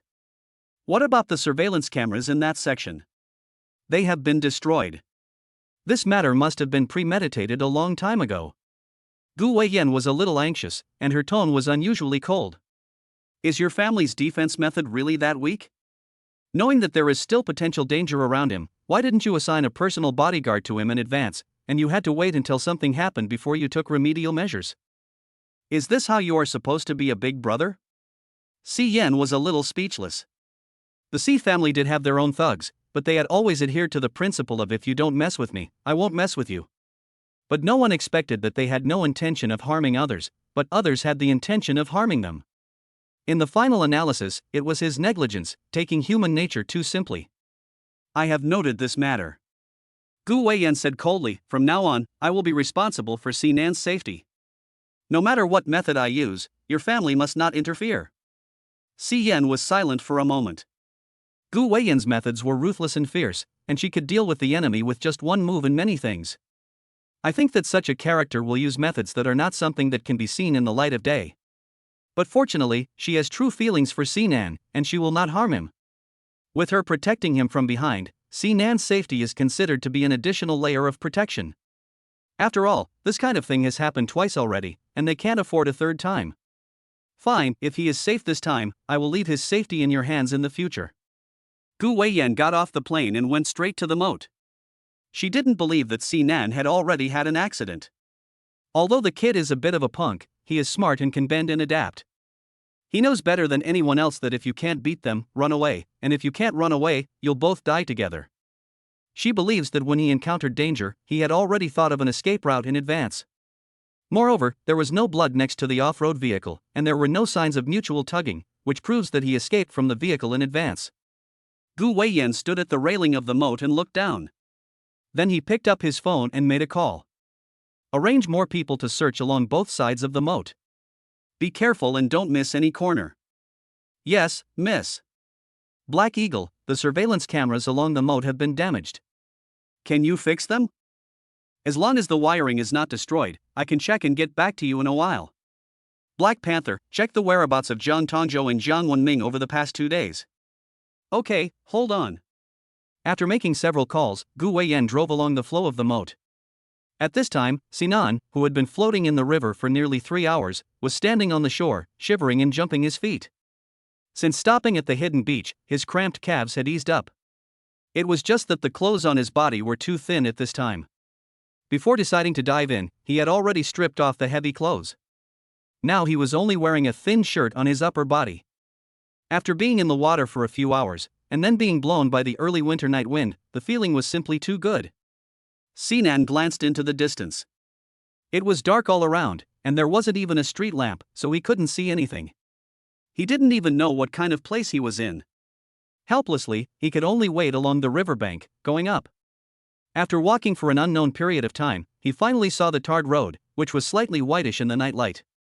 As long as there is a road, there will be cars passing by. Another cold wind blew, and Sinan gave a strong shudder. His lips were blue and purple from the cold, and his teeth were chattering violently. Damn it, when he got home, he would definitely not let go of that bastard Jiang Wenming. From now on, they would be irreconcilable. He moved shakily to the side of the road, but there wasn't a single car passing by. Sinan sat on the side of the road, leaning back against a stone pillar, and looked up at the starry sky. He really couldn't walk anymore, and his back hurt terribly. The blow from the club had felt like it had broken every bone in his body. The howling cold wind and the bone-chilling cold on the ground had caused his body temperature to drop rapidly. His head was spinning, and his eyelids were so heavy they were fighting to stay open. But he knew he couldn't sleep, because if he did, he might never wake up. He didn't know how long he had waited, but just as Sinan's consciousness was becoming more and more blurred, he finally saw a beam of high-beam headlights approaching from far away. Sinan's body trembled, and with all his strength, he reached out his hand. The car stopped not far away. In the backlight, he saw an anxious and hazy figure, carrying light, walking towards him. Sinan, Sinan. Hearing the familiar voice, Sinan forced a slight upward curve at the corners of his mouth. Sister. Then came darkness, endless darkness. Gu Weiyan did not dare to waste any time, immediately leaned down, embraced Sinan's cold body, and returned to the car.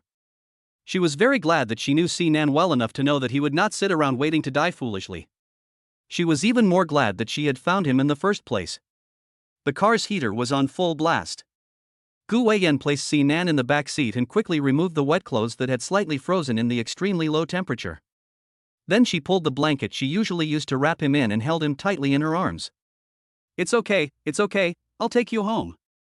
In her arms, Sinan's eyes were closed, his body burning like a furnace and unable to give her any response. Having received the news that Sinan had been found, Siyan let out a heavy sigh of relief. He knew that the kid was lucky and would not have an accident so easily. The person has been found, notify them to come up. Yes. Chapter 31, I will take my revenge myself. When Sinan woke up, it was already 3 days later. Because it was the beginning of winter, and after soaking in the water for several hours, the cold entered his body, and he had a fever that lasted for several days. But fortunately, the injury on his back was not serious, just some bruising, and it did not hurt the bones. You finally woke up from sleep. Hearing the voice, Sinan looked over his shoulder, his face still slightly pale. The sunlight outside the window shone into the room through the floor-to-ceiling windows, and in the light, he seemed to see the woman from his dream walking towards him with a halo.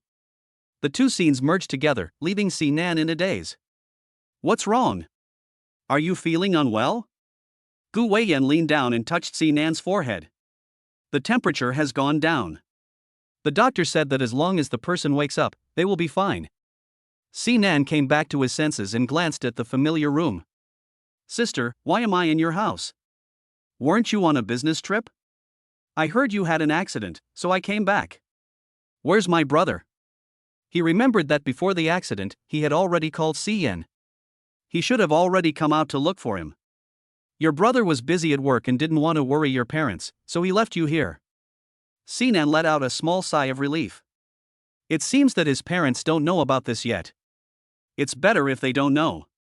They're getting old and can't handle this kind of heartache. Sinan propped himself up on his elbows and tried to sit up. As soon as he moved, the muscles in his back tensed and he winced in pain. Damn Jiang Wenming, that ungrateful brat. Gu Weiyan helped Sinan up and took a soft pillow and placed it behind his back. Although the impact had not broken any bones, the muscle damage was unavoidable. Did that Jiang Wenming really do this to you? Don't worry, I will definitely avenge you. I will take revenge myself, Sinan said with gritted teeth, bearing the pain in his back. This time, I won't let him get away with it. Gu Weiyan did not insist, because it would be a pity to let someone else take care of a personal grudge. So after she was sure that it was Jiang Wenming who had done it, she did not take action immediately. She wanted to wait until Sinan woke up to see his attitude. You must be hungry after sleeping for so many days. I have prepared some congee in the kitchen, I will go and bring it to you. As he watched Gu Weiyan's back, Sinan suddenly felt an inexplicable emotion in his heart. It seemed to be very warm and reassuring. Perhaps it was because they had spent so much time together that he had long since regarded her as family. At this time, Siyichen and Jiang Qingyun did not know what was going on around Sinan.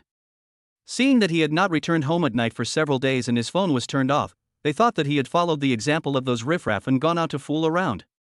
Where is that brat? He does nothing all day, doesn't go to work, and thinks that the family fortune was handed to him on a plate. Give him one more day, and if he doesn't come home, he can forget about getting another penny from the C family. Jiang Qingyun felt uncomfortable listening to this. She always said that everyone is entitled to a fair trial, but no one is perfect. Her heart's balance still slightly tipped towards her youngest son. What are you so angry about? Nan is still young, it's only natural that he's playful. Because of your bottomless coddling, that brat has now become lawless. Siyichen slammed his hand on the table in anger, looking at Xiaoyan and Xiaoran. In what way is that brat better than them? What do you mean? Jiang Qingyun slammed the table even louder. You take credit for your son and daughter's excellence, but it's my fault if Xiaonan is rebellious, isn't it? It's been said that if you don't teach your children, it's your fault. Shouldn't you reflect on yourself? Siyichen rarely lost his temper, but this anger of his was getting out of hand. A kind mother often makes a weak son. If you want to blame someone, blame yourself for being too good to him. He is my son, not born from a rock. If I'm not good to him, who will be? You? You just send him abroad when things go wrong. In the final analysis, you still can't protect your own son. Siyichen's face looked a little unpleasant. I was thinking of the big picture. Si Ran had just left the house when she heard the argument in the living room. What was the cause? It was none other than the fact that the brat had not returned home at night and had not been home for a few days. But she knew about this incident, as Si Yan had told her everything. Her heart was truly pounding, and her heartache was overwhelming. But in order not to worry their parents, they had never picked him up. Moreover, that woman, Gu Weiyan, had never wanted to let go. She protected him so much that it was as if Sinan was her personal property. Although the more she thought about it, the more angry she became, there was nothing she could do. Who could blame her for being able to find Sinan so quickly? Mom and Dad, calm down. Arguing hurts feelings. You don't want the family to be in chaos, do you? Siyichen snorted, took the teacup in his hands and took a sip. Where the hell is that kid? Find a way to get him back here. Tell him that if he doesn't come home, he'll never be able to spend another penny in this family again. After saying this, Siyichen glanced at Jiang Qingyun and Si Ran again, adding, and you're not allowed to support him either. Dad, calm down. Si Ran walked over to the sofa and put her arm around Siyichen's. Sinan has a friend getting married, and he went to be the best man. It's a bit far away, and he's not expected back for a week. He accidentally dropped his phone when he left the house, and probably didn't have time to buy a new one. He'll be back in a few days, so don't worry, Dad.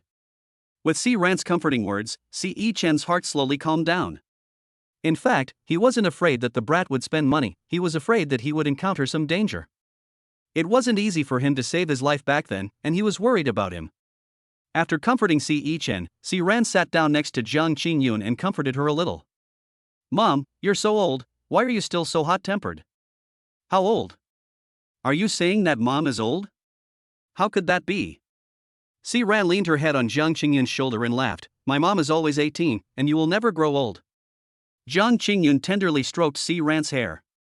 You guys haven't settled down yet, how could I bear to grow old? Look at Lu next door, she had a son when she was 23.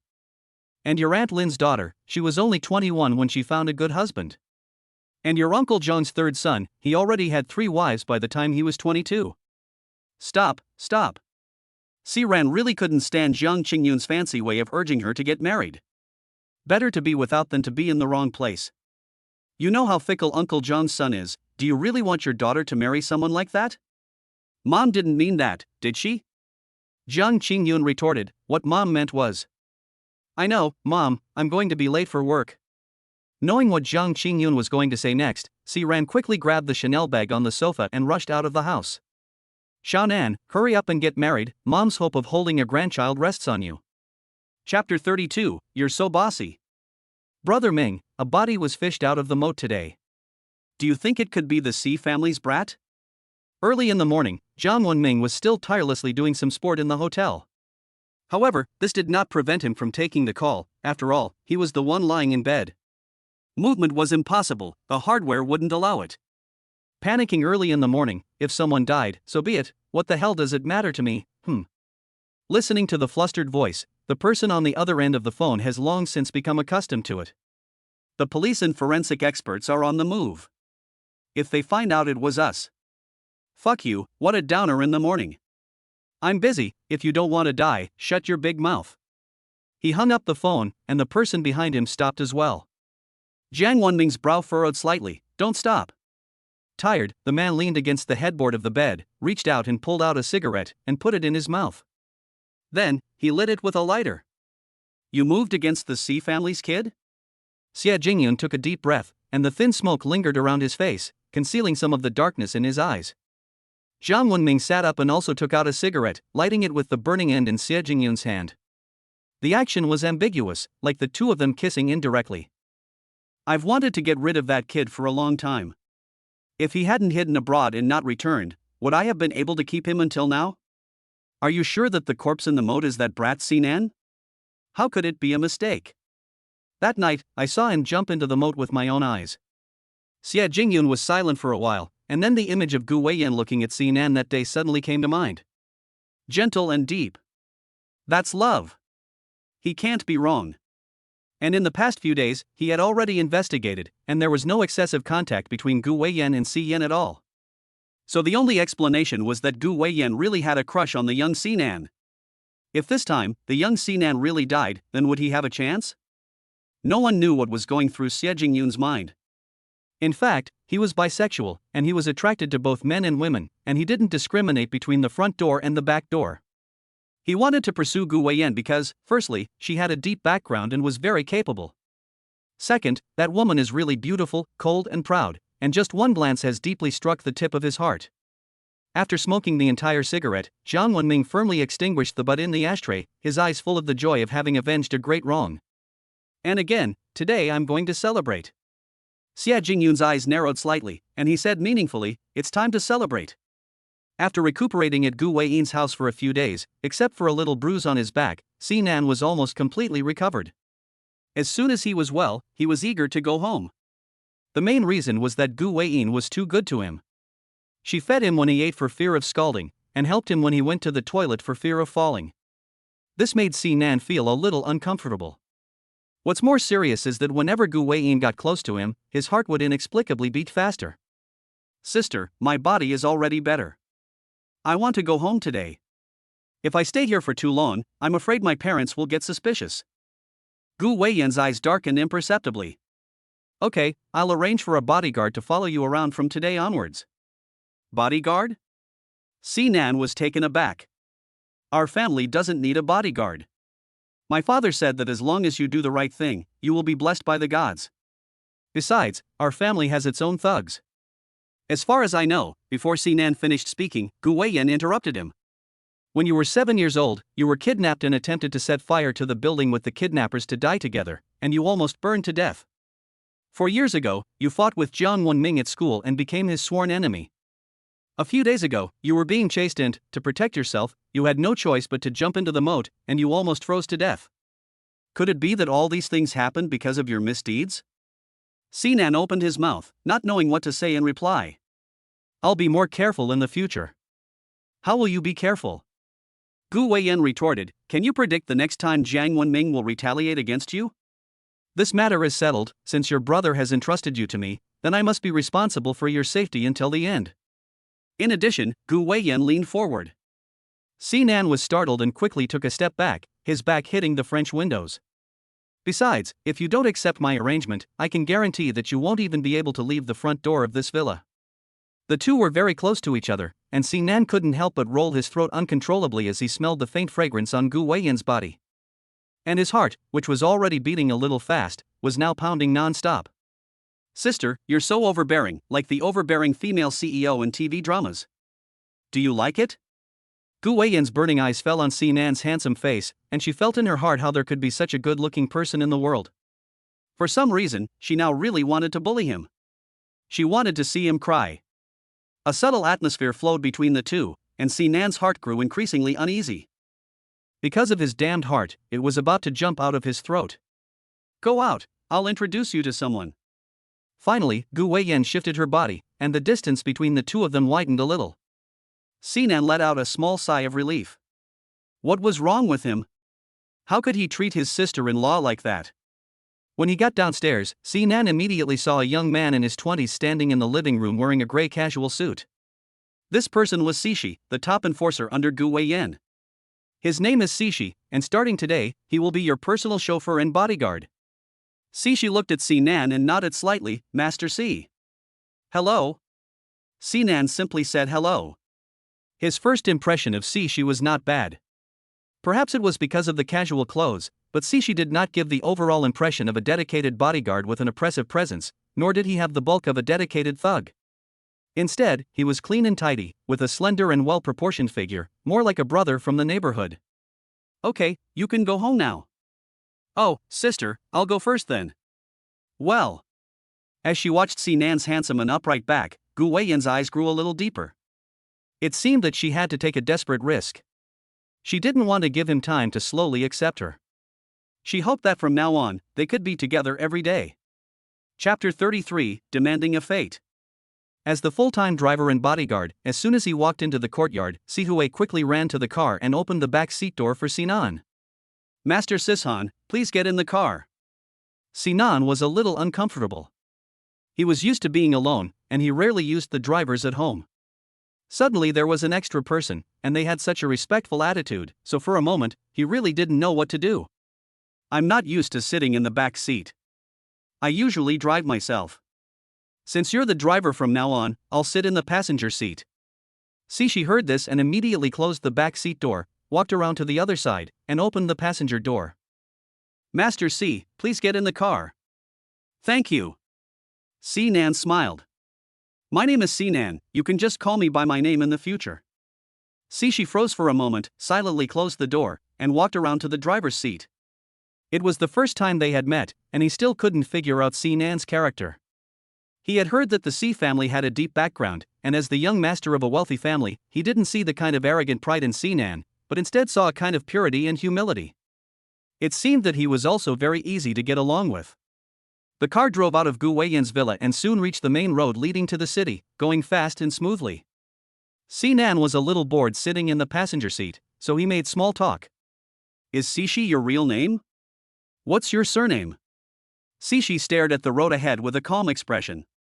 I'm an orphan with no name or surname. When I was a child, I was wandering around when Mr. Gu took pity on me and adopted me, giving me the name Sishi. Oh. Sishi was silent for a moment. How old are you? Sishi thought for a moment. 25, I guess. Anyway, I've been at the Gu family for 20 years now. From what they said, I was about 5 or 6 when I arrived. I heard you're very good at fighting? Sinan's expression became a little agitated when the subject came up. How good? This? Cixi didn't know quite how to answer. There's no benchmark for this, I can't really say. But during training at the base, no one could beat me. Even Miss Gu was no match for me. Miss Gu? Sinan tilted his head and looked at Cixi. Which Miss Gu? Gu Weiyan? Cixi was puzzled. How many Miss Gus could there be? Isn't there only one Miss Gu in the Gu family? Sinan is shocked. You mean Gu Weiyan is very good at fighting? Ah, Miss Gu's kung fu is still very good. Sinan. It's over, it's over, it's over. If Gu Weiyan and Si Yan get married in the future, won't there be domestic violence when they argue? Thinking that Si Yan will be beaten to a pulp, Sinan silently sympathizes for 0.01 seconds. How many people like me can you handle? Cixi knew that Sinan was trying to test his limits, so in order to reassure him, Cixi had no choice but to tell the truth. About 30. Sinan. I feel hurt for some reason. Is he really that weak? Back in school, he was invincible. I told you to tell the truth, but I didn't mean to be so honest. In the future, try to add a little water to it, I won't blame you. Cixi smiled. He felt that Sinan was a very easygoing person. He was not pretentious, not artificial, and did not have the arrogance of a rich young master. Young Master Si, are you going straight back to Jingha Bay? Just call me by my name, Sinan emphasized again. Since we've met, we're brothers. You're a few years older than me, so I'll call you Brother Shi in the future. Brother Shi, Sinan took a bottle of soda from the car boot and opened the cap, handing it to Cixi. Influenced by martial arts movies, he had an instinctive admiration for such super martial artists. He remembered when he was a child, he learned the art of acupressure from watching martial arts movies, so when he got home from school, he tried it out on a stray dog by the roadside. As a result, the dog didn't freeze in place and chased him for 3 blocks. Luckily, he was fast. Seeing that Sinan was so easygoing, Cixi stopped being pretentious. He was an optimistic and funny person, and he really couldn't stand it if he had to hold himself back every day. Forget about Cixi, since Miss Gu has introduced me to you, you are my boss, so in the future you can just call me CZ. Okay, Sinan took the 2 soda bottles and bumped them together, signifying that they were now brothers, so cheers. After taking a couple of gulps, Sinan's phone rang. Jiang Wenming was at Hey Bar, and he heard that there was some kind of birthday party going on, with a lot of girls. Got it, Sinan hung up the phone, and let out a cold laugh. No matter how many girls he gets, it won't cover up the fact that he can't get it up. Let's go, Shizi, today we're going to go gift shopping. The car drove into the city, and Sinan got out and walked around the flower shop. Sir, what kind of flowers would you like? Chrysanthemums, not fresh ones, the more withered the better. By the time they arrived at the Hey Bar, the atmosphere inside had reached a climax. Jiang Wenming was sitting in a booth, his left arm around a charming and sexy woman, and his right arm around a pure and gentle young girl. Looking closely, one of his sans hushu, lit. Salacious Pig's hands had slipped down the skirt of the woman on his right and reached inside, causing her to blush and hold his hand. What are you afraid of? Jiang Wenming leaned in and kissed the woman on the cheek, acting like a debonair playboy. Everyone in the club knew that he liked to play with women, all kinds of ways, but he never slept with them. He just wanted to numb people in this way and prove that he, Jiang Wenming, was a normal man. Take off your skirt. You made me happy today, so I'll take you shopping tomorrow. You can buy whatever you want, okay? The woman's body twitched as she looked at the strange toy that suddenly appeared in Jiang Wenming's hand, and her face quickly turned pale. She knew that Jiang Wenming was particularly ruthless with women, and once he had his eye on someone, they would never be able to leave whole. However, he was also really generous, and never hesitated to pay after an encounter. For the sake of money, many women would actively approach him. Brother Ming, I'm not available today. Brother Ming, please forgive me. Damn it, you bitch, you're not polite when you spend my money. When she saw Jiang Wenming getting angry, the woman on his left moved her position without saying a word. She didn't want to get involved. Everyone in the industry knows Jiang Wenming's preferences. He likes them pure and innocent. But some people like to go against the grain and dress like an inexperienced young girl. This is pure suicide. No one can save you. Brother Ming, it's haunted. Just as Jiang Wenming was staring at the woman's short skirt and thinking about how to play, a man next to him was trembling so much that he almost knelt down. Get the hell out of here, if you dare to ruin my fun again, I'll throw you into the river to feed the turtles. Brother Ming, look, the C family brat is here to collect our lives. Chapter 34, There's a culprit for every crime. Wow, it's quite a scene. Jiang Wenming looked in the direction of the sound, and his face suddenly turned white. See Nan? He's not dead. He jumped into the moat and didn't even die. This kid sure is tough. Soon, Jiang Wenming's shocked expression settled down. No one knew what happened that night except Si Nan and his brothers. Even if the kid is still alive, what's the point? Without evidence, the police can't do anything to him. Sinan sat down in front of the booth with a bunch of wilted chrysanthemums in his arms, and his eyes glanced at the woman kneeling on the ground. Oh, you're having fun, all of you are sisters, why are you fighting each other? Listening to Sinan's extreme mockery in his words, Jiang Wenming's face turned black and white, his fingers clenched into a fist, making a crunching sound. Sinan, don't be too arrogant. There was nothing he could do. After being arrogant for so long, it was hard to change. Sinan glanced disdainfully at the rotten chrysanthemum in his hand and casually threw it at Jiang Wenming's feet. We've been friends for years, and you didn't even invite me to your party. That's not cool. Even if you don't invite me, I can't not congratulate you. You can keep the chrysanthemum. Take good care of it, and don't let it rot. If it rots, you won't be happy for the rest of your life. Jiang Wenming's mouth twitched, and he vented his anger by kicking the woman next to him. Get out, all of you. Sinan sighed as he watched the women flee. Money really can buy anything, and as long as the money is there, your body and dignity can be nothing. The loud music stopped at some point, and the men and women on the dance floor, who had been twisting their waists to the fullest, also disappeared without a trace. Instead, there were a dozen deformed men, who looked like they were up to no good. Sinan let out a sigh. I've ruined everyone's fun, I'm sorry. She sat next to Sinan, looking relaxed and natural. There are only a few of these people, not enough for him to play with. Jiang Wenming stood up, kicked the empty wine bottle at his feet, and walked up to Sinan, grinding his teeth. You son of a bitch, you can't even drown in the moat, and you're really hardy. Sinan raised an eyebrow in puzzlement. How did you know I fell into the moat? Does it have anything to do with you? Did you do it? So what if I did? Jiang Wenming was already so overwhelmed by humiliation and anger that he had lost his head. Without evidence, what can you do to me? Sinan narrowed his eyes and smiled, taking out a voice recorder from his pocket. There you go. What's the saying? Oh yes, justice may be late, but it will never be on time.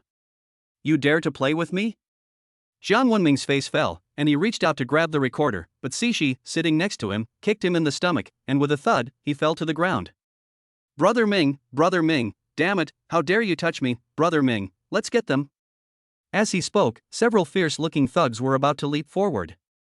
Cixi glanced at them obliquely, picked up an empty wine bottle and threw it, smashing it on the head of the leading man with a loud crack. The man fainted on the spot. If you go any further, that's what will happen to your heads. The footsteps of the several men paused for a moment. Fuck, close the door and get the weapons. Sinan and Cixi sat on the sofa without moving. In a moment, the men came back again, each holding a stick more than 1 meter long and as thick as a wrist. Jiang Wenming covered his stomach and stood up shakily. His eyes were like a vicious snake, staring at Sinan. Damn it, last time you were lucky, but today, I'll play with you to the end. As soon as he finished speaking, the phone on the table rang. Jiang Wenming's heart sank when he saw it was his father. Have you been messing with the C family's boy again? The phone connected, and Jiang Tongzhou immediately began to berate him. Damn you, how many times have I warned you not to touch him? Now the company is in shambles, the stock price has dropped by billions overnight, and if it keeps falling, we'll go bankrupt tomorrow. Dad. You good for nothing, I'm calling you Dad, so get your ass back here right now. Beep beep beep. Listening to the busy signal on his phone, Jiang Wenming couldn't believe it. Billions of dollars lost overnight? Obviously, the C family hasn't made a move, but they're holding something big. They're going to ruin them. Jiang Wenming threw away his phone, his eyes full of malice. Good, very good, Sinan, you've got balls. You've always had it, and you can have 8 children in one go. Can you do it? Sinan's eyes meaningfully swept over Jiang Wenming's body. If you can't stand up, you can lie down. Jiang Wenming hated it so much that he almost bit his teeth. The score from that year has not been settled, and today we will settle the new and old scores together. If I'm having a hard time, you'll never fucking survive. What the hell, Sinan sneered, there's a head for every crime, and there's a master for every debt. Who crippled you? Go find whoever did it and take your revenge. I'm not going to waste any more time playing with you. It wasn't you? Jiang Wenming stiffened. During that fight that year, the situation was chaotic, and he only knew that while fighting. Suddenly he felt a sharp pain in his lower body, and his was kicked to smithereens. Since then, he has been a cripple. When he confronted Sinan to settle the score, he didn't deny it, so he always thought it was him who did it. If it wasn't you, then who was it? At this time, the tightly closed door of the bar was open from the outside, and two people walked in. One was Cheng Fong, and the other was Qin Modi. Back then, it was also the three of them who teamed up to beat up Jiang Wenming, along with a few of his minions. 3 against 10, the battle was very intense. Your enemy is here, Sinan tilted his chin towards the door. At the invitation, before coming, Cheng Fong also went to the flower shop and asked for a bunch of withered chrysanthemums, the main purpose being to humiliate to the core. Alas, didn't you say there were a few girls? Where are they? Sinan laughed, chased away by Master Jiang. Cheng Fong walked up and glanced at Jiang Wenming. A change of heart? Back then, that big bully who cornered girls in the toilets and bullied them, today he has actually put down the butcher's knife and become a Buddha?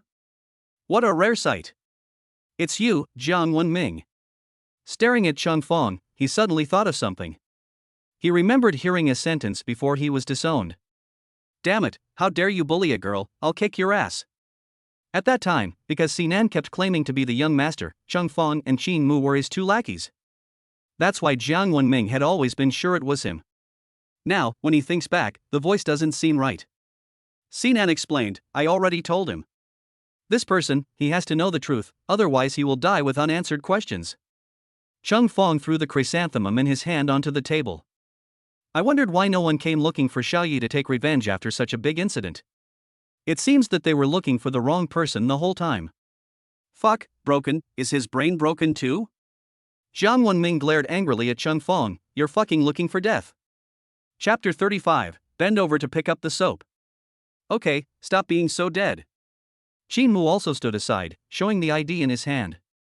Jiang Wenming, you have been accused of attempted murder and mob fighting. Please come with me. Jiang Wenming glanced at what Qin Mu was holding, and his heart trembled. Criminal investigation? You're a cop? You three are ganging up on me? It's you who's in trouble. Sinan crossed his legs and exuded an innate sense of superiority. Because of you, I'm in trouble. A few minutes later, looking at the police officers filing in outside, the thugs with the batons in their hands trembled, and it was too late to run. Get down. Hands behind your head. Then, a pair of cold handcuffs were placed on Jiang Wenming's hands. Seeing the indignation and unwillingness in Jiang Wenming's eyes, Sinan smiled and reminded him. After you go in, you should bend down and pick up the soap for other people, no need to thank me. Cheng Fong. After watching Jiang Wenming being taken away by the police, Cheng Fong still couldn't figure out the meaning of Sinan's last words. What did he mean by bend down and pick up the soap? Sinan glanced at him and said, you want to go through the back door too? Cheng Fong was stunned for a moment, and then suddenly realized, haha, you really are a smartass. Having solved a major problem, Sinan was in a great mood. He opened the door and continued with business as usual. Tonight, he was going to party hard. Before long, the bar was once again bustling with activity. On the dance floor, Sinan was shaking his skinny hips and dancing close to a hot woman next to him. Sinan's friend, Sishi, stood nearby, looking around with a serious expression. What are you doing standing here, little brother? Come dance. Sishi's eyes flashed, and the woman next to her winced. Sorry, I'm interrupting. The next second, Gu Weiyan found the bar based on the location on her phone, planning to wait for Sinan to drink, so she could take the disobedient little puppy home. She walked in with another woman. She looked about 20 years old, wearing a Chanel mini-suit, with her blonde hair casually hanging behind her head, fashionable and lively. It was the pair of binoculars in her hands that were a bit out of place. The woman swept the bar with the binoculars and quickly found the person she was looking for today. Gu Weiyan also saw Sinan dancing close up with a sexy woman. Her face fell, and just as she was about to walk over, a gust of wind suddenly blew past her, and the blonde-haired woman had already rushed to the dance floor a step ahead of her. Brother Nan. Sinan was having a great time dancing when he suddenly heard a soft, affected voice in the loud music. It made him break out in goosebumps. The next second, his arm was grabbed and he was dragged off the dance floor. Where did this blonde lioness come from? Who are you? Off the dance floor, the woman stood still, brushed her long hair behind her ear, and revealed a small, delicate face. It's me. Mai? Although it had been more than 3 years since they had last seen each other, Sinan still recognized the woman in front of him immediately. The Ma and Si families had been close for generations, and they had often played together as children, as had Chung Fong and Chin Mu. What are you doing here? I'm here to see you, of course, Nan. Sinan's skin prickled again, and he spoke with a straight tongue. I've got goosebumps. Mai pursed her lips. You don't like me? Brother Nan, you've changed. Watching the intimate actions between the two, Gu Weiyan's eyes darkened, and she felt a little creepy. Who is she? Hearing the sound, Sinan discovered Gu Weiyan from the dim light. Facing those cold and deep eyes, Sinan inexplicably shuddered. She is. I'm his girlfriend. Mai preemptively declared her identity. What are you talking about? Sinan pulled his arm out of Mai's hand and pushed her aside. Mai quickly stuck close again, forcefully taking hold of Sinan's arm once more. I'm not talking nonsense. My mother told me to seduce you and become the second young wife of the Si family. Where did this silly idiot come from? Sinan was speechless. Mai, you've got a donkey for a brain. Hurry up and go home and play by yourself, I'm not in the mood to deal with you. Mai was once again rejected, and she stamped her foot in anger, her temper completely under control. Sinan, scum, I gave you my first kiss, but you won't take responsibility for me. Do you believe I'll go tell Uncle Si about this? Gu Weiyan's heart suddenly ached at these words, as if countless knives were slicing through her heart. She really cared about Sinan too much, and she just wanted him to belong to her, completely and utterly, body and soul. When did I ever kiss you? You're making things up to ruin my reputation. When she was 3 years old, Mai crossed her arms and said seriously. You said you liked me and that you wanted to marry me when you grew up, and you even kissed me. My mother told me everything, so don't even try to deny it. Sinan was at a loss for words. Mai, have you only grown in height but not in intelligence over the past few years? Who remembers what happened when they were 3 years old? I don't care, Brother Nan, I like you, and I want to be your wife. Seeing Mai stamping her feet and throwing a tantrum, Sinan could hardly look away.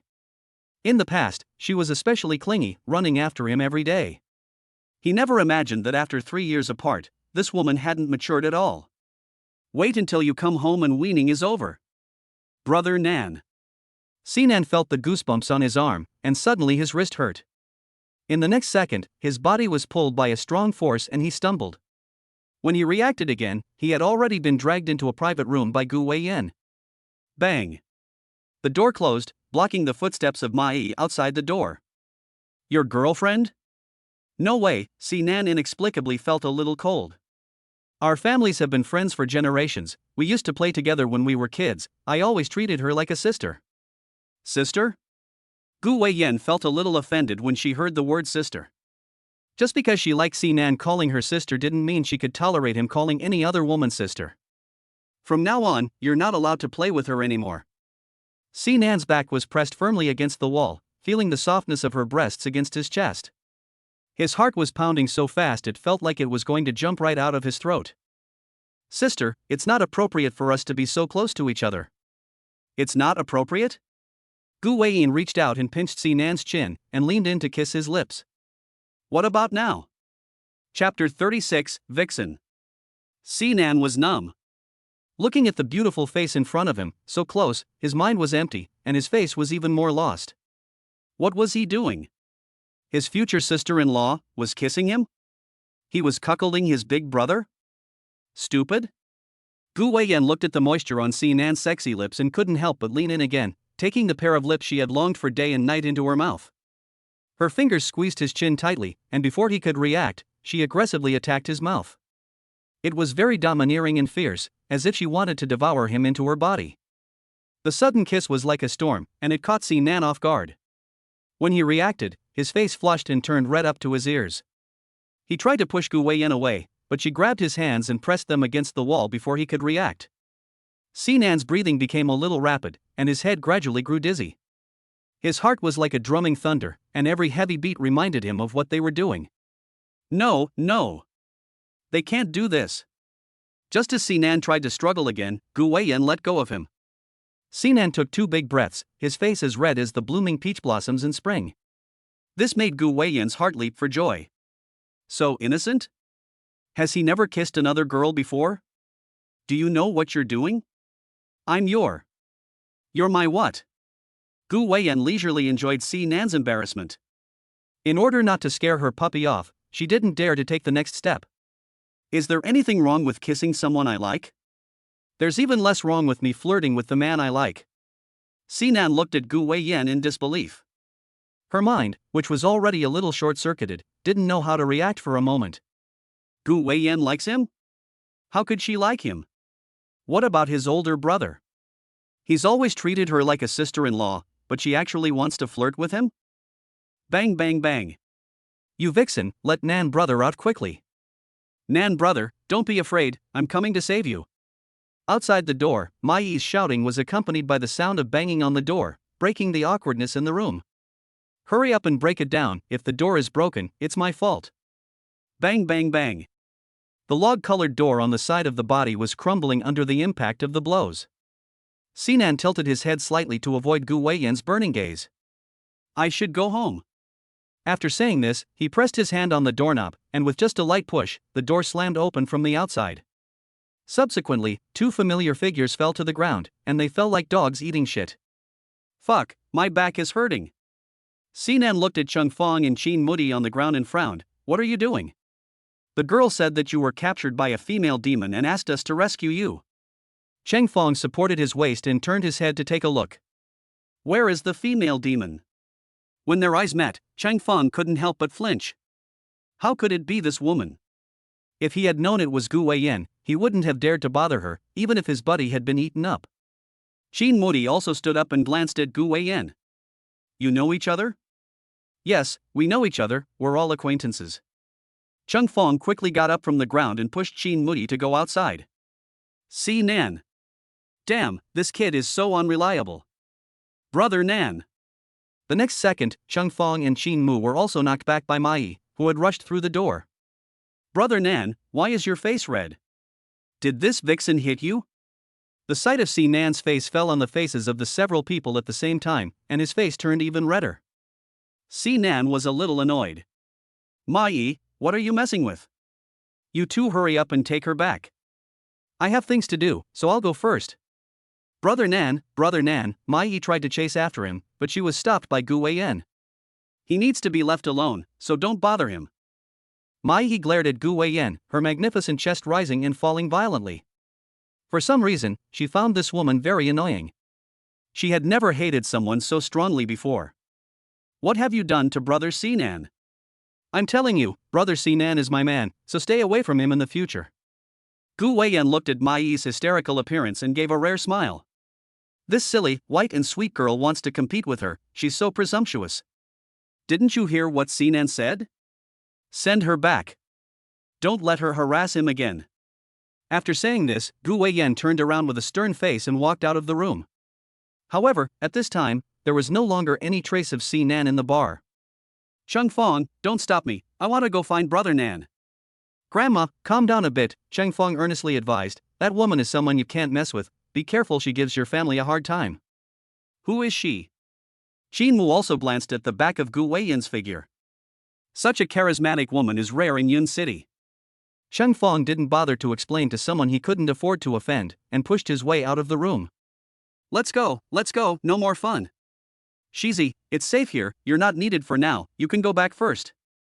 At the entrance to Jinggawan Villa, Sinan didn't let Sishi get out of the car.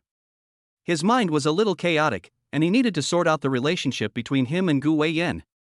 Until he reached a conclusion, he didn't want to have anything more to do with Gu Weiyan for the time being.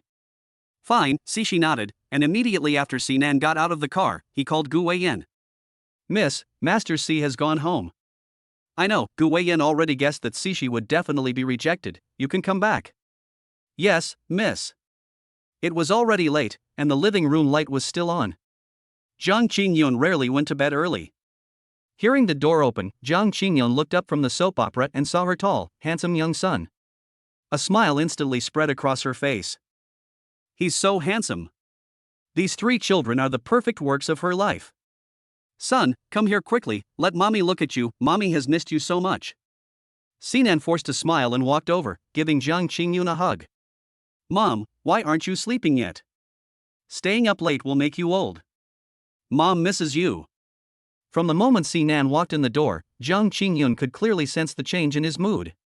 Her little boy had always been carefree and never had such a miserable time. Son, why are you so unhappy today? Sinan didn't know how to answer for a moment. At that moment, a line from the TV drama suddenly came over the line. Brute, he is your sister-in-law, and you actually bullied your sister-in-law behind my back.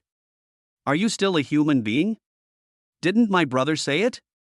I'm an animal. Sinan? Animal? Looking at the two men on the TV screen, punching and fighting, Sinan seemed to see the entanglement between him and Siyan. Son, what's wrong with you? Sinan slumped on the sofa, his face expressionless. Mom, I think I'm depressed. Chapter 37, I don't care about your business anymore. This time, Sinan hid at home for a week without going out. It was as if he had experienced the evil of the outside world and then retreated into a shell, unwilling to face the world. Fortunately, Siyan had his own house and didn't often come home. This also reduced the awkwardness between the two brothers when they met. Although the awkwardness was reduced, the guilt in Sinan's heart grew with each passing day. His older brother asked him to take care of his sister-in-law, but he took care of her in his arms. How could the melodramatic plot of a TV show happen to him? Son, come down to eat. It's all your favorite food today. Sinan lay on the bed, staring at the ceiling, his blank eyes slightly shifting. I know, Mom. It's time to go down and eat. If he didn't go out, his mother would definitely be able to knock on the door 108 times until he did. There were already more than 10 delicious dishes on the dining table downstairs. The chef had made them. This was also thanks to the fact that 2 days ago, Sinan had no choice but to eat a bowl of Yangchun noodles made by Jiang Qingyun, and he vomited the whole day. Jiang Qingyun then wisely never went into the kitchen again. Son, I know you are upset because you were hurt by your friend's wedding, so don't worry, I have already taken care of your matter.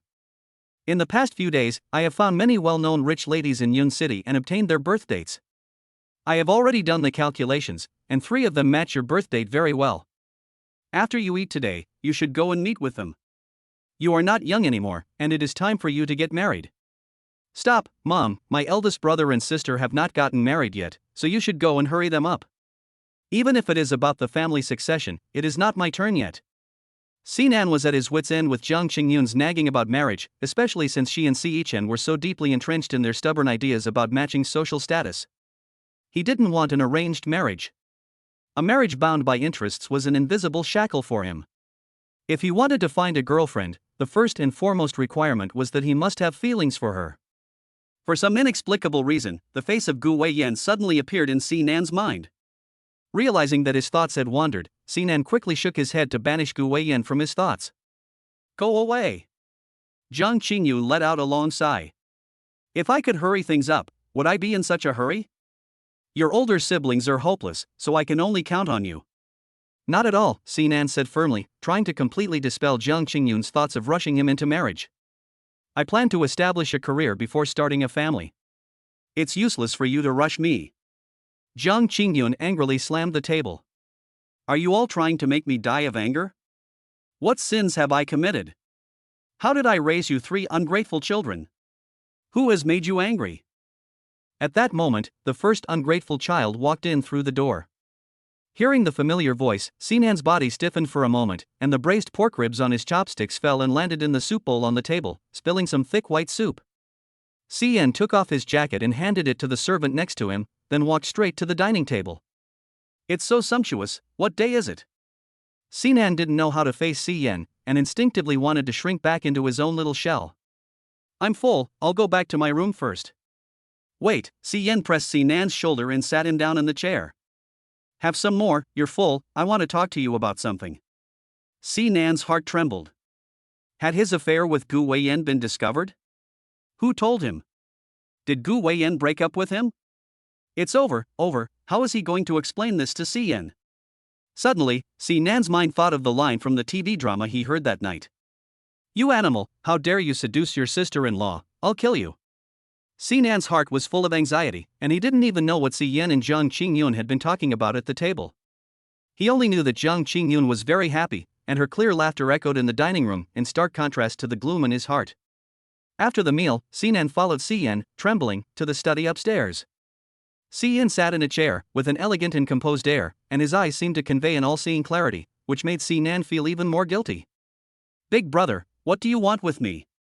Si Nan asked tentatively, already prepared to be criticized by Si Yan.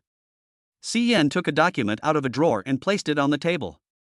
"The company plans to set up a design department, and Dad wants you to be the head of design. Are you interested?" Si Nan's body visibly relaxed at this news. "Design what? Real estate? That's not related to my major at all. I design urns, which is worlds apart from real estate. I'm not going. Besides, I'm not interested in joining the company at all. I don't want to work from 9 to 6 every day, with no freedom at all." Si Yan sighed. Si Nan's character he understands, he is too opinionated, otherwise he would not have kept his family in the dark and secretly studied the design of cremation urns. "So what are you going to do? You're 20 years old, just goofing off at home every day?" "Of course not, I have my own plans, so don't worry about this, and I won't listen if you do." Si Yan smiled helplessly, and put the documents on the table back in the drawer. "Then let your future wife boss you around, and we can live a few more years." Si Nan's heart trembled, and his body couldn't help but freeze for a moment. Judging from Si Yan's expression, it seemed that he still didn't know about him and Gu Weiyan. Should he remind him so that he could stop in time? After thinking for a while, Si Nan made up his mind. "Brother, do you like Gu Weiyan? As long as you get along, what's there to like or dislike?" Si Yan replied calmly.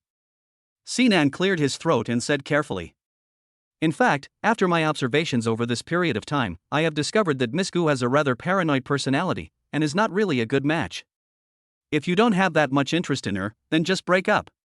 Si Yan looked at Si Nan in surprise. His first reaction was, if they broke up, what reason would he have to push this kid towards Gu Weiyan? He didn't want to get involved in company matters, and he wanted to push the marriage away. Where in the world is there such a thing as a free lunch? Si Yan narrowed his eyes. Although he didn't know what had happened between Si Nan and Gu Weiyan, his experience in love told him that there must be a problem between the two of them. If there is a problem, it must be solved.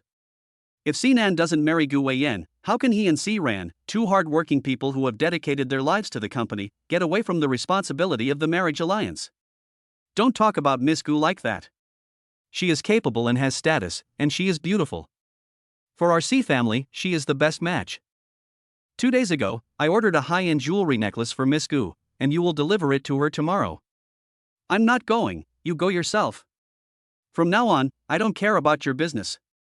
Chapter 38 Every day is a trap. Si Nan's heart became even more depressed. He didn't expect that Si Yan would be so persistent about Gu Weiyan. At night when he went to sleep, Si Nan's dreams were of him and Si Yan fighting over a woman. As they fought, the scene in his dreams suddenly changed again to him and Gu Weiyan tearing at each other. It was just like the day at Bisui Villa, when he was tricked by that shameless woman. Damn woman, go away! Si Nan sat up in a panic, gasped heavily twice, and then belatedly realized that he was dreaming. The feeling in the dream was so real. The next second, Si Nan angrily tucked himself back under the covers. Why did he have this dream? And why did he associate Gu Weiyan with that shameless woman who had blackmailed him? That didn't make sense. Ding dong ding. The phone on the table rang. Si Nan peeked out of the covers and took a look. The message was from Gu Weiyan. I'm going on a business trip tomorrow for 2 weeks. Since I saved you by the moat, come out and meet me. There are some things I want to talk to you about. Si Nan instinctively didn't want to meet Gu Weiyan again, but he knew that avoiding it wasn't the answer. There were some things that needed to be clarified. If Gu Weiyan really didn't like Si Yan, then he would persuade her to break up. As for the money he owed her, he would find a way to pay her back in full. From then on, they would have no more ties. That evening, Si Nan put on a dark gray casual suit and a light-colored windbreaker over it, and drove to the bar that Gu Weiyan had specified. At the bar, Gu Weiyan held a light blue cocktail in her fingers and took a small sip. Her fair complexion was flushed, as if she was already slightly drunk. Sinan walked over quietly and sat down next to her, but did not, as he had done before, joyfully call her sister. Gu Weiyan looked at him sideways and laughed. Hiding from me?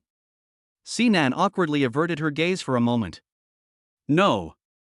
Gu Weiyan withdrew her gaze and tapped her fingers on the bar. Make this gentleman a cocktail too, just make it flame of love. Sinan did not refuse. After all, after today, there would be no more ties between them. The cocktail was ready, and Gu Weiyan held up her glass and lightly touched it to Sinan's. It's on the house. Sinan looked down at it, then lifted up his glass and took a big sip. The slightly sweet liquid, accompanied by a slight spiciness, slid down her throat and into her stomach, instantly producing a slight burning sensation. Gu Weiyan set down her glass, tilted her head to look at Sinan, and her eyes were filled with deep love. The paper window had been pierced, and there was no need for her to pretend anymore. Starting today, she would let him know how much she loved him. Moreover, through their time together, she knew that Sinan also felt something for her, but because of the sea banquet, he was afraid to face his own heart. He has been avoiding me for several days. Has he thought about how to handle our relationship? Thinking about the kiss that day, Sinan's face reddened uncontrollably again, but it was hidden in the dim light and not that obvious. I have always regarded you as my sister-in-law, and I respect you very much. I hope you will not hurt my brother. If you don't like him, then you should break up. Gu Weiyan smiled a little. Her little puppy dog is really simple and cute. And then? Sinan's attitude was firm. I will repay you the money I owe you in full. Gu Weiyan's upturned lips dropped down, and her gaze gradually turned cold. You want to draw a line with me? Sinan was silent for a while. It's impossible between us. Gu Weiyan sneered in her heart.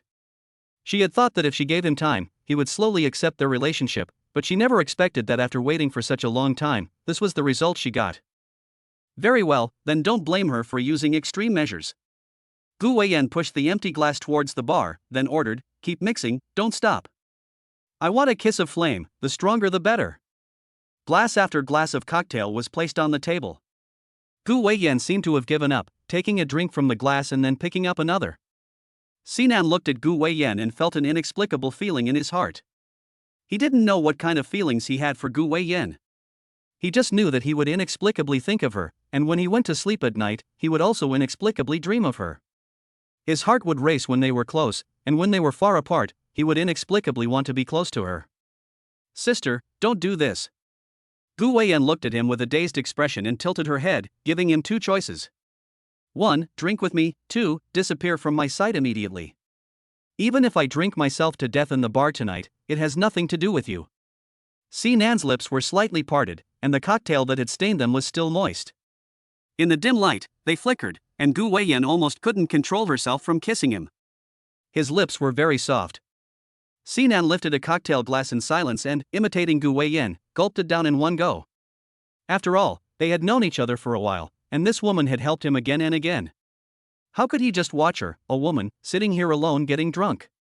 What if she gets drunk and gets bullied? A sly look flashed in the depths of Gu Weiyan's eyes. You're the one who wanted to stay. With the pounding music in the bar, Sinan had unknowingly drunk several cocktails. One more. Sinan looked at the cocktail that Gu Weiyan handed over, and his heart was a little difficult. He had wanted to send Gu Weiyan home when she got drunk. But he didn't expect this woman to be such a heavy drinker. His head was a little dizzy, but she was still going strong. Don't dare drink? Then you can leave. You don't have to worry about me, my life or death has nothing to do with you. After saying this, Gu Weiyan gulped down the drink in her hand in a very heroic manner. Sinan really couldn't bear to see her give up like this. Sister, don't drink anymore, I'll take you home. Okay. Gu Weiyan took out 4 glasses of wine from the tray in front of her and gently placed them in front of Sinan. Since we met, I have helped you 4 times. Since you want to draw a line with me, then you drink these 4 glasses of wine, and from now on, we will have no more ties. Sinan looked at Gu Weiyan, and his long eyelashes trembled twice. This is exactly the result he wanted, but why did his heart feel a little uncomfortable? Gu Weiyan continued to provoke, afraid to drink? Have you fallen for me? Sinan's heart beat a few times faster. He quickly looked away and reached out to pick up the cocktail. After 4 drinks, Sinan's vision started to blur. He rarely drank this kind of mixed drink, so he had no idea that the better the taste, the stronger the aftereffects. Sister, let's go home. He couldn't drink anymore, or he would get drunk, and if he got drunk, no one would protect her. It's dangerous for a girl to get drunk. Okay, I'll listen to you. Gu Weiyan put down the wineglass, and her eyes gradually cleared. The wind outside the bar was a little cool, and the alcohol suddenly hit her head after being blown by the wind. Sinan stumbled twice, and Gu Weiyan laughed and helped him up. In the dim light, Gu Weiyan had delicate eyebrows and eyes, and her cold temperament made her seem like an ethereal fairy who didn't eat the food of mortals.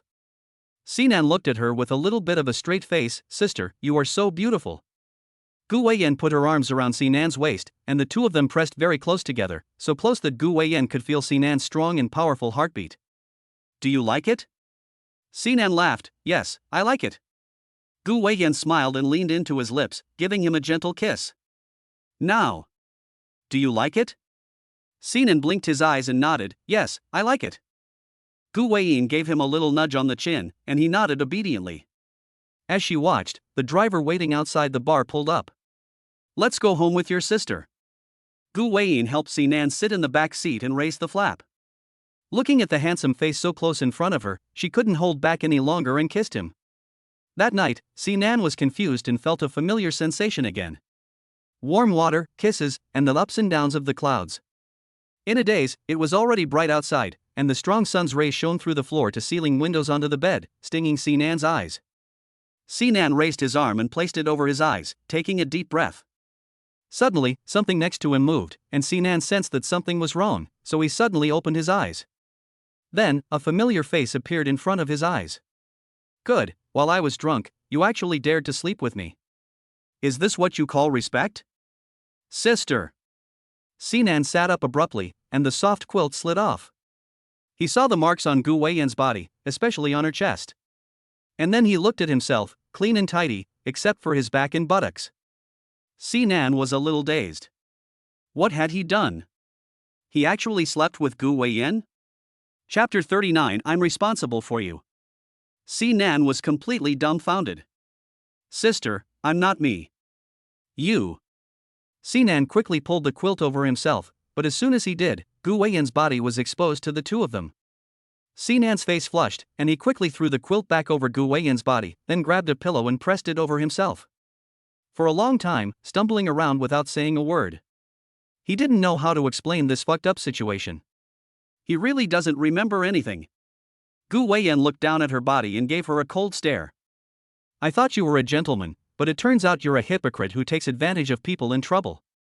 I've preserved my innocence. I didn't mean to do it. I have a problem. I get drunk and lose my memory easily. I really don't know what I did. I'll take responsibility for you. Sinan hastily expressed his position. Their family has a pure and upright tradition, and he would definitely not do something like abandoning her at the end. How? Marry me? A faint smile curled the corner of Gu Weiyan's lips. Sinan's heart trembled, and his expression became a little panicked. How did things develop to this point? He clearly just wanted to persuade her to break up with Siyan, but for some inexplicable reason, he slept with this woman? Sinan fidgetily pulled his messy hair. I'm finished. I've made my big brother a cuckold, and our brotherly bond is over. How am I going to explain this to him? If my parents find out that I've done such a treacherous thing, they'll definitely kick me out of the house, and from now on, I'll have no home. As he spoke, Sinan's eyes began to fill with tears, and he looked very pitiful. Is he crying? Gu Weiyan suppressed a smile as she leaned over and stroked Sinan's hair. Don't be afraid, they don't want you, I want you. Why did you make me drink? Don't you know that when men get drunk, they turn into animals? Gu Weiyan laughed. I didn't know that. She only knew that when he got drunk, he would become a cuddly little puppy, letting her kiss him and do whatever she wanted with him. Sinan became more and more sad as he spoke. Aren't you good at fighting? Why didn't you resist?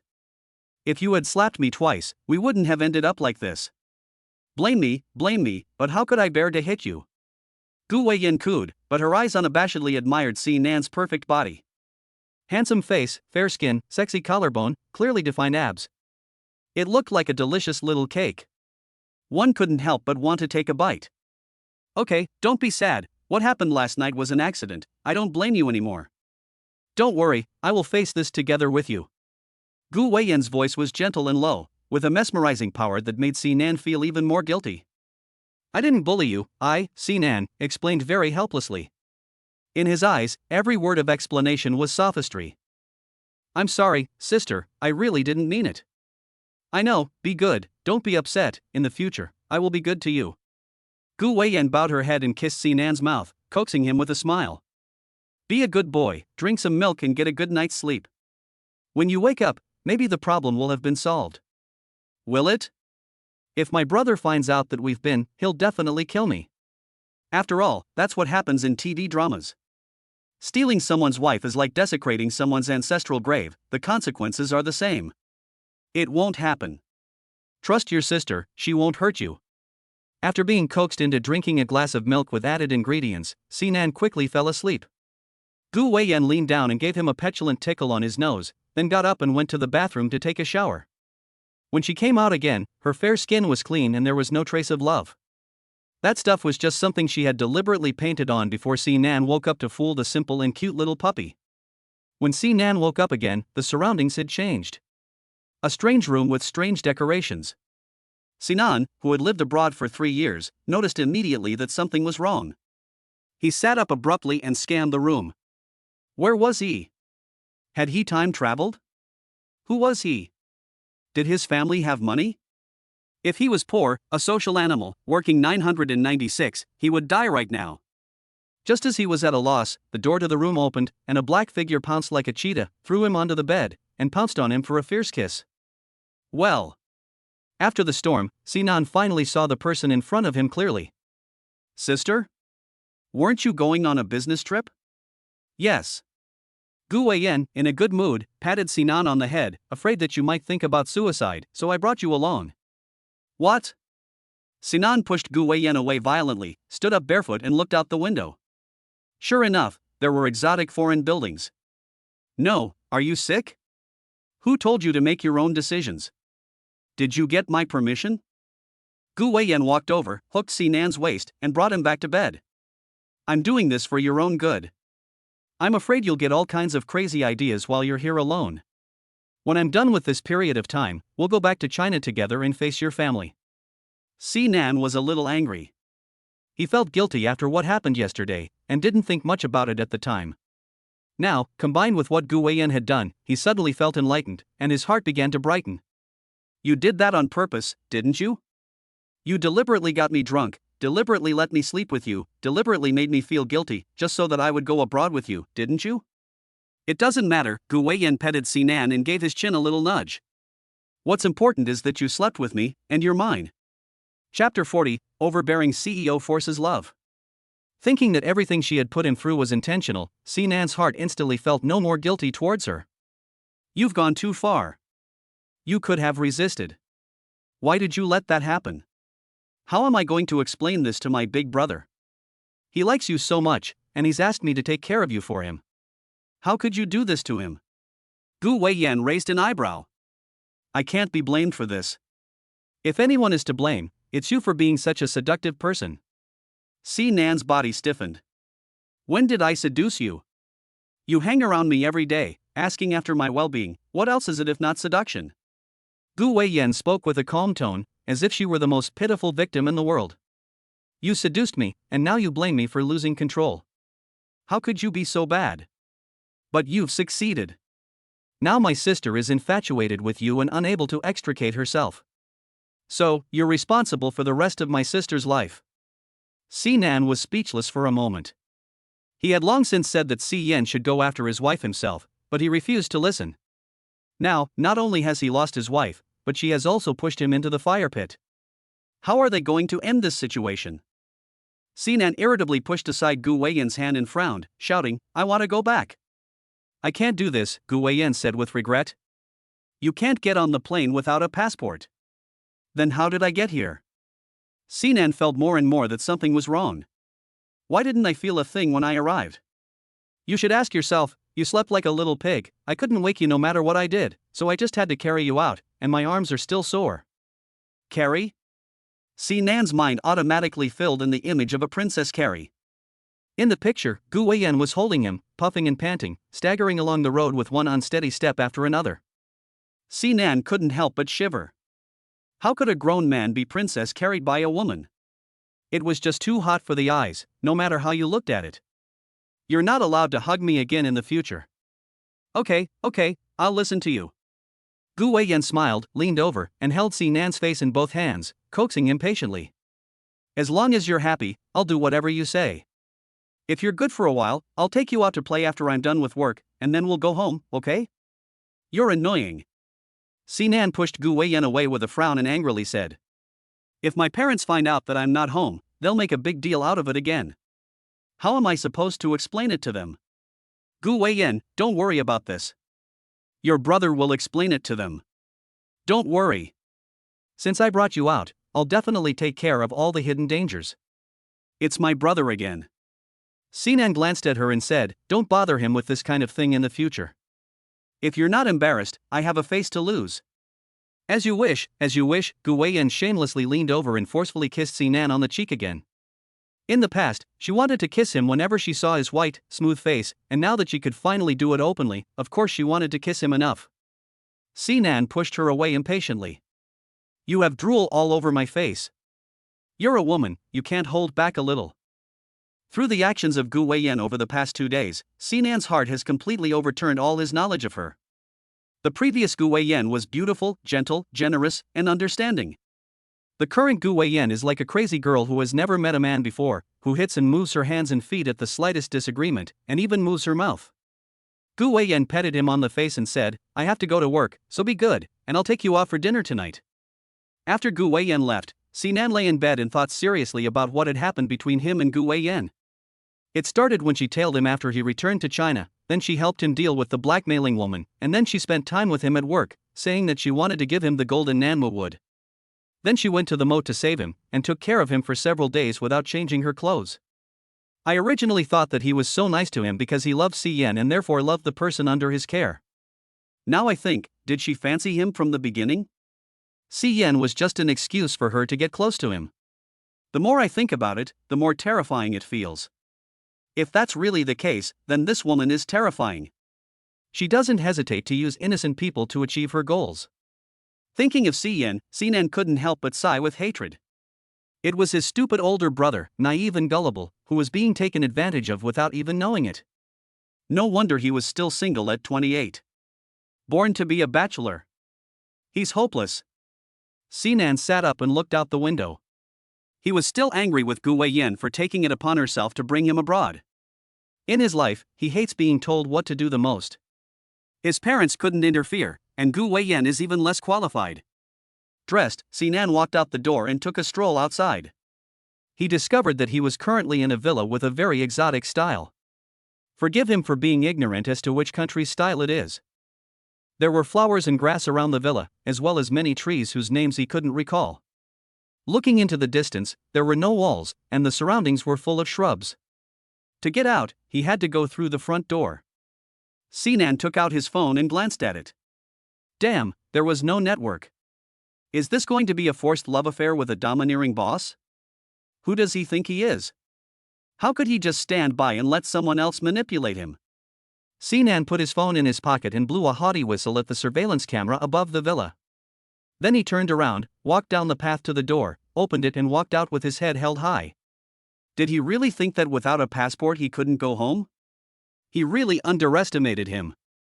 Outside the door was a group of villas, all of similar architectural style, which looked like they should be the rich people's area of the place. There weren't usually many people walking in rich people's areas. Sinan walked for a long way before he saw a very distinctive-looking foreigner. He quickly walked over and tried to ask him. Excuse me, can you help me please? Sinan, what? What did he say? He doesn't understand a word. Can you speak English? Chinese? Dollar. Sinan, what? Damn, there's really no way to communicate. What kind of place did that dead woman Gu Weiyan bring him to? Sinan sighed, smiled politely, and said, thank you, you can go. The foreigner tilted his head and looked at Sinan, suddenly grabbed his arm as if he had caught an unrepentant villain. Chapter 41, Just be patient with him. Miss, Gu Weiyan's flight arrives in Kuala Lumpur at 8 a.m., and at the same time, Gu Weiyan's assistant arrives. Gu Weiyan, who was planning to have a meeting, heard the news and a few fierce glares appeared in the depths of her dark eyes. This Gu Weiyan is her cousin, the son of her second uncle. He is sinister and cunning, and his style of doing things is exactly the same as his father's. Since her father's death, these two have openly and secretly suppressed her in many ways, attempting to take the lion's share of the Gu family's shares. Gu Weiyan is no fool, and she is certainly not incompetent. How could she possibly stand by and watch her father's lifelong hard work fall into the hands of these two jackals? Don't let them influence you. Our travel plans remain unchanged, and there is no need to deliberately hide the content of the contract. Since they are here, we will fight them to the bitter end. Yes, miss. The voice on the phone was calm and low-pitched, and his tone was unruffled, but between every word, one could hear the respect he had for Gu Weiyan. Master C has left the villa and is now at the police station. Shall we bail him out now? He's at the police station? Gu Weiyan's expression of indifference softened a little when she heard the news about Sinan. She knew that he wouldn't be that obedient. That brat has a rebellious streak that needs to be tamed. Don't worry, the kid has been spoiled by his family, and he's got a rebellious streak a mile wide. We'll wait until he's had his fun, and then we'll strike. With someone who's got a rebellious streak a mile wide, there's no point in fighting against them. The only way is to indulge them. If they want to fly, she'll give them wings. If they want to dive, she'll dig a pit for them. Only when they've experienced the dangers of flying and diving will they obediently sheath their own sharp spines. In order to make Sinan obedient in the future, Gu Weiyan is in no hurry to set all kinds of dogmas for him at the moment. In the future, I will put Master C's news first. The person on the other end of the phone froze for a moment, but it didn't sound like Gu Weiyan was angry. On the contrary, there was a hint of excitement. Yes, miss, I understand. After hanging up the phone, Gu Weiyan looked at the screensaver on her phone with interest, and she couldn't hold back the smile in her eyes. The photo on the screensaver was one she had taken from the original video. In the photo, her puppy dog was lying on the bed in a drunken stupor, looking at her with a dazed expression. Her white shirt had been pulled down to just below her collarbone, which was pale and sexy, and there was a kiss mark on it that she had deliberately left there. Against the backdrop of the kiss mark, the whole person looked obedient and lustful, as if every breath was silently telling an invitation, inviting her pity. Gu Weiyan pursed her lips with a smile, and gave the person in the photo a kiss. Don't worry, in the future, I will love you every day for the rest of your life. Knock, knock, knock. Just as she was secretly reveling in the moment, the office door rang. Gu Weiyan's eyes hardened, the corners of her mouth dropped instantly, and her expression turned cold in an instant. Enter. The cold voice passed through the crack in the door and reached the outside, and Assistant Fong couldn't help but shiver. The Iceberg Beauty President is truly not a title for nothing. Just from the tone of her voice, it could freeze a cow to death. President Gu, Mr. Lane's itinerary for the next 3 days has been detailed. Please take a look. Well, Gu Weiyan coldly took the folder from Assistant Fong and glanced through it. Arrange it so that I will appear in front of Lane's at the golf course in 2 days. Okay, I'll arrange it right away. There can't be any mistakes with the contract. Don't worry, President Gu. Get out. Yes. KL Country Police Station. Sinan sat in the interrogation chair, his eyes vacant, and a million curses had already passed through his mind. He just wanted to go to the Chinese embassy, but he never expected to be arrested and brought to the police station. What made him even more angry was that he really couldn't understand a single word spoken here. What kind of godforsaken place is this, where not even an international language is spoken? L can't take it anymore. Dollar. Damn, can't you find someone who speaks English to communicate with me? Dollar. Chinese? Dollar, dollar, dollar. Sinan looked up at the sky in despair. You all are such idiots. Looking at the 2 policemen in uniform in front of him, Sinan let out a helpless sigh, completely ending the dialogue between the chicken and the duck, the donkey's lips not matching the horse's mouth. The only thing he was looking forward to now was Gu Weiyan finding him a little faster. The 2 policemen looked at each other, then picked up their phones and made a call. They nodded and muttered something, seemingly asking questions. After a while, the 2 policemen walked up to Sinan, grabbed his arm, and led him into a small, dark room. Then the door behind them slammed shut. Sinan didn't dare to resist, because they both had guns. He didn't know the law here, and if he was charged with assaulting a police officer, he would be in trouble. The sight in the small room was a little dim. When Sinan had completely adjusted to seeing the situation inside, he shuddered in fear and almost sprang from the ground. Why is there someone else? In the small room, in addition to him, there were 7 or 8 people with very distinctive features standing in the corner. And the skin that could melt into the night. If he didn't have a sharp eye, it would be difficult to find them. Hello? Sinan sighed. Well, just another group of people with whom he could not communicate. After a long time, probably lunchtime, the door to the small room was opened and 2 policemen carrying a large bucket walked in and placed it right next to Sinan. Sinan was playing with a piece of hay in his hands, looked down, then turned his head. What is this thing? It was slimy, and there was a layer of yellowish floating matter floating on top. Smelling it carefully, there is also a fishy smell. Forgive his stomach, it really can't accept this kind of thing. It's too spicy. The atmosphere was a bit silent. Sinan turned his head, and the gazes of several people fell on him at the same time, and there seemed to be a little anger in their eyes. Sinan's heart trembled. Oh no, I've offended them. He really didn't mean to. In order not to provoke public anger, Sinan quickly smiled apologetically and pointed at their stomachs. Sorry, I really didn't mean to offend you. It's my stomach, it's broken, a poor appetite. Can you understand what I'm saying? Bedno, okay.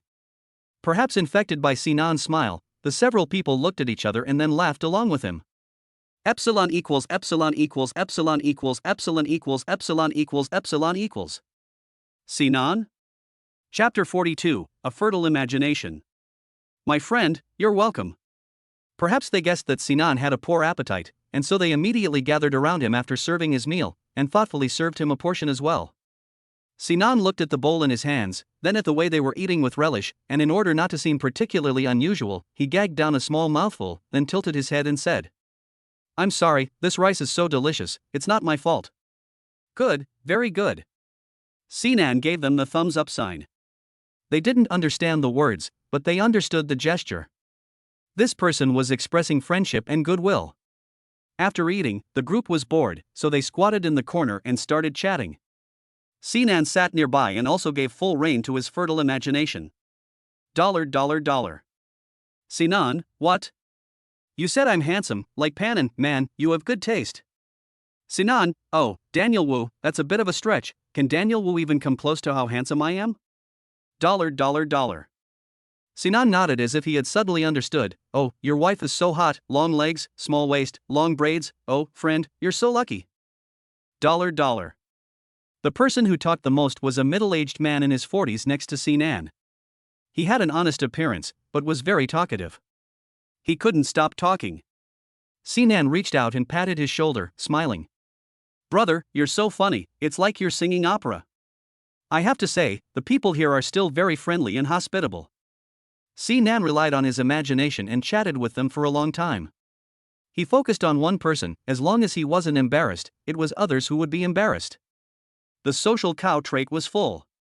Until the people here gradually finished, and he was left alone in the small room. Sinan leaned dejectedly against the wall, his lonely figure like a child in kindergarten who no one wanted. All the other children had been led away by their parents, and he was alone and helpless, longing yet desperate. It was already late outside, and it was dark in the small room. There was no more light in the small window the size of a bowl. His stomach grumbled with hunger, and suddenly Sinan remembered that Gu Weiyan had promised to take him out for a good meal tonight. He wondered if she had gone home yet. Had she noticed that he was missing? What if she couldn't find him? Suddenly, Sinan felt something crawling on his leg. He was so scared that he stamped his foot to shake it off. Squeak, squeak, squeak. Damn, there's a rat. Sinan's body broke out in goosebumps. This is disgusting. When has he ever been bitten by a rat? It was getting dark outside. Sinan leaned against the wall, exhausted, his eyelids fighting against sleep. But he didn't dare to lie down, let alone sleep, for fear that the rat would bite his butt, and by morning he would be a skeleton with a murderous aura. Gu Weiyan, it's all your fault. If you don't come soon, be careful, I'll break off with you. After this outburst, Sinan's spirits instantly sagged again. Sister, come save me. He had never wanted to see Gu Weiyan so desperately, but unfortunately, Gu Weiyan did not hear his prayers. It was not until the next day, when the sun shone through the bowl-sized window and shone into the small room, that Sinan moved his stiff body with hindsight. Sigh. My legs are numb. He stood all night to keep the rats away.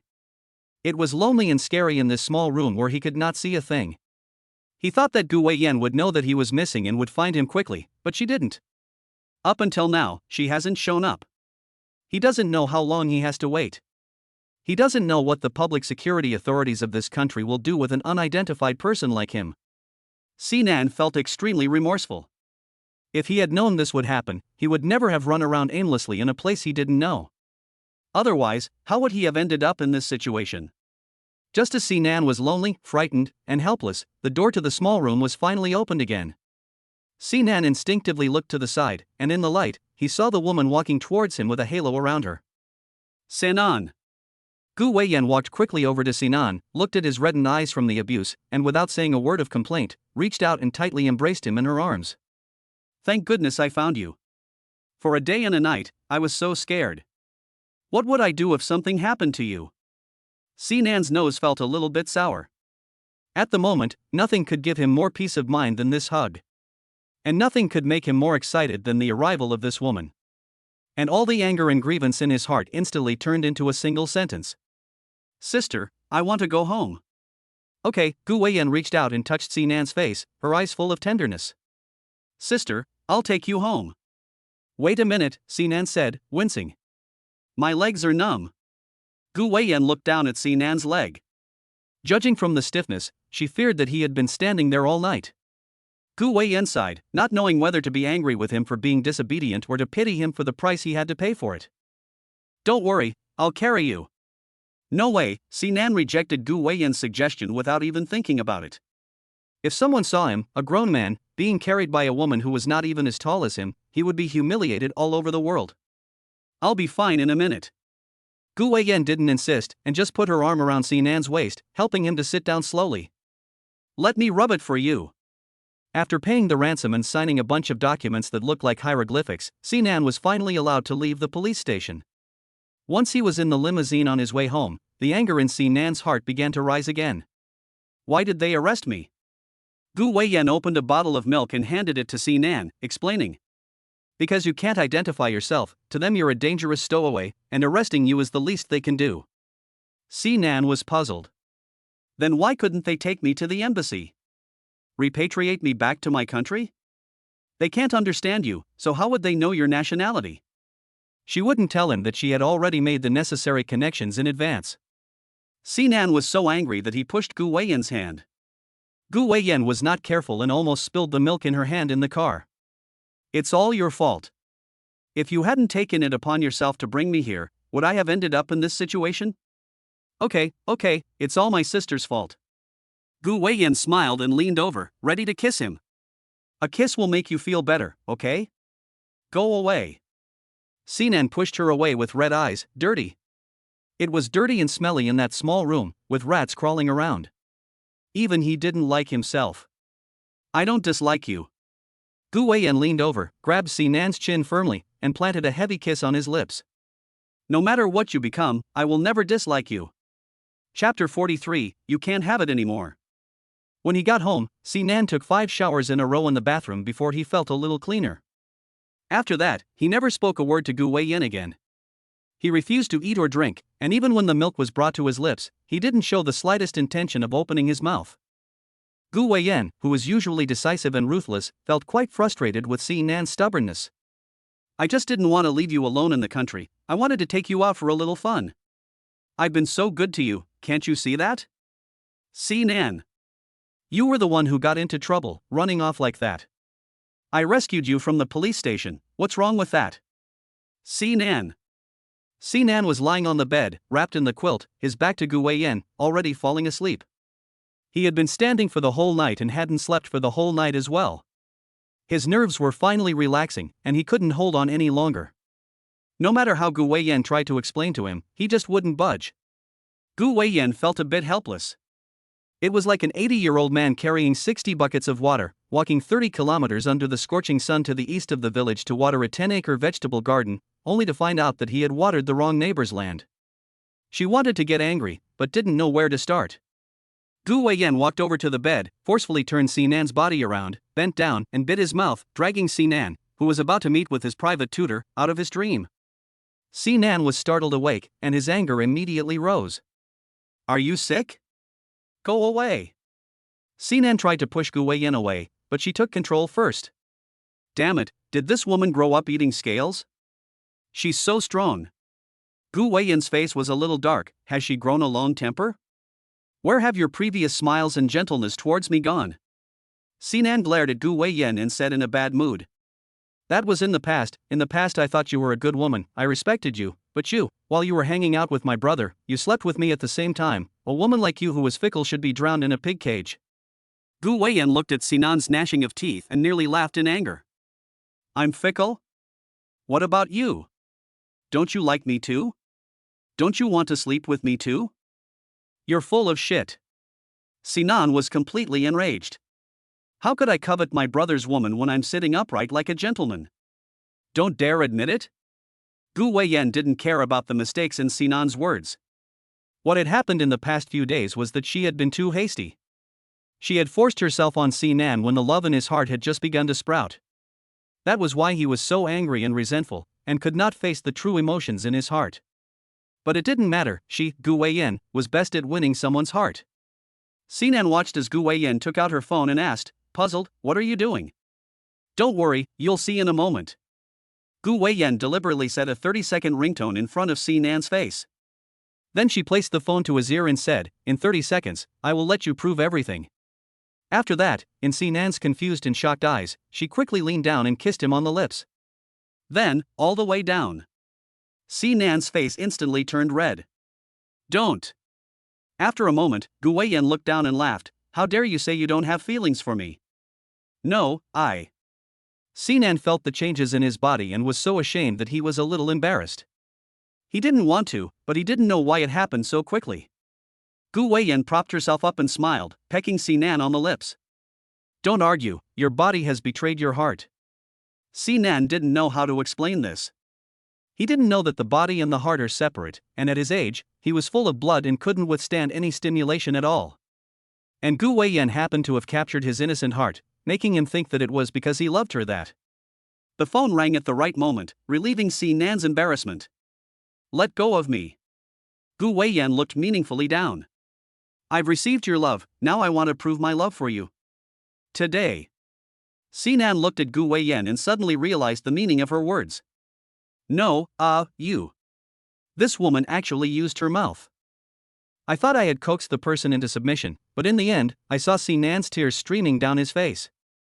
Gu Weiyan was at a loss for words once again.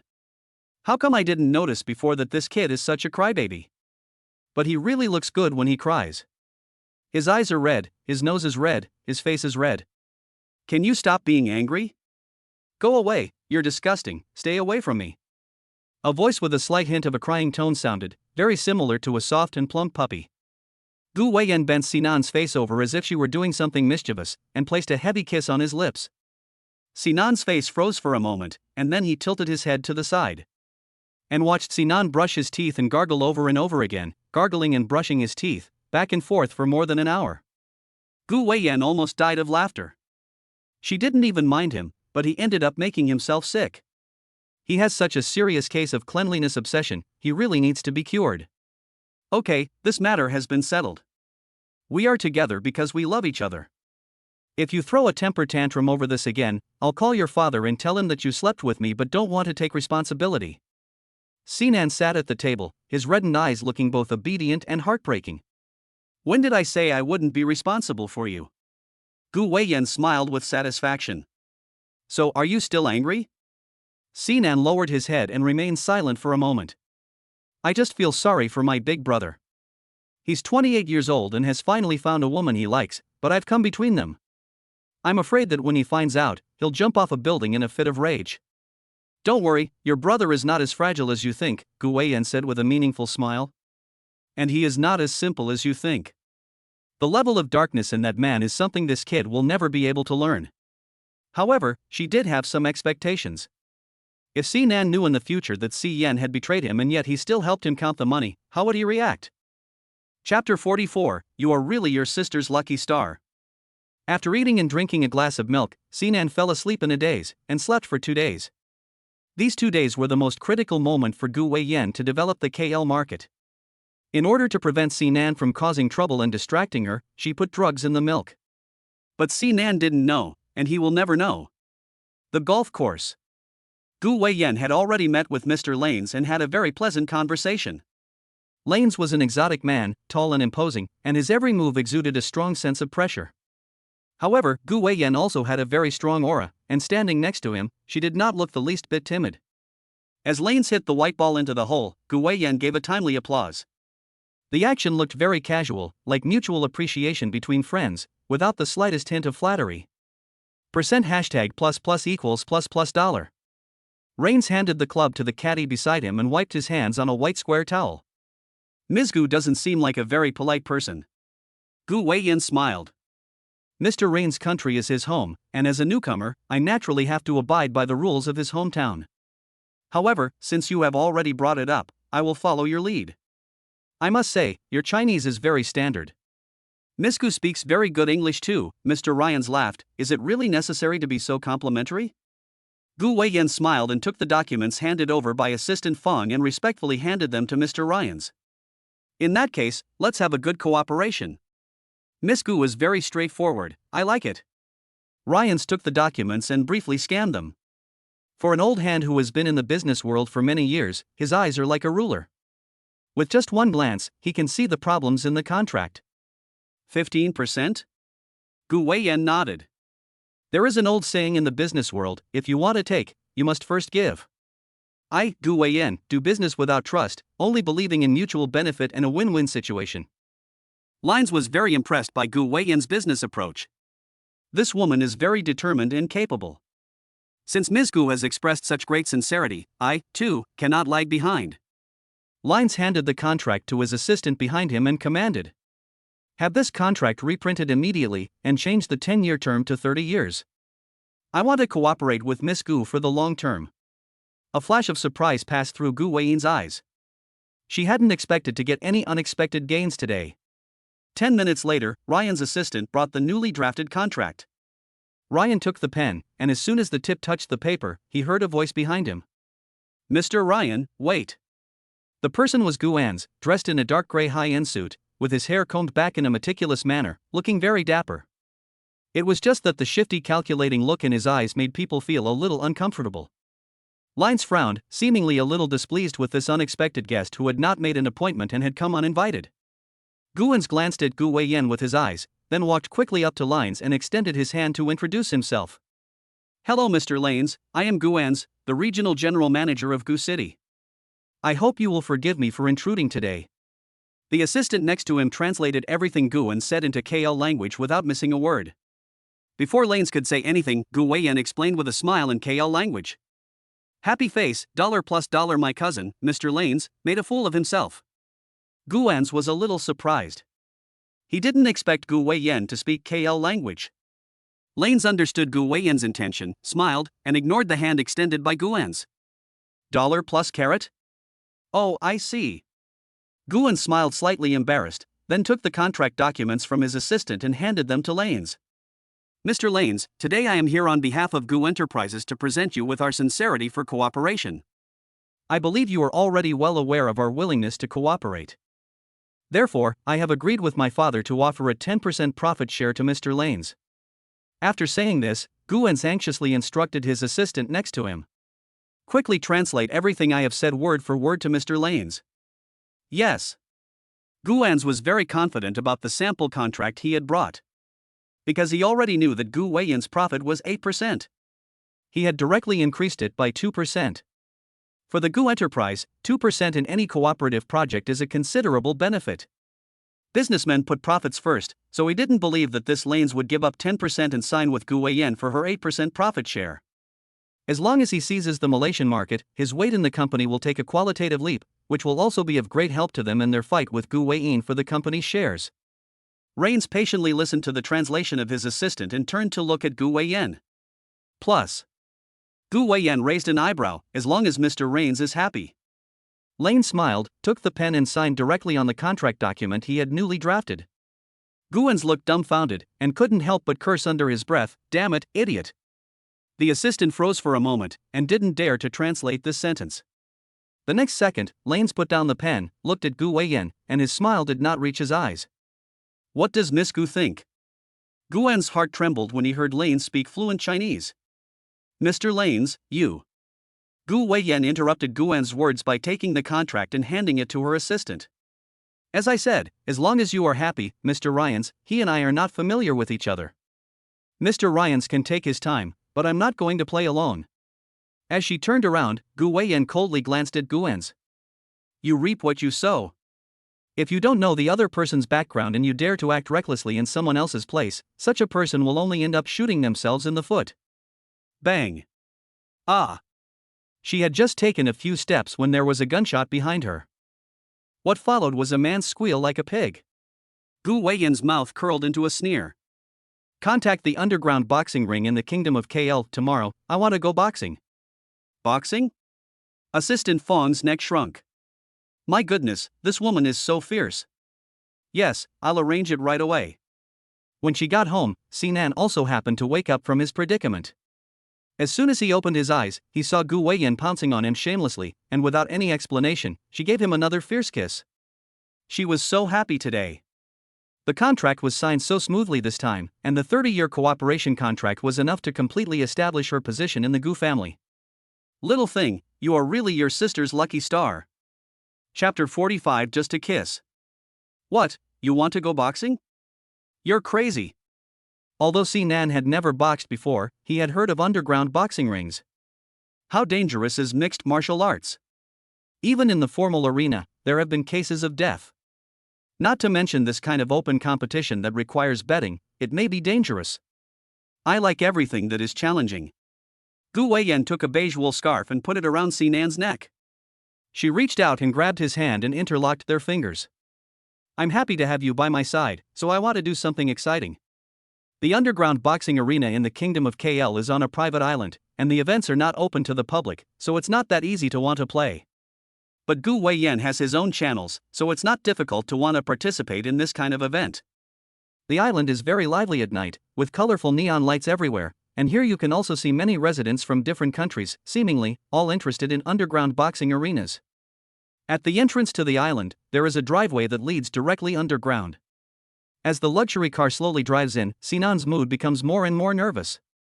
After getting out of the car, Cici led the way, and before long, they entered a VLP box seat. This location has the best view in the entire audience, with glass that can be raised and lowered, and a panoramic view of all the conditions in the ring. Leave the information, you can go out first.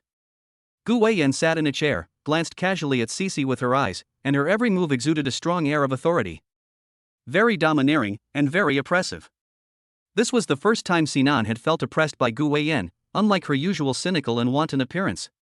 He rarely saw her like this, so serious. Yes, Sihui handed over the information, respectfully exited the door, and thoughtfully closed the door to the box. Sinan sat next to her and watched the competition video for a while, becoming more and more frightened as he watched. This time, she was competing against a rising young boxing champion who was very famous in the underground scene, and he was very impressive. Do you usually participate in these kinds of competitions? Gu Weiyan looked indifferent. When she was in a bad mood or under a lot of pressure, she would fight. Sinan tilted his head and looked at Gu Weiyan. Are you unhappy today? I'm happy, very happy. Gu Weiyan gave a small smile, and being happy, she wanted to find something exciting to do even more. Sinan watched the video of the desperate fighting with fists and feet, and sighed, Are you a masochist? Do you like being hammered? Then it's better to go to a well-known underground place and let him whip her with a small whip.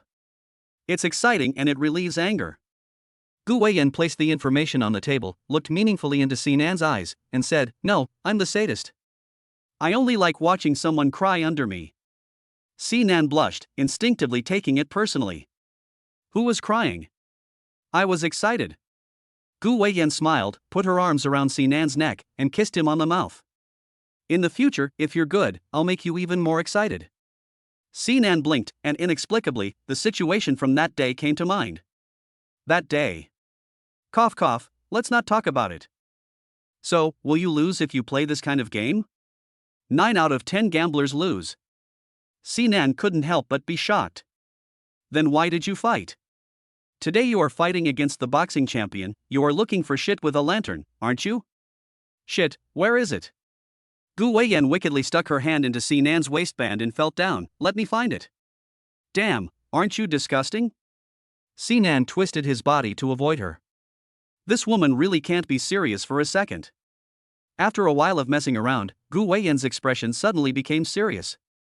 Do you want me to win? Nonsense. Sinan felt inexplicably nervous, but he would not admit that he was worried about Gu Weiyan. After all, we are compatriots of the same country, of course I hope you win. Gu Weiyan's eyes were lowered, full of despondency. I thought you would worry about me, but it turns out I was being self-absorbed. In this world, no one will care about my life or death. Perhaps, even if I die in the competition, no one will want to collect my body. Sinan looked at Gu Weiyan's suddenly sad appearance and for a moment, he couldn't adapt. Perhaps she was scared, after all, she was a girl. The arena is like a battlefield, and it might be dangerous, you could lose your life. Sinan swallowed, then slowly reached out his hand to Gu Weiyan, grabbed her hand, and said, Sister, let's go, this is not a place for a girl like you to be. Gu Weiyan looked at Sinan's hand that had come over on its own initiative, and a faint smile appeared at the corner of her mouth. Let's go. I'm afraid it's not that easy. There's a rule in this underground arena, any contestant who quits halfway through must leave an arm behind before they can go. Sinan's body trembled. This is so cruel. What should I do? Gu Weiyan leaned dispiritedly back in her chair, looking a little listless. I need energy. Energy? Sinan suddenly realized. I'll go buy you a Snickers. I don't eat sweets. Gu Weiyan saw that Sinan was taking his time and could not help but remind him, just give me a kiss. Sinan froze for a moment, and suddenly reacted. Damn it, it turns out that she is waiting for him here. This woman really cannot be serious for a second. He wanted to pull his hand back, but Gu Weiyan pulled him closer. Sinan shouted, the competition is about to start, can you be serious? Is it so hard for you to let me kiss you? Gu Weiyan felt a little aggrieved. Maybe I won't be able to get off the ring. Sinan's hand was starting to hurt from being held. He wanted to escape, but Gu Weiyan wouldn't allow him to take a single step back. Gu Weiyan looked at Sinan, her eyes full of a silent contest. If I die, you won't have to carry the burden anymore, will you be happy? Sinan looked at the sadness in Gu Weiyan's eyes, and suddenly felt inexplicably upset. Although he was a little upset about the process of the two getting together, he swore that he had never wanted this woman to die. Moreover, the two had already slept together, so whether from a physiological or psychological perspective, she was already his woman. This had become an unchangeable fact, whether he wanted to admit it or not. Forget it, she's my woman, I might as well kiss her, it's not like I'll lose a piece of flesh. After convincing himself, Sinan gathered his courage and quickly brought his lips close to kiss Gu Weiyan on the cheek. It was like a quick kiss on the cheek, and he quickly pulled away. You must win. Ha, you lost, and you still don't dare admit that you like me? The next second, Gu Weiyan got her way and smiled, quickly rolled over, and pinned Sinan to the sofa. Little thing, I knew you were saying one thing but meaning another. Sinan was unable to move as he was pinned down, and anger immediately welled up in him. You, please. When I treat you like a human, can you pretend for a little longer? A little longer? Gu Weiyan reached out and pinched Sinan's chin, saying with a meaningful look, my brother is taking the initiative to invite me, and I'm flattered. Come on, baby, let's perform a pre-game endurance test. Chapter 46, A Battle of Wits. Well. A long and passionate kiss that almost made Sinan drown in Gu Weiyan's strong love. It was finally time for the competition to begin, and through the glass wall, loud cheers could already be heard outside. At the same time, Gu Weiyan's unilateral kiss was also nearing its end. Fully charged, she was waiting to see her sister destroy everyone. Cough cough. Sinan lay on the sofa, his eyes red from the lack of oxygen. His lips were red and sexy. Seeing that Gu Weiyan was leaving, Sinan quickly grabbed the hem of her shirt. I want to go down and watch. I want to go to the first row of the audience. Why? Sinan gritted his teeth, because I want to watch you get beaten up close. Gu Weiyan poked him playfully on the tip of his nose, afraid that she might disappoint him. She, Gu Weiyan, has never failed before. When they got downstairs, the crowd in the audience had already started to cheer, and the sound of their cheers almost made the roof come off. This kind of exciting and bloody ring competition is just crazy. Tell Cece to follow you and don't run around. I know, Nan was nervous and looking forward to it. Today was his first time watching a mixed martial arts underground competition, and just from the audience's reaction, he could tell how exciting it was. Thanks to a special channel, Sinan was quickly seated in the front row. It was very close to the ring, and he could see every detail clearly. And he could also appreciate the brutality of the arena even more. Sinan took out his phone and just wanted to turn on the camera when Cece stopped him. This is an underground event, and it involves betting on the outside, so filming is prohibited. It's quite mysterious, and Sinan felt a little regret, but he quickly adjusted his state of mind. Shizi, how is Gu Weiyan's fight going? Sihui sat next to him, observing the movements around him while chatting with Sinan. It's going very well. When she was a child, she practiced fighting, and her moves and thinking are not bound by conventions. As long as her opponent is not a black hand, no one can usually beat her. Black hand? Sinan was puzzled. What is a black hand? It refers to someone who plays outside the rules and uses underhanded tactics. That kind of person usually appears in competitions with high stakes, and some people will take desperate measures to try to influence the outcome in their favor. Sinan reacted, suddenly worried about the underhanded tactics in the competition. Sishi patiently explained, no, the underground competition scene in KL is still very humane. People here generally don't place big bets, they're just having fun, and no one takes the outcome too seriously. Knock, knock. While talking, the large bell on the wall rang twice, and the match began. Accompanied by thunderous cheers, a man with a powerful build and unusually well-developed muscles walked onto the ring, raised his arms high, and waved to the audience. His powerful aura exuded a confidence that no one else could match. He was the new champion of this underground boxing ring, Jezef, and also the opponent of Gu Weiyan.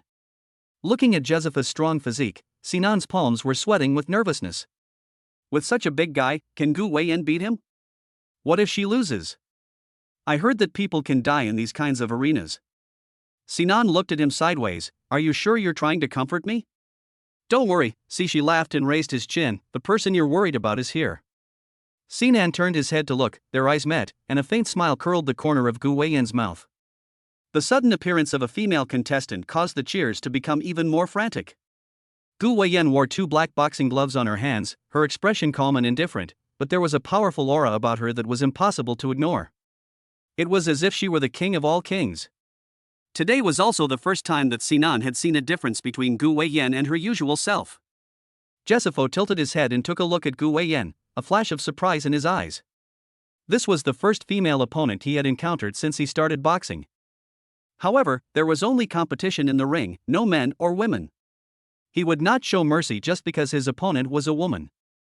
Moreover, he also wanted to see how far a woman could go in the boxing ring. Amidst the cheers, the referee took his stance and the match began. At the same time, Gu Weiyan's eyes hardened, and she dodged sideways with incredible speed, avoiding the powerful punch that Jesse swung. The competition was divided into 3 rounds, with each round lasting 5 minutes. The time passed quickly, but for the competitors in the ring, 5 minutes felt like a very long time. Gu Weiyan was very agile, as she dodged Jesse's attacks while quickly observing his weaknesses. In the first round, she didn't care about winning, knowing your opponent was the key to victory. However, the audience couldn't stand it anymore. They wanted to see a thrilling and exciting competition, not this kind of hiding and seeking. #% ##% it, can you fight or not? If not, get lost.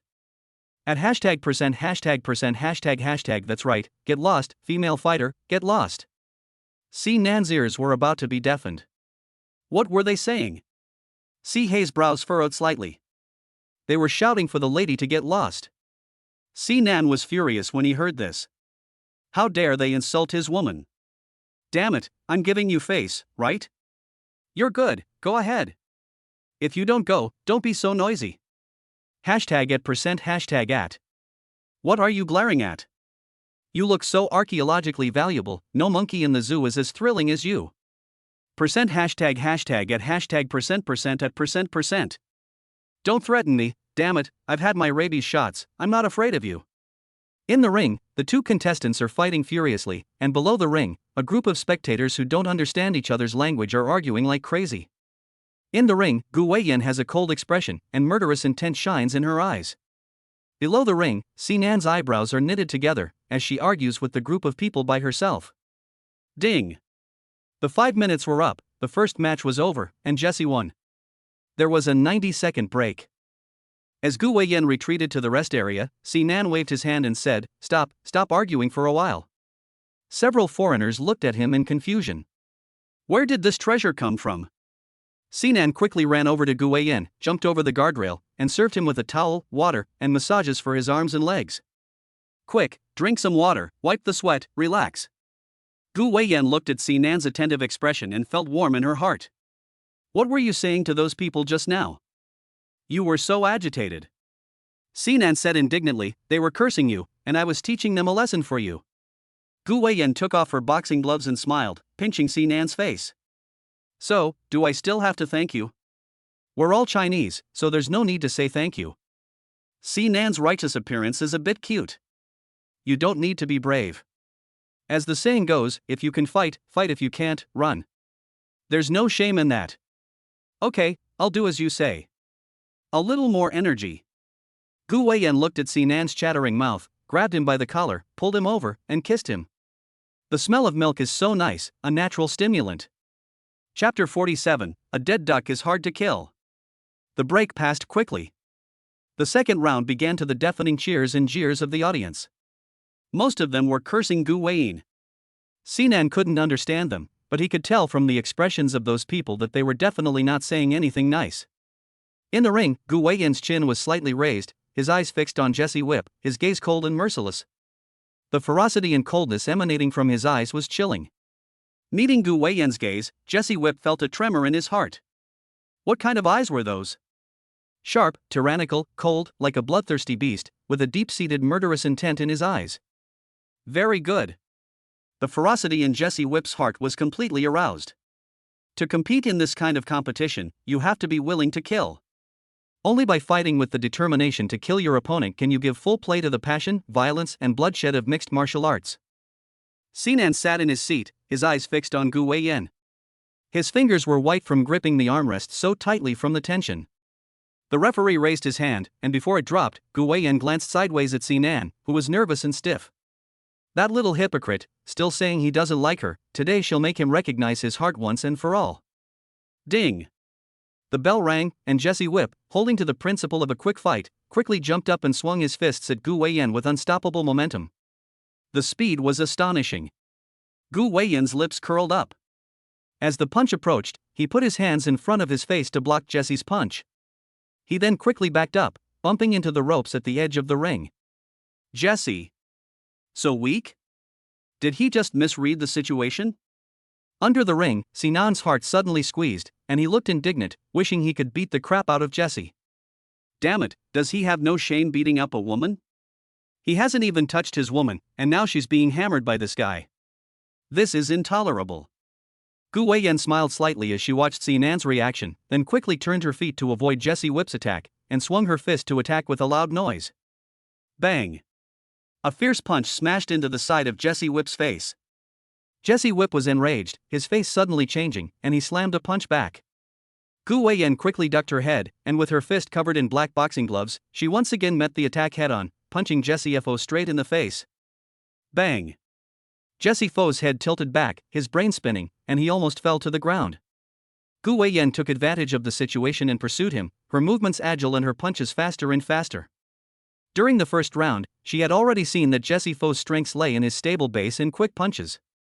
However, he also had a fatal weakness, which was that his waist and abdomen were not as flexible in turning. Her advantage, however, was precisely that she had no restrictions on her moves and could change quickly, responding to the unchanging with the ever-changing.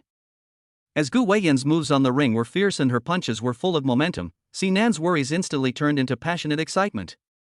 As Gu Weiyan's fist smashed towards Jesse's face again, Sinan sprang up from his seat with a thud, raised his arms and shouted, his enthusiasm greater than if he were fighting himself. Good, well done, come on. Gu Weiyan, YYDS. On the sidelines, the heads of a few foreigners shrunk, and they were no longer as arrogant as they had been. Although there are no borders in competition, watching the strongest man in their home arena being hammered by a woman, their face was more or less unbearable. Moreover, they had bet on the new champion Jesse Whiskers. In the second round, Gu Weiyan won. As the referee raised Gu Weiyan's arm, the audience instantly went wild, and the scene was about to explode. It was exciting, so exciting. This was a real ring match, with no boundaries and no distinction between men and women. And from Gu Weiyan, they also saw what true strength was. Undaunted, unafraid, and good at lurking, waiting to strike. After a crushing defeat in the second round, Jesse was afraid to be careless again. Little did he know that exposing one's weaknesses is like having one's underwear stolen, and it is impossible to put it back on again. In the third round, Gu Weiyan's victory was still no doubt. The night match continued. VLP was in the VIP box. Taking advantage of the moment when Gu Weiyan wiped the sweat, Sinan quietly examined her arm. The heavy punch that came flying at him just now almost scared him to death. If something happened to this woman, then he. Although Sinan didn't want to admit it, he liked this woman too. But in his heart, ever since they slept together that day, he had already considered her his woman. It's the same principle as a puppy peeing. Gu Weiyan put down the towel, picked up the plain water next to her and took a drink to replenish her fluids. Was I scared just now? Sinan was taken aback and immediately retorted, how could that be? Am I the kind of person who has never seen the world? Gu Weiyan smiled and didn't expose him. Little thing, see how long you can keep up the act? Seeing that Gu Weiyan's arm was only slightly red, and that there was no major problem, Sinan let out a small sigh of relief. You must never participate in this kind of competition again. Gu Weiyan raised an eyebrow, why? Are you worried about me? Sinan snorted, just refusing to admit it. I don't want to see you perform like a monkey up there, it's embarrassing. Gu Weiyan leaned forward slightly, her eyes narrowed. Are you saying that I've brought you shame? Sinan blinked. Well, not really. I just don't want to hear those people scolding you. If you really feel like it in the future, you can ask Cici to practice with you. He won't dare hit you, so you can hit him as hard as you like. Cici, who was standing nearby, I thank you. Gu Weiyan glanced along the glass wall towards the center of the arena. At this time, the two other fighters had already taken their places in the ring. One of them was still a white-skinned person. It seems that the underground arena in the Kingdom of KL has gradually become international. Do you still want to watch any more? Sinan said with a pout, it's not interesting, it's too bloody, like a fight between cornered beasts in the ring. Don't participate in this kind of occasion again in the future. If you want to have some excitement, I can take you to other places to play in the future. Thinking of the special pictures Chungfang sent him from time to time on those special occasions, Sinan was looking forward to it. He really wanted to go to that kind of occasion to see it for himself. If Gu Weiyan could cooperate with him and have some fun, that would be perfect. Seeing Sinan's absent-minded and expectant look, Gu Weiyan was a little curious. What place? Sinan gave a mysterious smile and said, you'll know when the time comes. Chapter 48. Who is that woman?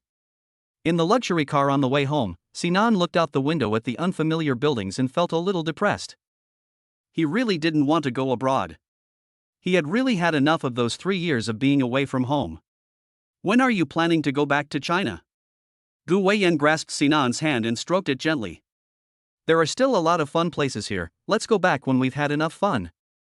Not interested, Sinan tried to pull his hand back, but he couldn't budge Gu Weiyan's grip at all, so he simply stopped struggling. Don't you like it here? Gu Weiyan looked at him sideways. In the light of the street lamp, Sinan's handsome face flickered, but his eyes were clear and penetrating. Just one look and people would be unconsciously drawn in, unable to extricate themselves. Don't you like to play? I can take you to play, to any fun place. Sinan's tone was a little anxious. I've had enough of living abroad, and I can't understand the language here. It's very boring. I just want to go home now. After a moment of silence, Gu Weiyan tugged Sinan's hand and pulled him closer, embracing him in her arms. Okay, I'll listen to you, as long as you behave. I'll listen to you in the future. In fact, she really liked Sinan's character of saying whatever came to mind, because only by expressing what was in your heart could you communicate effectively. Sinan was a little uncomfortable being hugged, and perhaps in his heart, he still couldn't get past the hurdle of Siyan. He had just moved a little, but was forced back into the hug by Gu Weiyan. If you're not good, I'll punish you. Sinan frowned and pushed her away. Are you sick? Even if the two of us have already. I'm not obliged to cuddle with you every day, it's so mushy. Gu Weiyan let go of Sinan's shoulders and instead hugged his waist, leisurely admiring his fluffy hair. She just liked the way he couldn't stand her but couldn't get rid of her. It's fun. Then why didn't you find it annoying when I kissed you? Weren't you excited? Cece sat in the driver's seat and silently raised the gearshift. Ever since Gu Weiyan met Sinan, her skin has grown thicker and thicker, and she's become more and more infatuated. Is this still the same cold, ruthless Miss Gu from before? If he hadn't been on guard, he would have thought that Gu Weiyan had been possessed for a while. Sinan was a little annoyed by the commotion, but he was helpless. I'm hungry, I want something delicious. Gu Weiyan thought for a moment, and the most famous thing in this place is the tomahawk steak, and the shredded chicken with balsamic leaves. What do you want to eat? Steak, Sinan said casually. In fact, he really wasn't very interested in Western food. The steak was delicious, and the restaurant had a very local flavor, but Sinan's mood was not very good. It had been a week, and he really didn't like it here. Gu Weiyan took a small piece of the divided steak on a fork and held it to Sinan's mouth, quite flattering.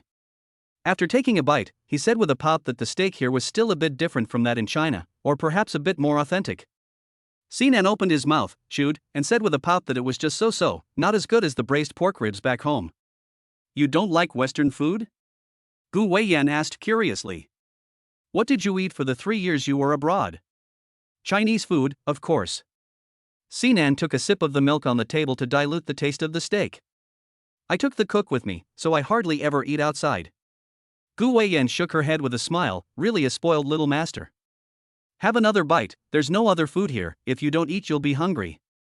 Sinan looked down at the steak that Gu Weiyan had fed him and reluctantly opened his mouth. The food is good, but unfortunately, it won't get to his heart. After chewing a few times, Sinan's phone on the table suddenly rang. Mai? Gu Weiyan was the first to see it, her face fell, and her tone was tinged with jealousy. Your little lover. Sinan was so clueless that he didn't notice Gu Weiyan's change in mood.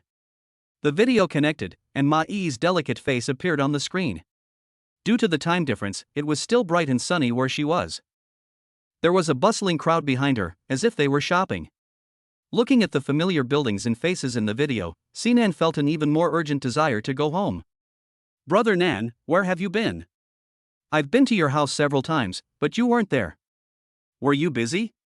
Mai pouted, coquettishly saying, I missed you.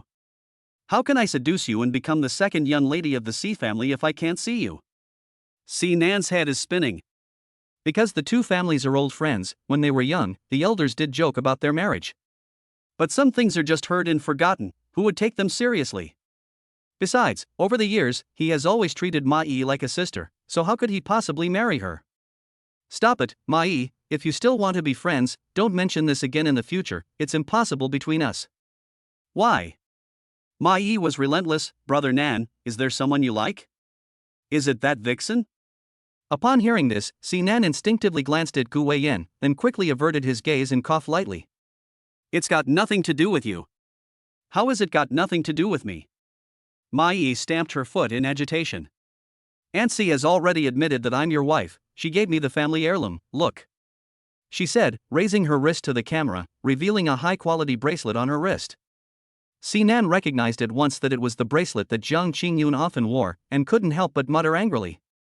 But really, my own mother, what a mess. Mai didn't hear what Sinan said, and couldn't help but pout, I don't care, Brother Nan, I'm already your wife now, you can't abandon me. Wife?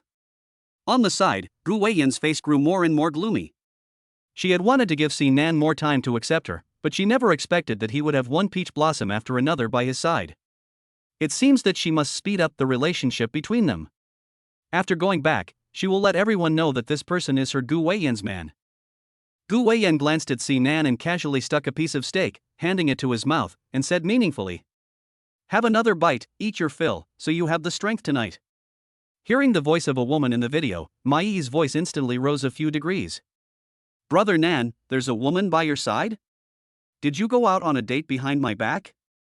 Sinan was a little speechless, and just wanted to say what does it have to do with you? Suddenly, in the camera, a familiar face appeared behind Mai. Although it was only a profile, Sinan still recognized it at a glance. It was Si Yen. And there's a woman by his side. Mai, quickly, adjust the camera angle so I can see behind you. Behind her, Mai glanced back. There were people everywhere, so what was behind her? Don't ask, just do it quickly. When the camera angle was adjusted to show the downtown area, Sinan looked carefully through the crowd. He couldn't be mistaken, that person was his brother. But who was the woman? Chapter 49, Your sister-in-law will never leave me. In the blink of an eye, the familiar profile had disappeared into the crowd. The next second, the camera panned, and Mai, with her blonde hair, appeared again. Nan, what are you looking for? Nothing, just browsing. Sinan took a sip of the milk at hand and asked. Mai, where are you? I'm at Taishan Temple. Mai immediately blurted out her location, a little bit of expectation in her heart. Nan, are you going to come find me? Sinan teased, what are you doing at Taishan Temple? Burning incense and praying to the Buddha for you to grow 2 centimeters taller? Brother Nan, are you teasing me? Mai pursed her lips, then grinned, looking very happy. I came here to pray to the matchmaker to bring us together. As long as he hears my plea, you won't get away, Brother Nan. Mai, have you gained weight recently? Sinan interrupted hastily, not wanting to hear about love and romance from Mai. He didn't like her, and had no intention of marrying her. Really? Mai reached up and touched her face. I've been keeping my weight under control, Nan. If you think I'm fat, I can lose weight until I look the way you want. Don't, you look fine just the way you are, Sinan laughed. Besides, is it that easy to lose weight? Piggy 8 Legs ran tens of thousands of miles, have you seen him get any thinner? Mai thought about it for a moment, then suddenly screamed, Fine, Nan, you dare to call me a pig, I'm going to tell Auntie C that you bullied me, humph. Alas, alas. Sinan just wanted to stop her, but the video call had already been disconnected. Has she not yet outgrown her dependence on others? And she's resorting to snitching. Gu Weiyan, on the other hand, listened to the two of them as they traded barbs, oblivious to the world around them. Her eyes were cold, like the icicles on the eaves in winter. Your childhood sweetheart is quite persistent with you. As soon as Sinan put down his phone, a smell that was even more sour than old vinegar drifted through the air. Unfortunately, his romantic sensibilities had not yet developed, so he didn't notice it at all. Sinan looked up at the sky, still pondering the images he had just seen on his phone. Suddenly, he reached up and slammed his hand on the table. No, I need to call my big brother. He had to make sure whether the person just now was really him. If it really was Si Yen, then it would prove that he and Gu Weiyan had both cuckolded each other. Then the guilt in his heart would disappear. When the phone connected, Si Yen was sitting in a coffee shop near Taishan Temple, drinking coffee. He didn't really like crowds, and today, just because he had some time, he felt like going to the temple to burn some incense, to give a form of expression to his wishes. At that moment, there was a woman sitting opposite him. She looked in her 20s, with long, straight black hair carefully tied back, very pretty, and with a gentle and elegant temperament. This woman was Si Yan's girlfriend of many years, Meng Yajun. They had been classmates at university, and had later studied abroad together. Now, she was a specially appointed lecturer at a well-known university in Yun City, a woman who combined beauty and gentleness, intellect and talent. Big brother, where are you now? Si Yan glanced at Meng Yajun and said indifferently, I'm outside talking business. Is there a problem? Where are you talking business? Sinan immediately asked, is it near the Taishan Temple? Si Yan was a little surprised. How did that kid know he had come to the Taishan Temple? Could it be that he had returned? That shouldn't be the case. Gu Weiyan had clearly said that he would be away on business for half a month, so he couldn't have returned so soon.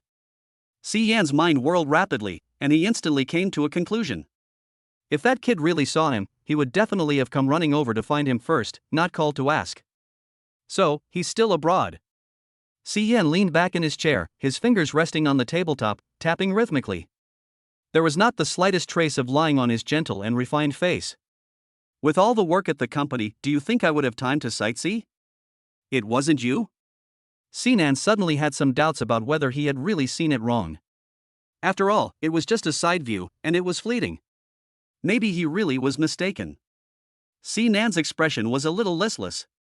He had wanted to find evidence of Si Yan's infidelity, but instead, he had once again confirmed his own heinous crime. Sinan suddenly felt that life was meaningless, but he didn't want to die. Have my parents asked about me while I was gone these past few days? No. No? Sinan frowned. Do you really think I'm a free gift? They don't even bother to ask about their missing son? Snort, Si Yan laughed, you're quite self-aware. Hearing the laughter, Sinan knew that Si Yan was joking with him, and his heart suddenly became a little nervous. So what did you say? The truth, of course. Recently, we happened to be working on a project with Gu's company, so I told them that you volunteered to go on a business trip with Gu's core executives. Dad was very pleased when he found out, and Mom was also very happy. They didn't dare to disturb you in order to let you study the company's business with peace of mind. You, on the other hand, took this opportunity to accompany Miss Gu properly. A girl is not safe abroad, so you protect her. Sinan couldn't help but glance at Gu Weiyan, secretly thinking to himself. She can take down 8 big men with one punch, so why does she need him to protect her? It's just that Si Yan, that silly man, would treat her like a weak little girl.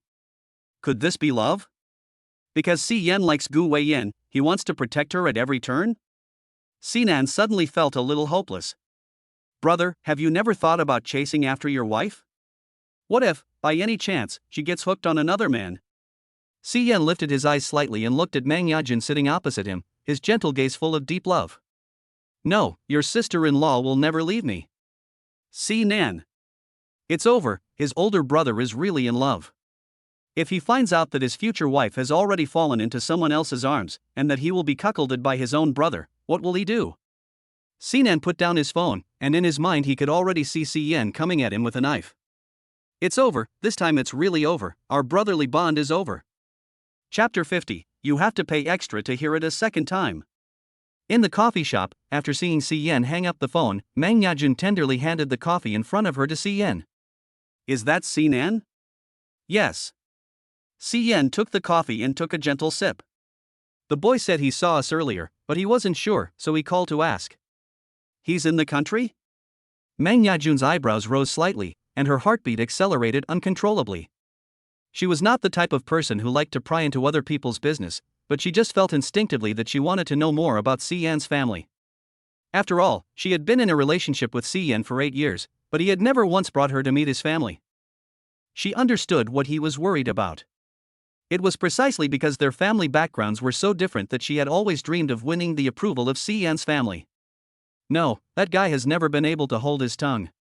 If he really is in the country, he will definitely come over here to catch her in the act. Catch in the act? How do I feel? I feel like your secret lover. Mang Yajun's lips curled up slightly, turning a bitter remark into a joke. It's been 8 years, and she didn't want to put pressure on Si Yan. But she was already 28, and her youth was coming to an end, but their long-distance relationship was still going strong, and she had no idea how much longer she had to endure it. Si Yan's face changed a little. Yajun, give me. Xiaonan should be very handsome by now, right? Mang Yajun interrupted Si Yan with a smile. After all, she couldn't bear to see Si Yan in trouble. I remember when I was in college, he came to see you once. At that time, he was very good-looking, with a baby face, and more pleasing than your big brother. Si Yan felt a little guilty, because so far, Sinan was still the only Si family member Mang Yajun had met other than him, and that was 8 years ago. That kid really does have a good appearance. Then you, the older brother, have your work cut out for you. Mang Yajun put away the sadness in her heart and teased with a smile. In this day and age, younger brothers like Xiaonan who are good-looking are very popular. He is young and doesn't know any better, so as the older brother, you have to keep a close eye on him and make sure that he doesn't fall for someone else's attentions. Si Yan smiled and took a sip of coffee. He had long been noticed by someone, and now, he was just waiting for the relationship to become official. Is that Miss Gu? Si Yan put down his coffee cup and nodded. Gu Jingchuan's daughter, Gu Weiyan. Gu Jingchuan? Mang Yajun thought for a moment, and realized that he was the richest man in Jun City who died 3 years ago. Ha! Seeing Si Yan nod, Mang Yajun understood completely why, after 8 years of being in love, he had yet to give her a title. Even their relationship had been so secretive. They were a good match, after all. Mang Yajun lowered her eyes and looked at the coffee in her hands, concealing the deep loneliness in her eyes. Does your father think that a good match is very important? Si Yan let out a soft sigh. This is just business. If you want to last 100 years, you have to be bound together by interests. In our family, someone always has to be sacrificed. With these words, Si Yan gently grasped Mang Yajun's hand, which was resting on the table, and gave a small smile. It had been 8 years, and this woman had given him the best 8 years of her life, and he, too, could finally give her a definite answer. Yajun, trust me, I will find time soon to take you to meet my family, and together, we will ask for their blessings. Good, Meng Yajun's eyes welled up slightly. I'll wait for you. We're returning to China tomorrow. Tomorrow? Sinan was a little excited. Great. I've had enough of this damn place. Gu Weiyan finished eating the last piece of steak, wiped his mouth with the napkin, and spoke in a cold tone. Are you so happy because you can finally go home to your little lover? Sinan froze for a moment, and finally realized something was wrong. Didn't I tell you? I've always treated her like a sister. Sister? Gu Weiyan looked at Sinan, her dark eyes like a deep, bottomless pool, dark, cold, and with a rage that seemed to want to destroy the world. Have you forgotten what I said? Feeling Gu Weiyan's powerful, cold aura, Sinan's body leaned back involuntarily. Which sentence? Gu Weiyan bit her back molars, trying hard to suppress the anger that was about to erupt in her heart. In fact, her requirements for love are very simple, and they are nothing more than having this man's heart and eyes only for her. But what about him? Ever since Ma Yi sent the video, he has been ignoring her, and he still is. This is simply intolerable. After a moment of trying to calm down, Gu Weiyan said, word by word. In the future, you are not allowed to associate with any woman other than me and your family, and you are not allowed to call any other woman sister. Sinan instantly exploded with anger when he heard this. Why? This is unreasonable. You have so many men around you, have I ever said a word? I did it for work, Gu Weiyan explained coldly. Replacing those female secretaries with men is also for work? Sinan snorted. I think you just want to eat what's in the bowl and keep what's in the pot. You're hanging out with my brother on the one hand, sleeping with me on the other, while on the other hand you've recruited a few hunks and are playing some overbearing CEO's hidden rules in the background. What did you say? Say that again. Gu Weiyan's eyes narrowed slightly, and an icy chill spread under her eyes. Sinan couldn't help but shiver, and the hairs on the back of his neck stood on end. Sinan shrunk his neck. I won't say it again, I'm a gentleman of my word, if you want to hear it a second time, you have to pay extra. Gu Weiyan stood up with a cold smile, walked over to Sinan, and looked down at him condescendingly. There were some things she needed to make clear to him. Your brother will naturally give you a reasonable explanation in the future.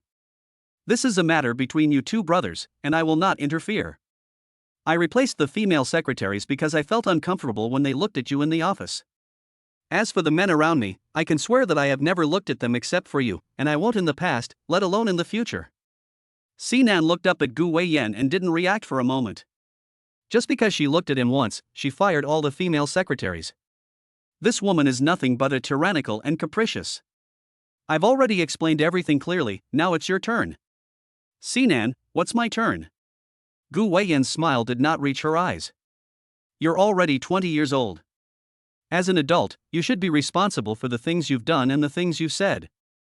Do you think that if you throw mud at me, this matter will just be forgotten? Isn't that a misunderstanding? Sinan smiled ingratiatingly.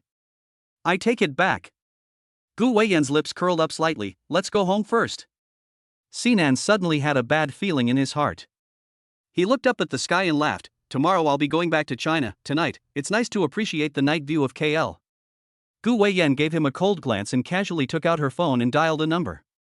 Sishi, bring the car over. Chapter 51, this time, it's serious. Sister, don't be angry, anger causes wrinkles and makes you look old. Sinan followed Gu Weiyan behind him, trembling in fear. This woman just hammered the new junior boxing champion tonight, and with such awesome fighting power, how dare he provoke her? Gu Weiyan walked in the door, took off her jacket and threw it on the sofa. Her tone was cold, as if she had not yet gotten over her anger. There are two ways to learn a lesson, you can be educated or you can be lectured. Choose one. Sinan didn't want to choose either, but under the pressure of Gu Weiyan's lecherous thief, he still said insincerely, educated. Gu Weiyan turned around and sat on the black leather sofa, tilting his head slightly. Come here, sit. Sinan hesitated for 2 seconds, then reluctantly moved over, legs close together, back straight, arms resting on his legs, hands crossed, 2 thumbs circling deliberately or not, the posture of a primary school student listening attentively to a lecture. Looking at him like this, Gu Weiyan's anger instantly subsided by a large margin. Have you remembered what I said tonight? Sinan nodded furiously. I remember. Repeat. I remember. Gu Weiyan's eyes exuded a dangerous aura, and I said what I said tonight. Sinan's brain was working fast, recalling all the things Gu Weiyan had said tonight. But she had said so many things tonight, which one did she want to hear? Ah. It's so hard. This woman has a serious illness. Sinan didn't know how to respond, so she simply admitted her fault. Sister, I really know I was wrong. I shouldn't have described you as a fickle woman, shouldn't have said you were looking at the pot while eating the rice, and shouldn't have said you were keeping a hunk of man to play the hidden rules. I apologize to you. After saying this, Sinan glanced at Gu Weiyan with the corner of her eye, and then her body uncontrollably shuddered. Why was this woman even more angry, even though he had apologized? Was it because the apology was not delivered in the right way? Should I kneel? Kneel for durian, kneel for the keyboard, kneel for instant noodles. Bah, a man's knees are golden. I'd rather die standing than kneel and live. Gu Weiyan's face darkened a little more when she heard this. She never expected that she cared about him so much. In order to win his favor, she would have given up the stars and the moon, and he was the only one in her eyes and heart. But he had time and time again ignored her words and paid them no heed. This was simply intolerable. Gu Weiyan closed her eyes and took a deep breath. Forget it, he's still young and needs her guidance step by step. She must be patient and reason with him. Unless he makes a big mistake, she must never use extreme measures. After doing some psychological work on herself, the anger in Gu Weiyan's eyes dissipated a little. You judge me like this because you don't know me. I think it's necessary for us to have an in-depth exchange tonight, so that you can understand me better and remember this for a long time. Sinan nodded weakly, in the attitude of having to bow one's head under the roof, and was mentally prepared to listen to a long speech. When he was a child, his father would lecture him for 2 hours at a time. Go ahead, I'm listening. Gu Weiyan crossed her arms, lifted her chin, and said, "Take off your clothes." Sinan was taken aback. He was willing to listen to a lecture, but why take off his clothes?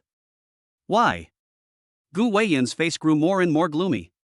How could there be in-depth communication without taking off your clothes? Sinan responded for a few seconds, and finally realized what Gu Weiyan meant. Damn it, I lowered myself to come here to listen to the lecture, but she wants to get him. How can I put up with this? Crazy, Sinan's face changed, and he stood up quickly, stepping 2 steps away from Gu Weiyan, and he didn't forget to tighten his heavy jacket. I just told you that you're fickle, and you're already panting. I'll tell you, I'm determined and will never bow to evil forces. If you want to play, there are carrots in the kitchen. Gu Weiyan reacted, and the anger she had just suppressed suddenly shot up to her forehead. What did you say? Sinan took 2 steps up the stairs and maintained an absolutely safe distance from Gu Weiyan. I'm saying you need to get treatment for your illness, don't come to me, I'm not a vet. Bye-bye, have fun on your own, I'm not spending time with you. Gu Weiyan clenched her teeth, her pupils narrowing. The next second, her lips suddenly curled up. I just feel a bit hot in the room, I want you to take off your jacket and have a good chat with you. Communication is the key to solving problems, isn't it? If you don't want to be educated, I can teach you too, as long as the result is the same, I don't care about the method. Sinan stumbled, and his body almost fell onto the stairs. It turned out that he was afraid of the heat. Damn, if I hadn't made it clear, he would have thought. But after she said that, it seemed that he was sweating a little. Heh, Sinan held onto the handrail of the stairs, turned around, and smiled awkwardly. This warm air is a bit too strong, isn't it? Gu Weiyan sat calmly on the sofa and raised her chin. You have 3 seconds to come over here and take off your clothes, or else you'll be sorry. Of course, if you think you're better than that little boxer, just forget I said anything. But I still have to remind you that the whole villa is mine, and I have the key to any room. Sinan silently raised his hand and slapped himself on the forehead. It's over, this dog brain, what are you thinking about all day? This time you've really messed up. 3, 2. Sister, don't be impulsive.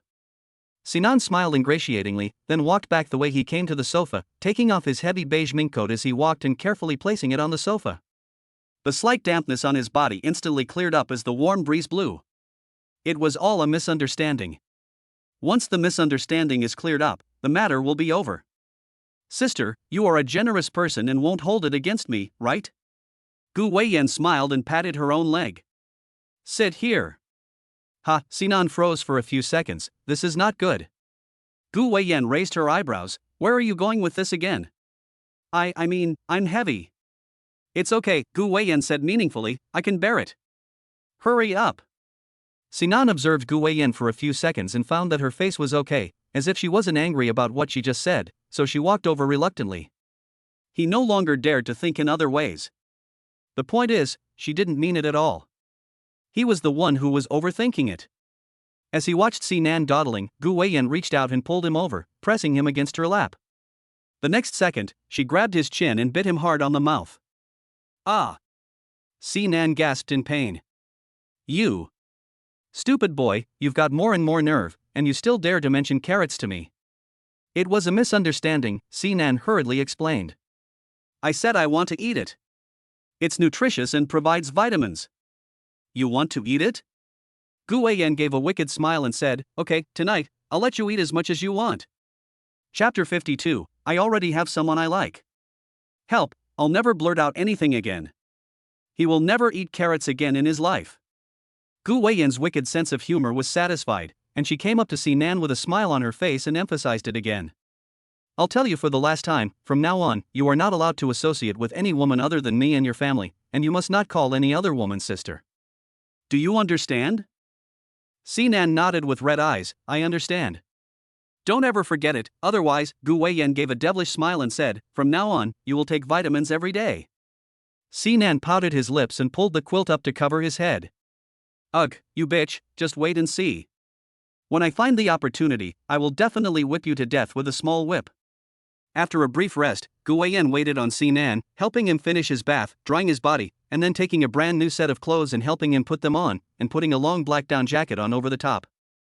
During this time, the two of them didn't say a word to each other. Sinan was still angry and didn't bother to pay her any mind. When they went outside, the cold wind blew, and even though they were dressed warmly, it made them shiver. The weather in KL was different from that in China. Winters here were very cold, and the temperature was much lower than in China. If Sinan hadn't been insisting on going back, Gu Weiyan would have really wanted to take him to see the snow scene tomorrow and take a look at the ice sculpture kingdom in KL. At this time, Cici was already waiting outside the door in the car. As soon as he sat in the back seat, Sinan couldn't help but shiver. The chrysanthemum is withered, full of sadness, yours is already. Listening to the song coming from the car's music player, Sinan's face instantly fell. Turn off the music. Cici glanced at him through the rearview mirror. Don't you like this kind of Chinese folk music? I specifically looked for it for you. It's so ugly, turn it off, Sinan shouted angrily. I want to listen to Rogue, are you sick, what are you? Cici, is there this kind of music? You go find it. Sigh, when Sinan got excited, his butt uncontrollably tightened up. From now on, all the car music would be that kind, playing in a loop. Cici. What kind of excitement was this? Cici glanced at Gu Weiyan, who was sitting in the back seat, looking carefree, in the rearview mirror, and probably understood something in her heart. What kind of shameful thing did he do this time that made someone so angry? As soon as they got on the plane, Sinan, in a state of anger and exhaustion, began to feel drowsy. Due to the time difference, by the time the plane arrived at Cloud City Airport, it was already dark outside. Wake up! Gu Weiyan smiled and reached out to pinch Sinan's face lightly, smiling, we're home.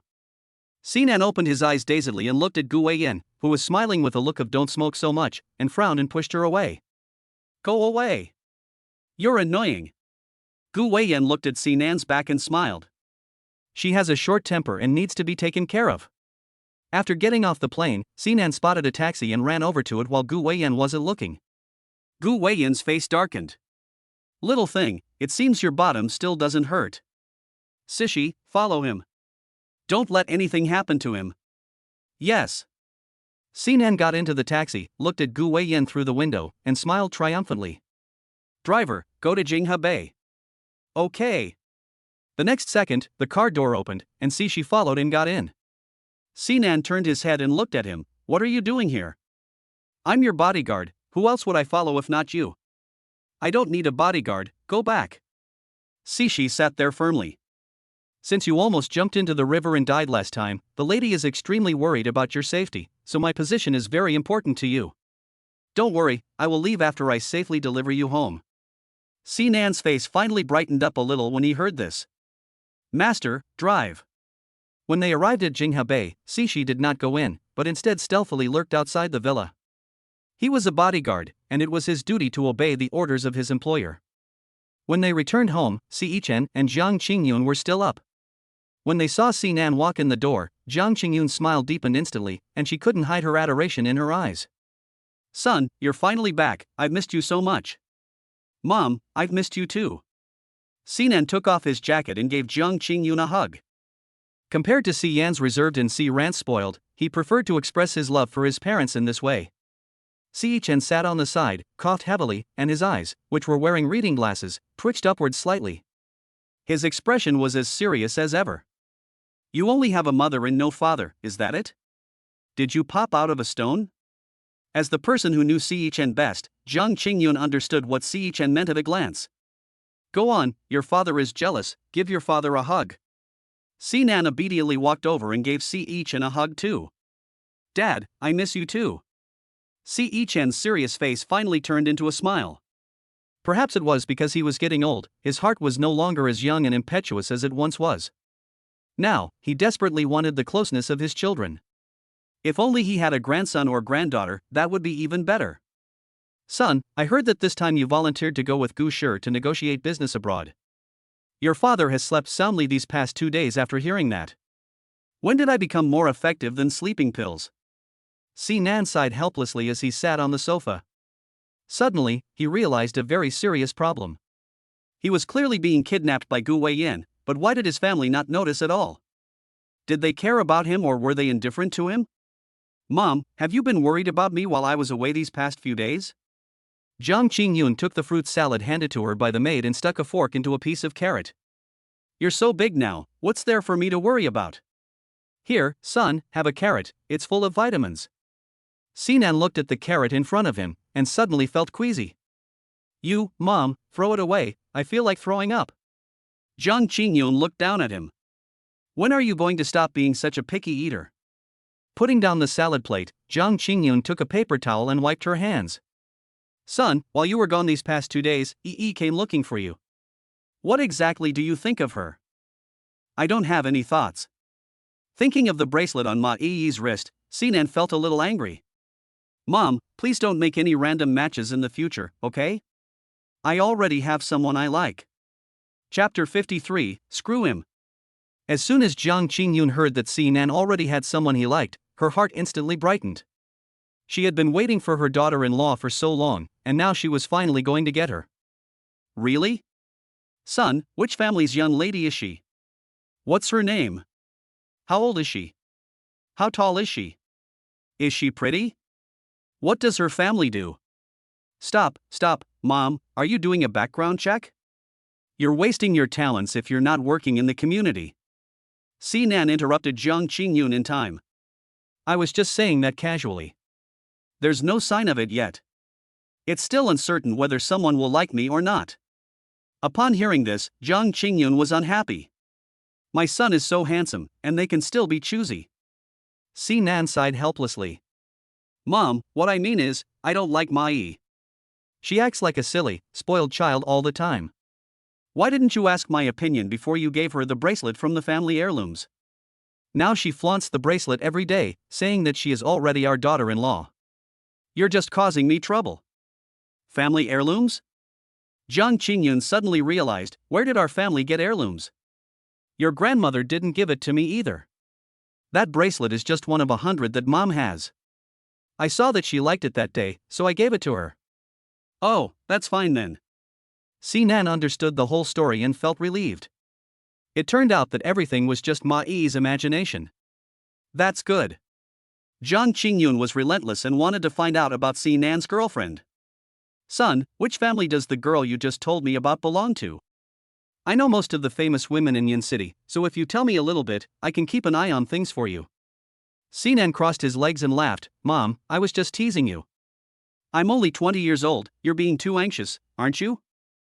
You're not serious? As soon as Jiang Qingyun heard this, the small flame that had just been kindled in her heart was instantly extinguished with a bucket of cold water. Rotten kid, you're deliberately teasing your mother, aren't you? Are you still young at 20? If you don't want to find one yourself, then I'll do it for you. I've already done the calculations, and the girl who is most compatible with your birth data will be 3 years older than you. I do have a favorite, and that's Gu Jingchuan's daughter, Gu Weiyan. That girl is more than enough for you, whether it's based on family background or ability. Recently, hasn't our company had a collaboration with the Gu family? If you have time, go to the Gu family more often and get to know them better. Although Miss Gu is outstanding, we are good looking. See Nan. He can see that in his mother's eyes, he is only good looking. Humph, Si Yichen said indignantly while reading a magazine. What's the use of having a good looking body? He's idle, fights all the time, and no one would look at him. See Nan. Sure enough, where there's a sleeping dragon, there's bound to be a phoenix cub, a double blow to the main character. Yeah, who's to blame? Sinan casually leaned back on the sofa, and in his heart, he had long since become accustomed to Si Yichen's blows. Like father, like son, the son of a rat will dig a hole, the upper beam is not straight, the lower one will sag. Little brat, Si Yichen's face fell, and he picked up the magazine and flung it onto Sinan's body. Look at your older brother, and then look at your older sister. How could our Si family give birth to such a shameless brat as you? Here we go again, here we go again. Sinan picked up the magazine on his body without a care in the world and flipped through a couple of pages. If you had just put up with it at the beginning, it wouldn't be so bad now. Who do you blame? Blame me? Do you think I want to come here? You little brat. Si Yichen's heart felt like it was going to give out, and his fingers trembled slightly. Obviously he was very angry. Why can't you do this or that? You're the number one irritant. Okay, calm down, calm down. Jiang Qingyan sat down next to Si Yichen and reached out to stroke his chest. I've said it before, having a son and daughter is enough. It was your whim to want a third child in the first place, and now what's the point of being upset? You can't just stuff him back in. Humph. Si Yichen took off his reading glasses and threw them on the table angrily. Starting tomorrow, you will go to the company and learn business management from your eldest brother. I will assess you, and if you fail, you will not be allowed to come home. I, Si Yichen, will consider you no longer my son. Sinan pouted, as if he really wanted to come back. Then you give me the key to Tianshengtang, and I will go live there, so you won't be bothered by my presence. Dream on. Si Yichen patted his chest and took a deep breath. He hadn't even contributed anything to the company yet, and he wanted a house? From now on, he'll have to fend for himself. See Nan. This old man is really bad. He wants him to give up his hobby, but he won't. In the beginning, his master kept praising him for his talent. After sleeping at home for one night, early the next morning, Sinan dragged a suitcase and drove out the door. This time, he must prove to Si Yichen that without joining the company, he can also do well with his hobby. He wants to show them that he, Sinan, also has his own bright spots. Outside the villa, Sinan watched as Sinan's car drove out of the villa. Sishi jumped down from the tree with his hands on the trunk and waved at the roadside. He stayed in the tree all night last night. To be honest, it was quite cold. Why are you here again? Didn't I tell you that I don't need a bodyguard? Sinan stopped the car and lowered the window, his brow furrowed. To be honest, he didn't want to have much contact with Gu Weiyan at the moment. Their relationship was too awkward. It wasn't that he didn't want to take responsibility for her, it was just that he wanted to take things slowly. At the very least, he had to convince his brother to break up with Gu Weiyan first. Sishi stood next to the car, rubbing his hands together. Can I get in the car first? I spent the night in the tree last night, and if you don't come out soon, I'll freeze to death. If you're not going back, what are you doing in the tree? Sinan said as he unlocked the car and let Sishi get in. Since they had known each other for a while, Sishi was like a brother to him, and besides, Sishi meant him no harm. Sishi explained that he had a mission to complete and that he could not leave without being recalled by his employer. Sinan didn't feel too strongly about it. He knew that every profession had its own rules, and that if those rules were broken, it would upset the ecological balance. Why didn't you call me? Sishi smiled openly. I'm just an outsider, how could I go in and disturb Master C's life? Besides, didn't you say you didn't want your family to know about your relationship with Miss Gu? Sinan was silent for a moment, then picked up his phone and dialed Gu Weiyan's number. Tell Sishi to go back, I really don't need him here. Now that he's yours, if you don't need him, let him go to hell. Chapter 54, Kicked Out of the House. Die? Sinan was completely confused by Gu Weiyan's flirtatious behavior. When he came to his senses, she had already opened the car door and walked to the front of the car. Then he saw him open his arms wide and shouted him, "Come on, hit me." Nan. Damn it, these two, the master and servant, are both flirtatious. Damn it, do you really think I'm afraid? Damn it, he really doesn't dare. Why are you messing with it? Get in the car. Sinan helplessly lowered the car window and shouted at Sishi. After all, it is a human life. How can he be like Gu Weiyan, who treats human life as ants? I can't do it. You win, Sinan said to the phone with gritted teeth. No, I lost. Gu Weiyan sighed softly, and the sound of her sigh clearly fell into Sinan's ears. I thought you called me because you missed me, but I didn't expect you to be trying every means to sever our relationship. You've really hurt me. When did I say I wanted to sever our relationship? I'm just a little bit guilty. I didn't realize that my thoughts had already been revealed in just a few words. I just want to take things slowly. I haven't decided how to handle our relationship yet. You haven't thought about it yet? Gu Weiyan continued to press, aggressively. Do you not think you should marry me and take responsibility for me after sleeping with me? Do you want to start something and then abandon it? I didn't say I wouldn't marry you, so don't get any ideas. Sinan was a little distracted, so he hung up the phone. Hang up, I'm busy. After seeing Sishi get into the car, Sinan was so angry that he wanted to punch him. Are you sick? Would you eat shit if she told you to? She sighed. She paid a lot. Sinan, okay, forget it. Once they left Jingha Bay, Sinan suddenly had a problem. Last night, he had already checked all his assets. Now, he was so poor that he only had 20,000 yuan left. In the expensive Yun city, he was afraid that he couldn't even rent a house. If no one came to his aid, he would be sleeping on the street in a few days. After sighing for nearly an hour, in the end, Sinan gave up and called Ran. Sis, I'm in a pinch. Ran was in the middle of preparing the financial statements for the quarter and replied in between tasks. Ask Dad for money, I don't have any. Sinan slumped over the steering wheel, his face full of despair. Dad already kicked me out of the house, and now I'm a homeless orphan. Beep beep beep. Listening to the phone's tone, Sinan straightened up in disbelief and picked up the phone to take a look. Shit, she hung up on me, what does she mean? On the passenger seat, Cece shook her head as she played with the mobile game King of Pesticides in her hands.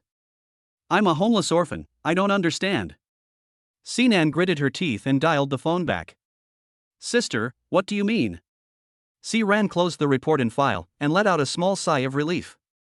After working all night, she had finally sorted out all the financial issues.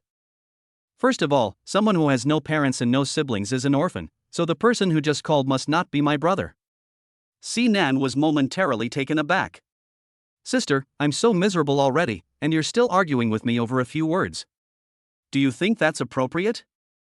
Ran rubbed her stiff neck and laughed, saying, Go ahead, what trouble have you gotten into this time? I don't like hearing that. Is it in your heart that I'm just trouble? Well, you're pretty clear about your own position. Ran stood up and stretched her aching back. Dad being able to kick you out of the house proves that it's definitely not a small problem. Nan leaned dispiritedly against the driver's seat and let out a heavy sigh. Dad told me to go to the company and learn economic management from my eldest brother. He also said that I would be assessed, and if I failed, I wouldn't be allowed to go home. The most hateful thing is that I won't be allocated a house, so where am I going to live? Ran said casually, Then you can come to the company, where you'll be provided with food and accommodation, at no cost to you, and you'll get paid if you do a good job. Besides, the company's business is constantly expanding right now, and there's simply too much to do. As a member of the C family, isn't it only natural that you work for the company? I'm not going. Sinan looked at the pedestrians passing by outside the car and said firmly, I have my own hobbies and dreams, and I won't give up. Oh, okay, Ran nodded, so what did you want to talk to me about? Sinan withdrew his gaze and gave a hee-hee laugh, Give me some money to spend. Okay, wait. Ran hung up the phone decisively and cheerfully, and the next second, a message tone came from Sinan's phone. Sister, you're such a good person. Sinan excitedly opened his phone to take a look, before deflating. 1 0, 2 zeros, 3 zeros. What the hell is this? It's only 1,000 yuan. Sinan's chest heaved twice in anger, before he picked up his phone and sent a voice message to Ran. Screw you to death. You're so stingy. The next second, C Rant's message came back. I'm short of cash because my stocks are stuck in the red, so I can't ask my big brother for any. Sinan put the phone down in despair, his eyes lost. What he feared most now was contacting Siyan. He didn't know how to face him, and how to explain what had happened between him and Gu Weiyan. Just as he was at a loss, the phone in his hand rang again. It was Siyan. Sinan's heart trembled, and he quickly gathered his emotions. Big brother. On the phone, Siyan's tone was calm. Dad has already told me. What are your plans? Sinan's tone was firm. I'm not going to the company. I want to develop my own business. Siyan sighed. He knew that this kid was disobedient. If he doesn't want to do something, no amount of persuasion will work. It seems that he can only let his wife control him. How about this, you come to the company and act like you're working, and I'll give you 6 months to pursue your dream. If after 6 months your business doesn't improve, you'll have to take over the company. I'll cover for you with Dad, okay? Sinan thought about it and felt that this method was feasible. The main thing was that he really had no money, and if no one supported him, he would have trouble even paying for food. Okay, deal. Where will I live? I have another apartment in Tianyang Apartments. The password is. Great. Sinan was moved and a little guilty. At the critical moment, it was still his big brother who was willing to support him. But what about him? What had he done? Big brother, why don't you break up with Gu Weiyan? She really isn't right for you. Chapter 55, Heartless Capitalist. I will consider this matter. Next week is the new year, and I will give you an answer during the family dinner. After saying this, Siyan hung up the phone. The matter had dragged on for so long, and it was time to end it. Moreover, judging from Sinan's desperate desire for him to break up with Gu Weiyan, the relationship between the two of them should already be set in stone. He would not doubt Sinan's intelligence, and even less would he doubt Gu Weiyan's tactics. Everything was developing in a good direction. Siyan glanced down at the ring in his hand, a smile curling the corners of his lips. Meng Yajun had waited for him for so many years, and he could finally give her an answer. The Tianyang apartment was a large, riverside apartment of over 170 square meters, with a sweeping view of the river through the large glass windows. The interior was decorated in a predominantly black and gray style, with a strong sense of technology. Wow, what a great apartment! Opening the door, Sisi put Sinan's luggage in the living room, and his eyes couldn't help but sweep the house. In the city center of Yun City, where every inch of land is expensive, the estimated value of such a large house must be over 10 million yuan. Sigh, it's really frustrating to compare people. Just this house alone is enough for an ordinary person to struggle for a lifetime. Sinan found the remote control in the cabinet by the door, turned on the ventilation system, and then walked over to the floor-to-ceiling windows to take a look outside. It's just a house, but it's going to take a lifetime to earn. Is money that hard to earn these days? She smiled and didn't say anything else. If an ordinary person had said such a big lie, he would have thought that the person was pretending to be important. But for Sinan, a young master of a wealthy family born with a silver spoon, how would he know the hardships of the world? And sometimes, the world is just so unfair. Someone who has worked hard all their life may not even reach the starting point of another person. But I'm a little curious. You're also a C family member, so how did you end up with no money and having to sleep on the street? Sigh, it's a long story. Sinan looked out of the window, crossed his arms, and let out a long sigh. Our family practices a fair contribution system. Whoever creates more business for the company gets more resources. No one can take advantage of the system. So strict? Sisi suddenly felt that children born into wealthy families don't live as easily as outsiders might think. Perhaps, more often than not, they are not as carefree as ordinary people. Humph. Who is my father? He's a heartless capitalist. Sinan was angry, but more so was he helpless. From the moment we were born, he had already calculated the path we would take in the future. I will not live a life where I am interfered with by others, so after going abroad, I gave up on business management and studied sculpting and design with a master. She looked at him sideways. So much backbiting? You must have been beaten up a lot growing up, haven't you? Seeing Sinan's face turn dark, Sishi immediately laughed and said, "Don't worry, I'm just guessing." Sinan snorted and didn't argue with him. It was a very accurate guess, so don't guess again in the future. Sinan laughed and Sishi gave him a friendly pat on the shoulder. After spending this amount of time together, he really likes Sinan's character. He's not pretentious, doesn't act artificially, and doesn't have the arrogance of someone superior. Perhaps it is because he is young and has not yet experienced the beatings of society. Or perhaps his family has protected him too well. In any case, he still retains a childlike innocence. How should I put it? It is a character trait that is the complete opposite of Gu Weiyan's. Perhaps this is also a key point in their mutual attraction. After a moment of silence, Sishi suddenly felt some sympathy for Sinan. Then, according to your father's wishes, if you don't contribute to the company, in the end you won't get anything, will you? Sinan turned around and walked a few steps back, leaned back, and lay down on the sofa. His tone of voice did not reveal any pessimism. What's the point of wanting so many houses? In the end, they will all turn into ashes and lie in an urn. One should live life carefree, so that it is not a waste to come to this world.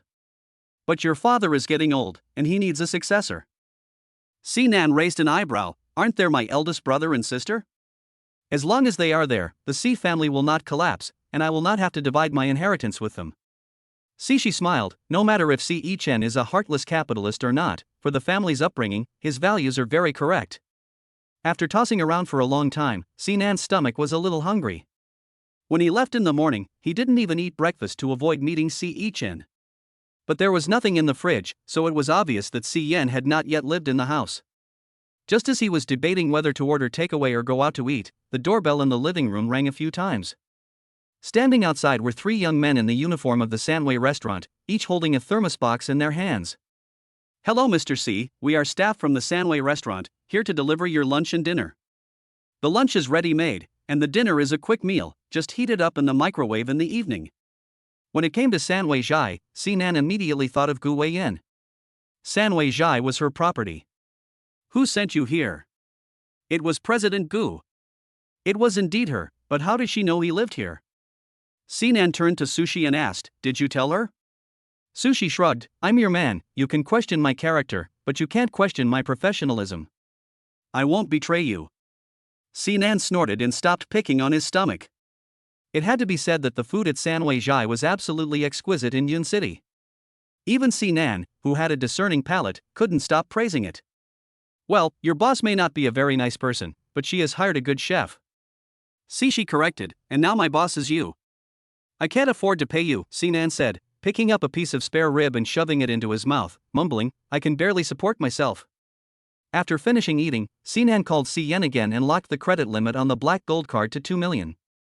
Si Yen had already calculated this limit, and 2 million was enough for Sinan's startup capital. In the afternoon, Sinan took Si He and rented a studio in the business district. From now on, he would be a designer of coffins. Sinan signed the lease with a pen and casually asked, Auntie, is the shop next door also yours? The landlord auntie couldn't stop smiling when she heard this. Yes, that shop has been vacant for a long time, but just as you were about to sign the contract, someone also happened to inquire about that shop, and they didn't even negotiate the price, they just wanted to sign the contract right away. Sinan froze for a moment. What a coincidence. Yes, the landlord's aunt took the contract and casually stuffed a bag of oranges she had just bought into Sinan's hands. Young man, you are simply an auspicious star for your aunt. Here are some oranges for you to eat. If you need anything in the future, just call your aunt directly, don't be shy. Chapter 56, The Mother-in-Law Acts as Matchmaker for Her Daughter-in-Law. After choosing the store location, Sinan immediately contacted the decorators and handed them the decoration plan he had designed in advance. It would take about 3 days. During these 3 days, Sinan would go to the company every morning and make a show of going to work, but would come back to sleep in the afternoon. During this period, Gu Weiyan never looked for him. However, the food from Sanway restaurant was delivered on time every day. With no worries about food or drink, Sinan was happy and at ease. President Gu, here is today's menu from Sanway Zhai.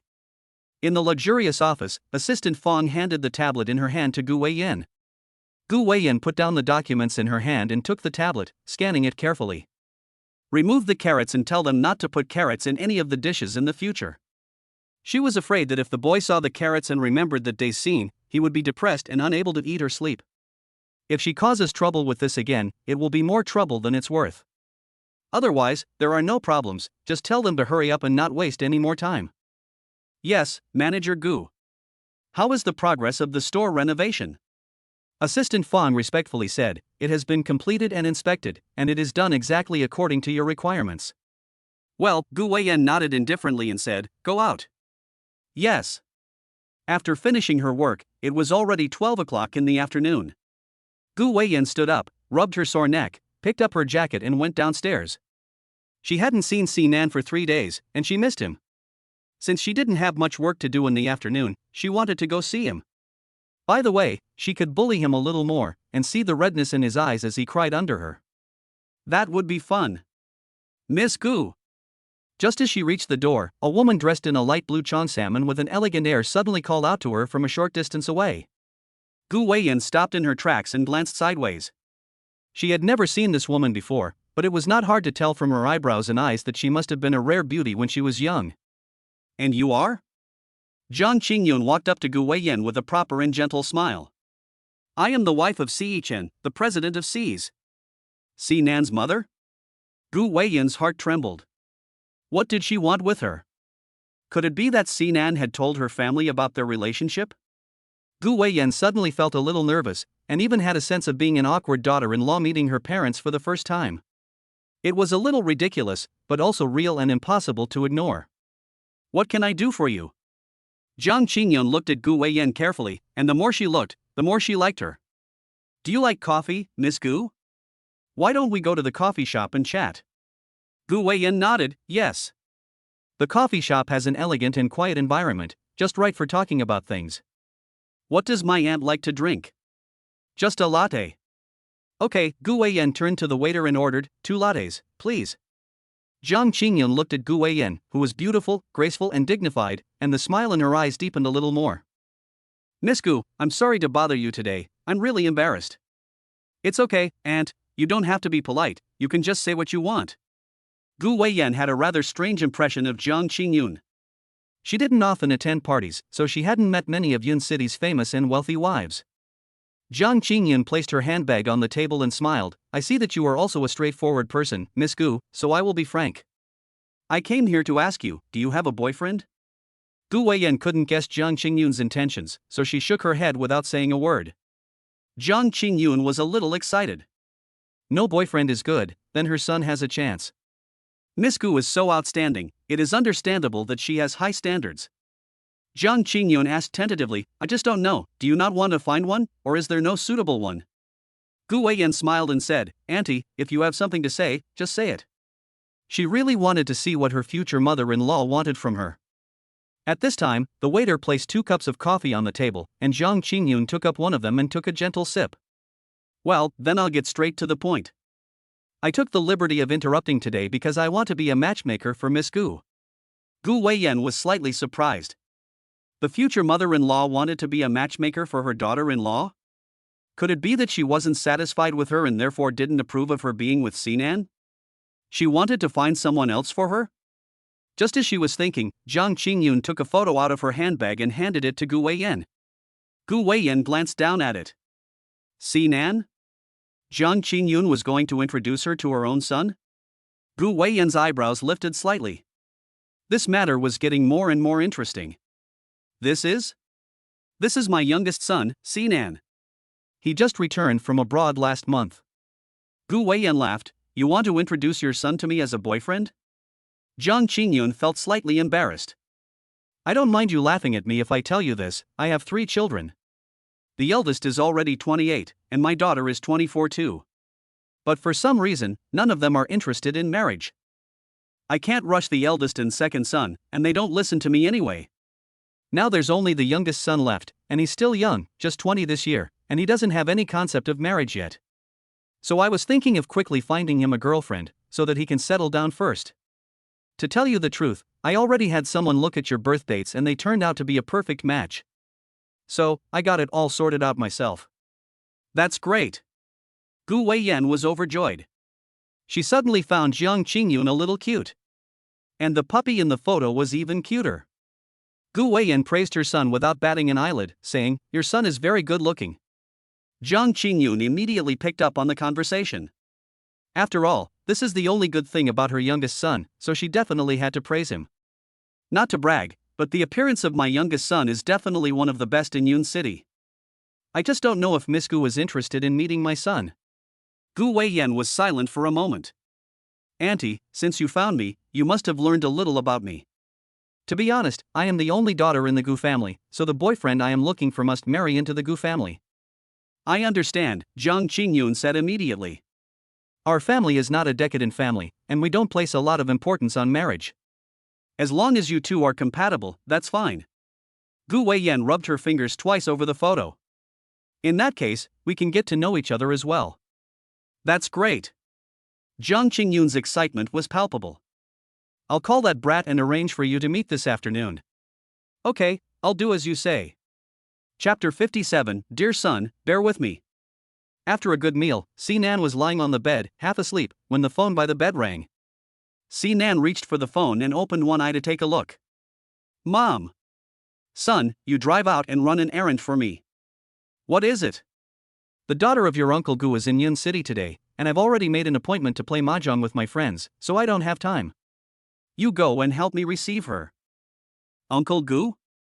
Nan sat up with a messy head of hair, and just as he had half yawned, it suddenly stopped abruptly. Miss Gu? Just arrived in Yun City? Gu Weiyan? No, Gu Weiyan is from Yun City. Where's Uncle Gu from? Have I met him before? Jiang Qingyun casually said, if he's not here, how could you have met him? Oh, Nan let go of his heart. If it was Gu Jingchuan, he had seen him before. You scared me, and Uncle suddenly appeared. I thought you were going to cheat on me? Rascal, what are you talking about? Jiang Qingyun sat on the sofa, almost unable to contain her anger, so scared that Chen immediately pressed her shoulders and whispered a little to calm her down. You gave birth to him, your own son, so bear with it. Jiang Qingyun glared at Chen, gritted her teeth, covered her left hand over the earpiece of her phone, and muttered in a low voice. It's the father's fault if the child is not taught. Look at the good son you raised. You didn't know how to control yourself back then. Chen. Is this something that can be controlled? If he had known that this thing would be so annoying, he would have plastered him to the wall in the first place. Mom, you should let your eldest son go, don't you remember? You and Dad already kicked me out of the house. Nan didn't want to take the blame for himself, and he wouldn't do anything that didn't benefit him. As soon as Jiang Qingyun heard this, the anger that had risen in her heart instantly dissipated. After all, he was her own son, and her love for him would only increase, not decrease. It was all your father's idea, but Mom still loves you. I don't believe it. Nan poked his ear, unless you pay me. Chen listened from the side. His expression did not show any anger, but instead, a faint smile could be seen. Chen waved his hand and muttered.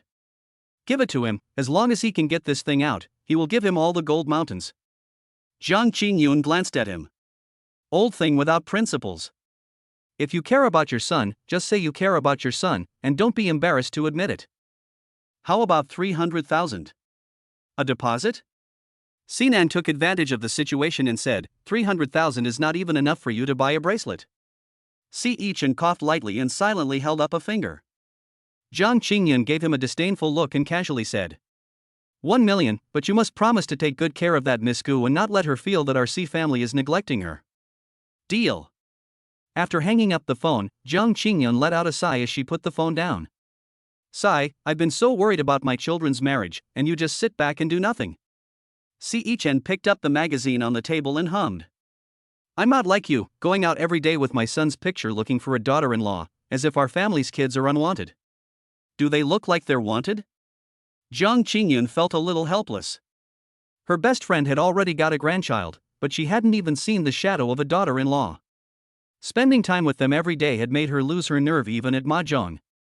After a moment of silence, Jiang Qingyun became a little worried again. She wondered if that Miss Gu could catch the attention of that smelly brat. Chen snorted. With your son's character, he can still pick and choose. If you're worried about that brat, you might as well worry about Miss Gu. She's so outstanding, but you're giving her such a heartbreaker. Don't you feel ashamed? Jiang Qingyun ignored him. She had long since become immune to Chen's attacks. However, when it came to Gu Weiyan, Jiang Qingyun felt a little sad. I really like that child. Poor thing, she lost her mother when she was born. For so many years, Gu Jingchuan raised her single-handedly. Just as she reached adulthood, he passed away. Alas, when I see that child, my heart aches. If she really becomes our daughter-in-law, I will definitely dote on her in the future. Si Chen heard this and put down the magazine in his hands, his eyes deep in thought. That child is no ordinary person.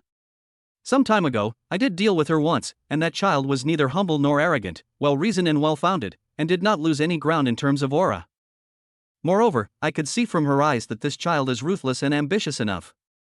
She is holding back a breath in her heart, and perhaps it won't take long before the Gu family will be dominated by her alone, and that idiot Gu Weiyan is simply no match for her. Jiang Qingyan nodded, her expression also a little grave. It was all forced out. If she wasn't ruthless, the Gu family would have long since had no place for her. That child is resourceful, and I've already had the master calculate it. Her birth data is a perfect match for Xiaonan's. If Xiaonan can really be with her, perhaps she can keep him in check. Si Chen, humph, it's about time someone kept him in check. Tianyang apartment. Sinan looked at the 1 million yuan transfer on his phone and happily whistled, his mood soaring. Just business, no emotions, it was simply too good. This feeling was so good. Humming a song, Sinan propped himself up on one hand, jumped to the ground with a thud, and ran to the bathroom and a few steps to clean up a bit. Let's go, Shizi, I'll take you out to have some fun. Where are we going? Siho didn't even look at him as he played a game with his fingers. Sinan is not fussy and likes to have fun, so Siho gets along with him quite well. And the way they get along is not the usual boss and employee, they are more like brothers. Sinan walked into the living room, jumped onto the sofa, and reached out to hook Siho's shoulder. I'm going to introduce you to a girlfriend, are you interested? She snorted, your mother is pushing you to go on a blind date again, isn't she? Of course she is. Sinan is no fool. How could he not know what Jiang Qingyun's intentions are? That old woman has too much salt in her system and is bored. She's pushing women at me every day in different ways. Sishi, just stand her up. No, you can't. You have to be a bit more contractual in your approach to life. Sinan sat up straight and held his phone up to Sishi's face. Look, 1 million. If I don't go see that woman, my mother will definitely take the money back. Six Happiness glanced at it casually, but instead of looking at the 1 million yuan transfer, he saw a familiar phone number at the top. This phone number is the single line of contact between them and Gu Weiyan. Only the people at their base know. If Gu Weiyan hadn't deliberately released it, no one else would have had the chance to know. She couldn't help but smile. He hadn't expected that the usually aloof and noble Miss Gu would actually stoop so low to chase after a man. I'm not worthy of you, so you should keep it for yourself. Chapter 58, Mistaken Identity. In the elegant and quiet coffee shop, Gu Weiyan sat by the window, holding a coffee cup in her hands, but her eyes were fixed on the outside. She had originally planned to go find Sinan this afternoon, but now that she had this opportunity, she was quite interested in playing a little game with him. In order to maintain the mystery, she had not let Jiang Qingyun reveal her name in advance. After they had parted ways, she had returned to the company and changed into a different outfit from her usual style, and she had also brought a bowler hat along. After waiting for more than 10 minutes, the familiar figure finally appeared outside the coffee shop. Gu Weiyan's mouth curled into a faint smile, and she gently pulled the bowler hat down a little with her fingers. She was a little looking forward to it. She wanted to see how Sinan would react when he found out that the girlfriend his mother had introduced him to was her. Would he be shocked, incredulous, or would he burst into tears of joy? Hello, is this Miss Gu? The familiar voice rang out in the cafe, and the corner of Gu Weiyan's mouth instantly fell. Looking up, she saw that Sinan had already sat down at a nearby table. The woman sitting opposite him, however, was wearing clothes that were similar in style and color to hers. The same pale blue long skirt and the same beige long woolen coat. A cold flash passed through Gu Weiyan's eyes, and her fingers almost crushed the coffee cup in her hands. Stupid boy, you even mistook the person. Not far away, Sinan's eyes swept over the woman's face. She looked to be in her 20s and was quite pretty. She was just a far cry from Gu Weiyan, both in terms of appearance and temperament. Realizing his thoughts, Sinan suddenly froze for a moment. Why did he suddenly think of Gu Weiyan? That woman was overbearing and unreasonable, strong and perverted. He had no desire to think of her. You are? The woman looked at Sinan with a few inquiring glances in her eyes. Men who look this good are rare. Sinan smiled and introduced himself. My surname is Si, my name is Sinan. My mother is a bit busy today, so she asked me to entertain you. Looking at the table, there wasn't even a cup of coffee, so Sinan politely asked, What does Miss Gu like to drink? Cappuccino. Sinan heard this and turned to the waiter not far away and waved his hand, 2 cappuccinos, please. The woman looked at Sinan and smiled lightly with pursed lips. Are you here for a blind date? No, I already have a girlfriend, Sinan laughed. I just wanted to tell you, Miss Gu, that we're not a good match. Gu Qinghuan raised an eyebrow. This was really interesting. She never expected to meet such an interesting boy on her first day back in the country. You haven't even gotten to know each other yet, so how do you know you're not a good match? What if I'm a better match for you than your girlfriend? Sinan looked at the woman, who was a little older than him, and politely called her sister. Sister, don't joke around. Uncle Gu and my mother are friends, and out of humanitarianism, I should be here to receive you. But I have things to do later, so I may not be able to keep you company. But don't worry, I've already asked a friend to come over. You're new here and don't know the area well, so my friend can be your guide, and keep you company when you eat, play, and also. Sinan stopped in time, and almost blurted out the truth. Gu Qinghuan laughed and said, Keep you company when you sleep too? No, sister, don't misunderstand. Sinan is a little embarrassed. I just forgot the words, I didn't mean to offend you. As I was talking, Sinan suddenly and inexplicably had a chill, and his back felt cold. Before he could react to where the cold air was coming from, a familiar but cold voice suddenly came from behind him. You have quite a few sisters. Sinan's body trembled, and he quickly turned his head and glanced behind him, so scared that he almost jumped out of his chair. Why are you here? Gu Weiyan looked at Sinan, and the sense of expectation surging in her heart had now turned into anger. What do you think? Sinan stood up, looked at Gu Weiyan's light blue long dress and the beige woolen overcoat hanging from her arm, and then turned his head to look at the clothes on Gu Qinghuan's body. The CPU almost burned itself. When he arrived, his mother told him that the Miss Gu was wearing a light blue long skirt, with a beige woolen overcoat. But who could tell him why the two women were wearing such similar clothes? And why would Gu Weiyan wear such clothes that were completely different from her usual style? Suddenly thinking of something, Sinan quickly picked up his phone and found the strange number that Zhang Qingyun had sent him and called it. Subsequently, the phone in Gu Weiyan's pocket rang. Sinan's mouth twitched, and he secretly thought, this is not good. She had once expressly forbidden him to get involved with other women. Now that she had caught him in the act, he would be in big trouble. Sinan quickly thought for a moment, and decided that the best plan was to run for it. Sister, I have something else to do, I'll go first. When she saw Sinan trying to run, Gu Weiyan immediately reached out and grabbed his collar, pulling him back. Still trying to run? Sister, there's been a misunderstanding. Sinan never dreamed that the woman his mother had found for him would be Gu Weiyan. I really have mistaken someone for someone else. Gu Weiyan pulled the man in front of her, reached out and pinched Sinan's chin, her eyes full of a dangerous aura. Didn't I tell you not to hang around with other women, let alone call them sister? Sinan hurriedly explained, I didn't. So you call her sister? Do you want all women to be your sisters? This is really a misunderstanding. Sinan grabbed Gu Weiyan's hand and said, My mother told me to come over. After saying that, Sinan suddenly realized something and shook Gu Weiyan's hand again. You did it on purpose, didn't you? You knew I was here to see you, why didn't you stop me? You just wanted to see me make a mistake and then take the opportunity to punish me. Before he could finish those 3 words, Cheng Fong walked in through the door. Seeing the scene in front of him, Cheng Fong instantly felt overwhelmed. He never dreamed that the Miss Gu that Sinan asked him to accompany would be Gu Weiyan. Who is Gu Weiyan? She is the famous cold-faced female CEO of Yun City, and he wouldn't dare to do it even if he lent him 10 guts. Buddy, it's not that I'm not a brother and I won't help you, but mainly Miss Gu, I really can't accompany her, so you better do it yourself. Chapter 59, A Mix-Up. Looking at Sinan's innocent expression, Gu Weiyan felt both angry and amused. She had heard the entire conversation between him and this woman. She knew it was just a misunderstanding, but she felt very uncomfortable when she heard him call another woman sister. She liked the word sister, but that didn't mean she could tolerate him calling another woman sister. You're so forgetful, come home with me. Sinan couldn't help but feel a twinge of fear when he thought about the day Gu Weiyan had used a carrot to hit him. It's true that my mother told me to come, but you two are in cahoots, and you're shaking my young heart. Don't you two bear any responsibility for this? In cahoots? Gu Weiyan almost laughed at this expression. You mistook the person yourself, and you're blaming someone else for not warning you?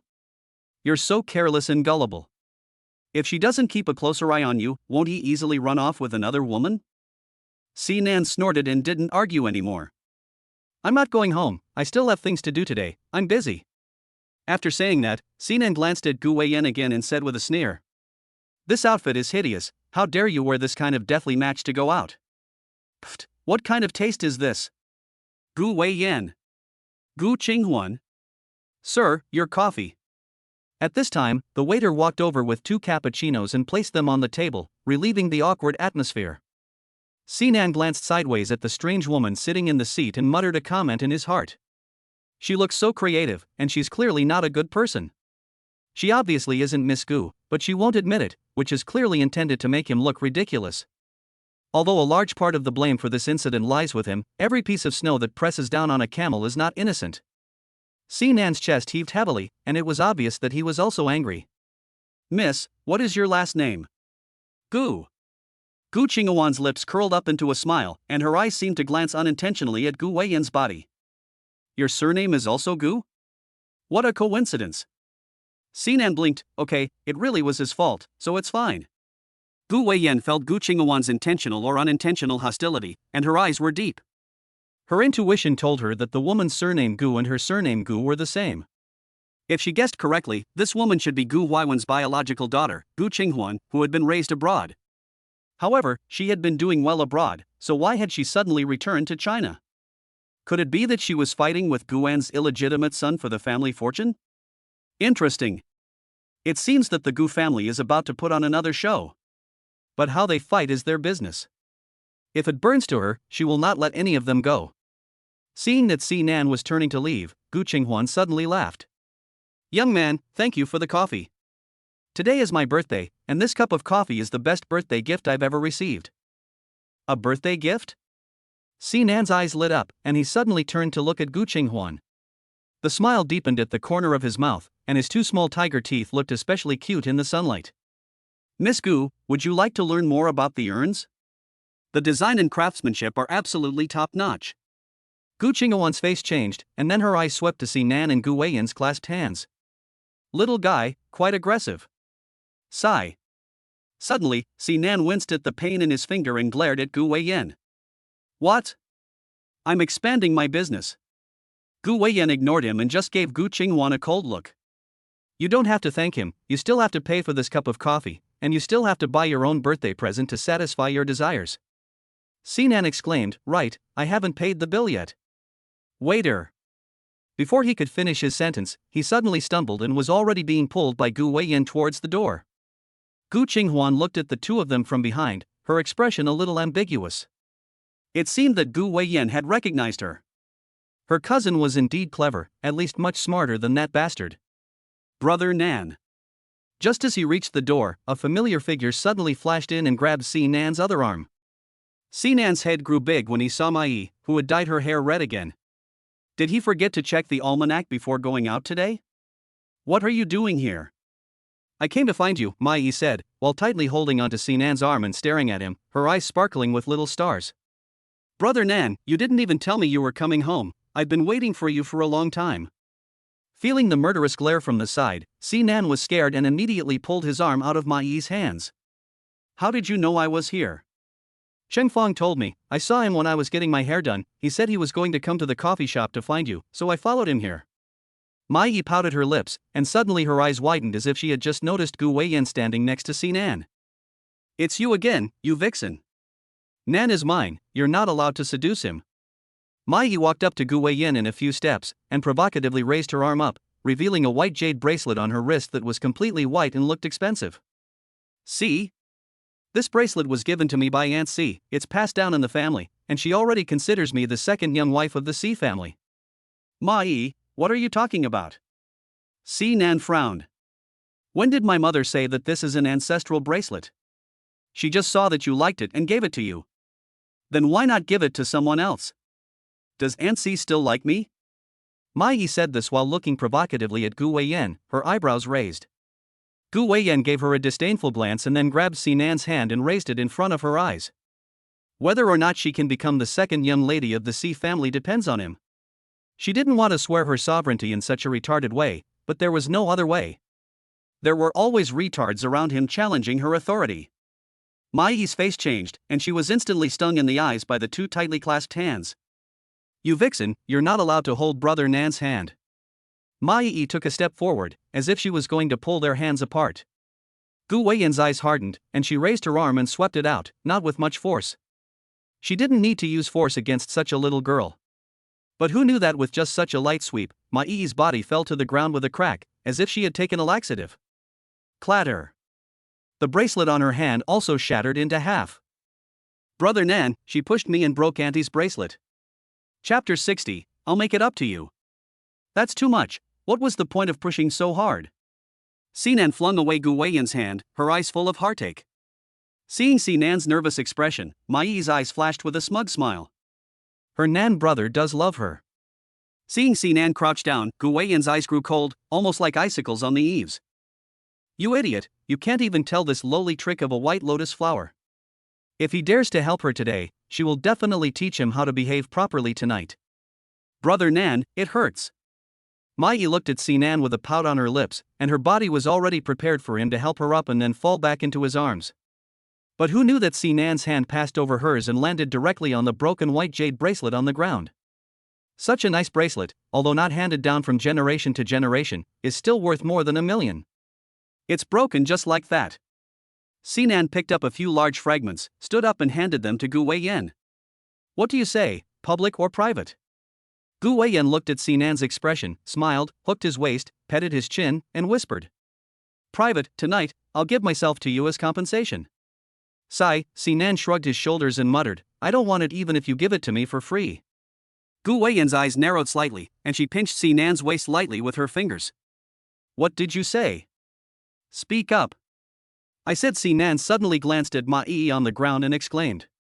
"Gone, Mai, what are you doing lying on the ground? Uncle Ma has been teaching you since you were a child that if you fall, you have to get up on your own. How come you still can't learn it even though you're so big?" Mai pouted in exasperation. "Brother Nan, my leg hurts." "Oh, then rest for a while, but don't sit for too long. The floor is cold, and you have a weak stomach, so be careful you don't get diarrhea." After saying this, Sinan walked out of the coffee shop's door with the broken white jade bracelet in his hands, looking heartbroken. Jokes, he's not stupid. If he really helped Mai today, that woman Gu Weiyan would probably use it as an excuse to make trouble. "Brother Nan." Seeing Sinan running off without a trace, Mai immediately stood up from the ground and stamped her foot in anger. "Sinan, you've gone too far. I'm going to tell Auntie C that you bullied me." "Humph, childish." Hearing the sound of snickering behind her, which sounded like schadenfreude, Mai turned around and glanced back. What she saw was a woman who wasn't exactly exquisite in appearance, but had a very good temperament. As soon as Mai laid eyes on her, she felt an inexplicable dislike. "Are you mocking me?" Gu Qinghuan lifted the coffee in her hand and took a gentle sip. "Can't you see? Your Nan brother doesn't want you to be the second young wife of the C family at all. What does that have to do with you?" Mai glanced at her, her hostility undisguised. "Nosy bitch." Gu Qinghuan gave a little smile, her emotions in her eyes unclear. "Someone with no manners? No wonder she's being disliked. Who are you calling someone with no manners?" Mai is the little princess of the family, and she's used to acting wild at home. She's used to Nancy's anger, so how would she tolerate other women insulting her so recklessly? Seeing Mai charging over angrily, Gu Qinghuan pointed at the surveillance camera in the corner. "If I catch you in the act, you're dead." Mai's footsteps paused, and she suddenly felt intimidated by Gu Qinghuan's calm and composed appearance. Her father once told her that a dog that bites doesn't bark. The more calm and composed a person is, the more they shouldn't be messed with. Gu Qinghuan saw that Mai was really intimidated, and she felt even more disdain in her heart. She's so lowly, and yet she dares to compete with Gu Weiyan for a man. She's got some nerve. Outside the cafe. As soon as he left the house, Sinan casually threw the broken piece of white jade bracelet into the trash can, always keeping in mind the fine tradition of striving to be a civilized and good citizen. He is a person of quality, how can he throw trash anywhere? Get in my car, I'll take you to a nice place. After being tossed around by Mai, Gu Weiyan's mood suddenly improved a lot. Where are we going? I still have things to do. Gu Weiyan laughed and said, don't you want me to compensate you for your mother's bracelet? If you don't go with me, how can I compensate you? I was just joking with you. It's not worth much. It's broken, so it's broken. I just don't want Mai to show off with that bracelet everywhere. Sinan was a little reluctant, but he couldn't get away from Gu Weiyan's entanglement. Helplessly, he was forced into the Maybach not too far away. As soon as they got in the car, Gu Weiyan pushed Sinan down on the back seat and kissed him recklessly. Sinan was out of breath from the kiss. Apart from Ran and me, you are not allowed to call any other woman sister, got it? Sinan was a little short of breath, and took 2 big breaths, unconsciously causing a layer of mist to form in his eyes. I'm not allowed to call my younger sister sister, and I'm not allowed to call my older sister sister, so what am I supposed to call people in the future, auntie? Auntie? You never learn. Gu Weiyan reached over and gave Sinan a squeeze on the butt, reminding him. You forgot what I said last time, didn't you? Sinan's butt tensed up, and the carrot immediately came back to his mind, anger welling up in him. Go away, you're annoying. I want to get off. Gu Weiyan looked at his flustered expression and couldn't help but give his clean, handsome face another heavy kiss. Didn't your mom tell you to treat me well? You're going on strike already. On hearing this, Sinan became angry again. He struggled to sit up and moved a little away from Gu Weiyan. How did you hook up with my mom? You didn't tell my mom about us, did you? Tell her what? Gu Weiyan laughed, telling her that you slept with me but don't want to be responsible for me? Don't worry, I won't betray you. Your mother came to the company to see me today. She wanted to introduce you to me as my boyfriend, and I agreed. I just didn't expect that you would jump into the arms of another woman. Tell me, how should I punish you for this? I really mistook someone else, Sinan explained anxiously. My mother only gave me a strange phone number and told me what kind of clothes you wear. There are so many people in the world with the surname Gu, how was I supposed to know it was you? If I knew it was you. If I knew it was you, what would I do? Gu Weiyan leaned forward, and you wouldn't have come, right? Sinan blinked, wondering if this woman could read minds. How did she guess so easily? Sinan laughed sheepishly, how could that be? I'm so happy to know it's you, sister. Wherever you want to go and play, I'll make sure you have a good time today. That's what you said, Gu Weiyan said meaningfully, sister just wants to have fun today.